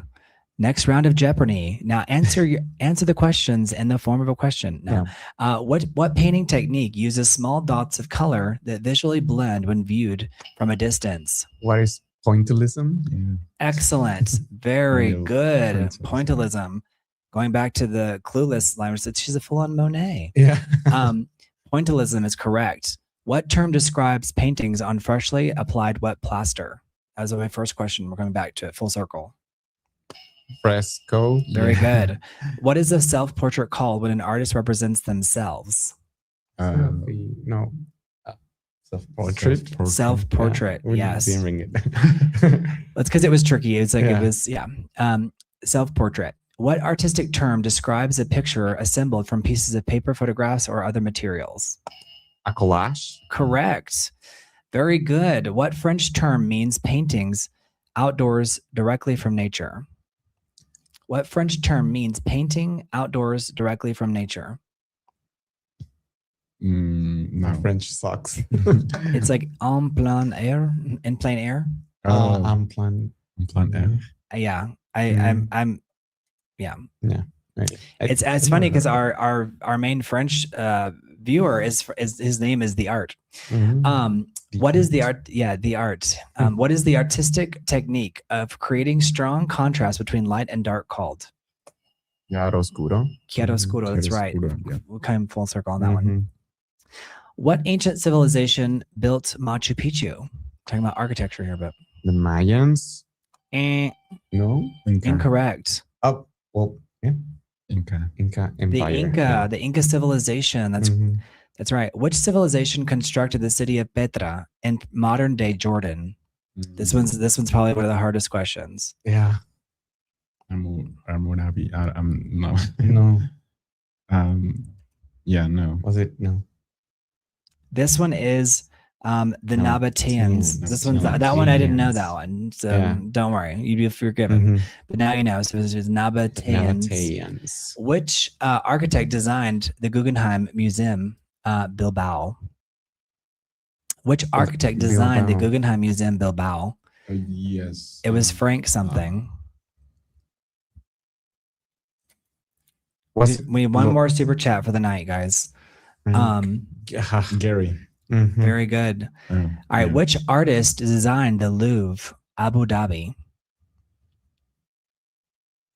So I'm not sure. This one is like a newer one, right? Because yeah. Abu Dhabi is like a relatively, all these investments are newer in the last few years. Her, right? I'm not Zaha sure. Hadid. It's Jean Nouvel. So, all right. Which architectural style is known for pointed arches, flying buttresses, and large stained glass windows? Gothic. That's correct. Gothic architecture. Excellent. What is the circular stained glass window commonly found on Gothic cathedrals called? It's called a blank window. Stained. A blank by any other name would smell as sweet. A blank by any other name would smell as sweet. A rose? Rose. Ding, ding, ding, ding, ding. A rose window. So they're like this because like the light shines in and it creates like this effect. It's like almost like religious or angelic, but it's like a circular stained glass window. It's called a rose window. So if you didn't know it, now you do. Now we know. That's right. Good job, John Scott. You knew it. All right. Which famous tower in Italy is known for its unintended tilt? The Tower of Pisa? That's correct. That's right. Although a lot of kids would probably argue with it that it's pizza, but it's Pisa. The Leaning Tower of Pisa. Gotta get that famous photo while you're there. Which Art Nouveau architecture? I feel like I'm such a game show host.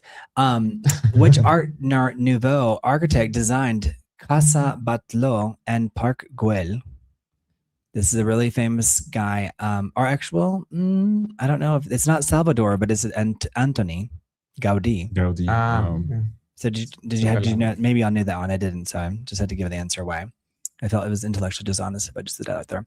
Which American sculptor created the enormous seated figure inside the Lincoln Memorial? No idea. Ends with French. No idea. It's Daniel Chester French. Chester French. It's in the chat for forever, so people can watch it on the replay. All right. So what is the name of the ancient Egyptian monument with a lion body and a human head at Giza? Sphinx. That's correct. Sphinx. Very good. It's the Sphinx. The Sphinx at Giza. So we're mixing all the different pieces of art here.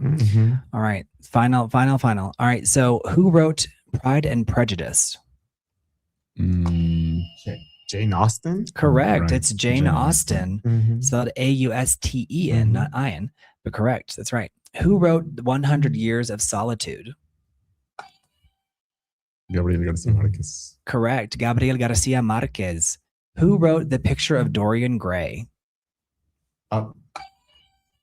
Oscar Wilde. Correct. Oscar Wilde. Wilde with an E in the end. Which Russian author wrote Crime and Punishment? It was Dostoevsky. That's correct. Kudos for the pronunciation. Dostoevsky. Who wrote The Metamorphosis? Franz Kafka. Correct. That's probably more obscure for some people, but then the Metamorphosis is very famous. Which American poet wrote The Raven? Edgar Allan Poe. Correct. Edgar Allan Poe. Who wrote the play A Streetcar Named Desire? His first name is the name of a state. Ohio. That's hilarious. Isn't that like a brain rot thing? Yeah. No, I don't know. I think Ohio. People love to throw out Ohio for like. I'm seeing kids saying Ohio all the time. I'm like, what is that? It's a meme. I have no idea. Wait. So what's it's got 2 N's, 2 S's, and 2 E's. So Tennessee Williams. Ding ding ding ding ding ding. Correct. Tennessee Williams wrote A Streetcar Named Desire. Which playwright wrote Waiting for Godot? It's Samuel something. Beckett. Correct. Samuel Beckett. Samuel Beckett. Correct. All right. Which Shakespeare play features the feuding families of the Montagues and the Capulets? Romeo and Juliet. Correct. Which Greek playwright wrote Oedipus Rex? I thought I felt a shake. Did y'all? No. No. Okay. Well, I didn't feel anything. Sophocles. Sophocles. That's right. We went way back. Yeah. Sophocles, correct. All right. Which composer wrote the opera The Magic Flute? No idea. No. Tar? Lydia Tar? That's hilarious. It's Wolfgang Amadeus Mozart. Oh, wow. All right, you guys, if you're going to get a super chat, and this is your last opportunity, because this is it, because we're all about to fall over, so hungry. You guys have been champs for real, though. This is like we're doing marathoning here, so that we can. Yeah. My brain hurts. Exactly. Yeah, exactly. You're gonna be like, I use at least I use it today. Yeah. Who composed the Nutcracker? Tchaikovsky as well. That's right. This got a really long, difficult to spell name, so I've got it on screen for anyone who wants to see that. Piotr Ilyich. Which composer became deaf later in life but continued writing major works? Mozart. No? I think it's Beethoven. Beethoven. Beethoven is the one that's deaf. Beethoven. Yeah. Beethoven is the one who, Ludwig. there's a little bit of a delay probably, so they would probably respond to some previous ones. All right, so which dance originated in Argentina and Uruguay and is closely associated with Buenos Aires? Tango. Correct. The tango. 100. This is the last 5 questions. All right. Which dance style developed in the Bronx during the early hip hop movement? If something falls, it might Breakdance.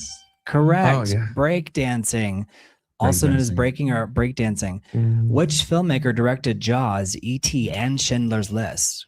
Spielberg. Correct. Which Italian filmmaker directed 8.5 and La Dolce Vita? He's one of your favorite directors. Yeah, Michelangelo Antonioni. Federico No, Fellini. Fellini. That's right. I finally get to break Mario. No, I'm kidding. It's Federico Fellini. Yeah. Yes. Director, yeah. All right. So which Fellini. Yeah. what that's right. Which director made Pan's Labyrinth and The Shape of Water? Guillermo del Toro. That's Yeah. correct. Guillermo del Toro, a Mexican director. Which photographer took the famous image Migrant Mother during the Great Depression? Photographer.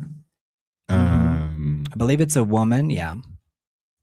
No.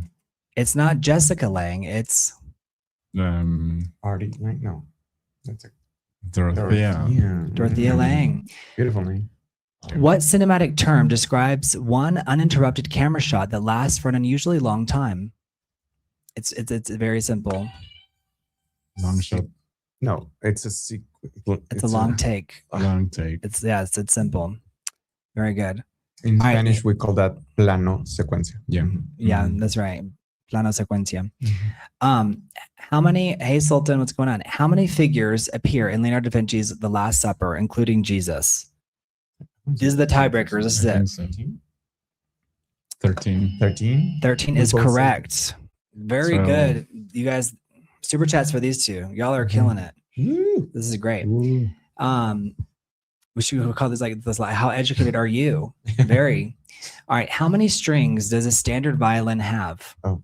How many strings does a standard violin have? 4? I think 4. I want to say 4. Is that your final answer? Ring the buzzer if 4. it's your final answer. Correct. That's correct. Okay, let's go. We both got it. This is yeah. All right. These are the last 3 questions. In which museum is the Mona Lisa displayed? The Louvre. That's right. In what city? It's actually in this studio.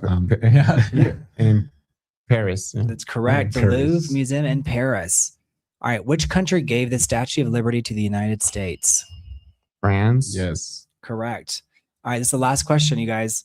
And then we're gone for the night. We love you guys. Don't forget to subscribe. Don't forget to like the video. Subscribe, y'all. Leave a comment after the fact. Share with your friends. Share it. Welcome to the Big Idea Show, where we explore the big ideas, ask the big questions, wrestle with the uncomfortable truths of reality. All All right. What was Charlie Chaplin's most famous recurring screen character called? There's the lady and the tramp. right. I was gonna it's say not bum. now. He was not associated with the lady and the tramp, but his The character tramp. was the tramp. Tramp. Yeah. I was gonna So say Charlie bum. Chaplin's most famous recurring screen character was called the tramp. Mhm. So how was that today? That was like The tramp isn't the dictator, isn't he, or no? no, but that's a good. There's some similar things are crossover. Yeah. But I love that speech that he gives because it's so like it's so the opposite of what the figure that it kind of is representing. Yeah.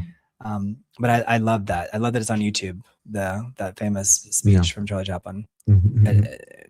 So we'll end with you guys tell me who's your favorite entertainer, and then we'll close it.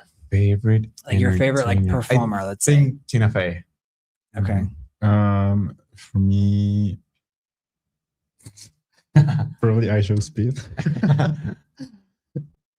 Oh, do you actually like him? Yeah, I like him. So what's his shtick? Does he do anything when he goes to the place? I think he's just like unhinged as well. So What do you mean as well? Like us. Okay. No. Okay. No. No, I mean he's unhinged and he I think he's like funny. I don't I know really, Jimmy loves him. Yeah. So he goes to different places and he's like, he does like a lot of random stuff too. Have you heard of this person? A little bit, yeah. Okay. No. I'd never heard of him before. No. But he goes to these different places and he's like, I'm here, y'all. Look, I'm here. What's up? Yeah, he's funny. Yeah. Yeah. I'm surprised. So that he's your favorite like performer? Well, not because I thought of entertainer as, like, hey, anything but, goes. Anything goes. But he just came to my mind. So yeah. Yeah. Follow your gut. Yeah. Follow your heart. Follow your Yeah. gut. I love it. Okay. Very good. I don't know who mine is. I feel like there's too many. Yeah, there are too many. There are really so many. But I love that you like picked one. Yeah. All right, we're gonna do the countdown. So Okay, you trial by fire. Good job, everybody. Yes. You guys rocked it. Thank you guys for joining us today. Don't forget to give the video a like, subscribe if you haven't already. Sure. We've gone through we've explored art as much as we could and be like, what is it? How do we deal with it? And so we did a history lesson at the end. 10, 9, 8, 7, 6, 5, 4, 3, 2, 1. All right, guys. Love Thanks, yourselves. Have a good y'all. night. Don't forget to like the video. See you guys. Bye. Thank you guys. Thank you Bye. all. Mwah. We love you guys. Bye. Have a Bye, good John night. Scott. Bye, Dog Overhaul. Bye, Margaret. Bye, everybody. Margaret, thank you for joining Thank you us. for joining us. So great to have you, Margaret. We'll see you next time. I hope you had a blast. Margaret Walter, welcome to the party. And good night, everybody else. Good Bye, night. guys.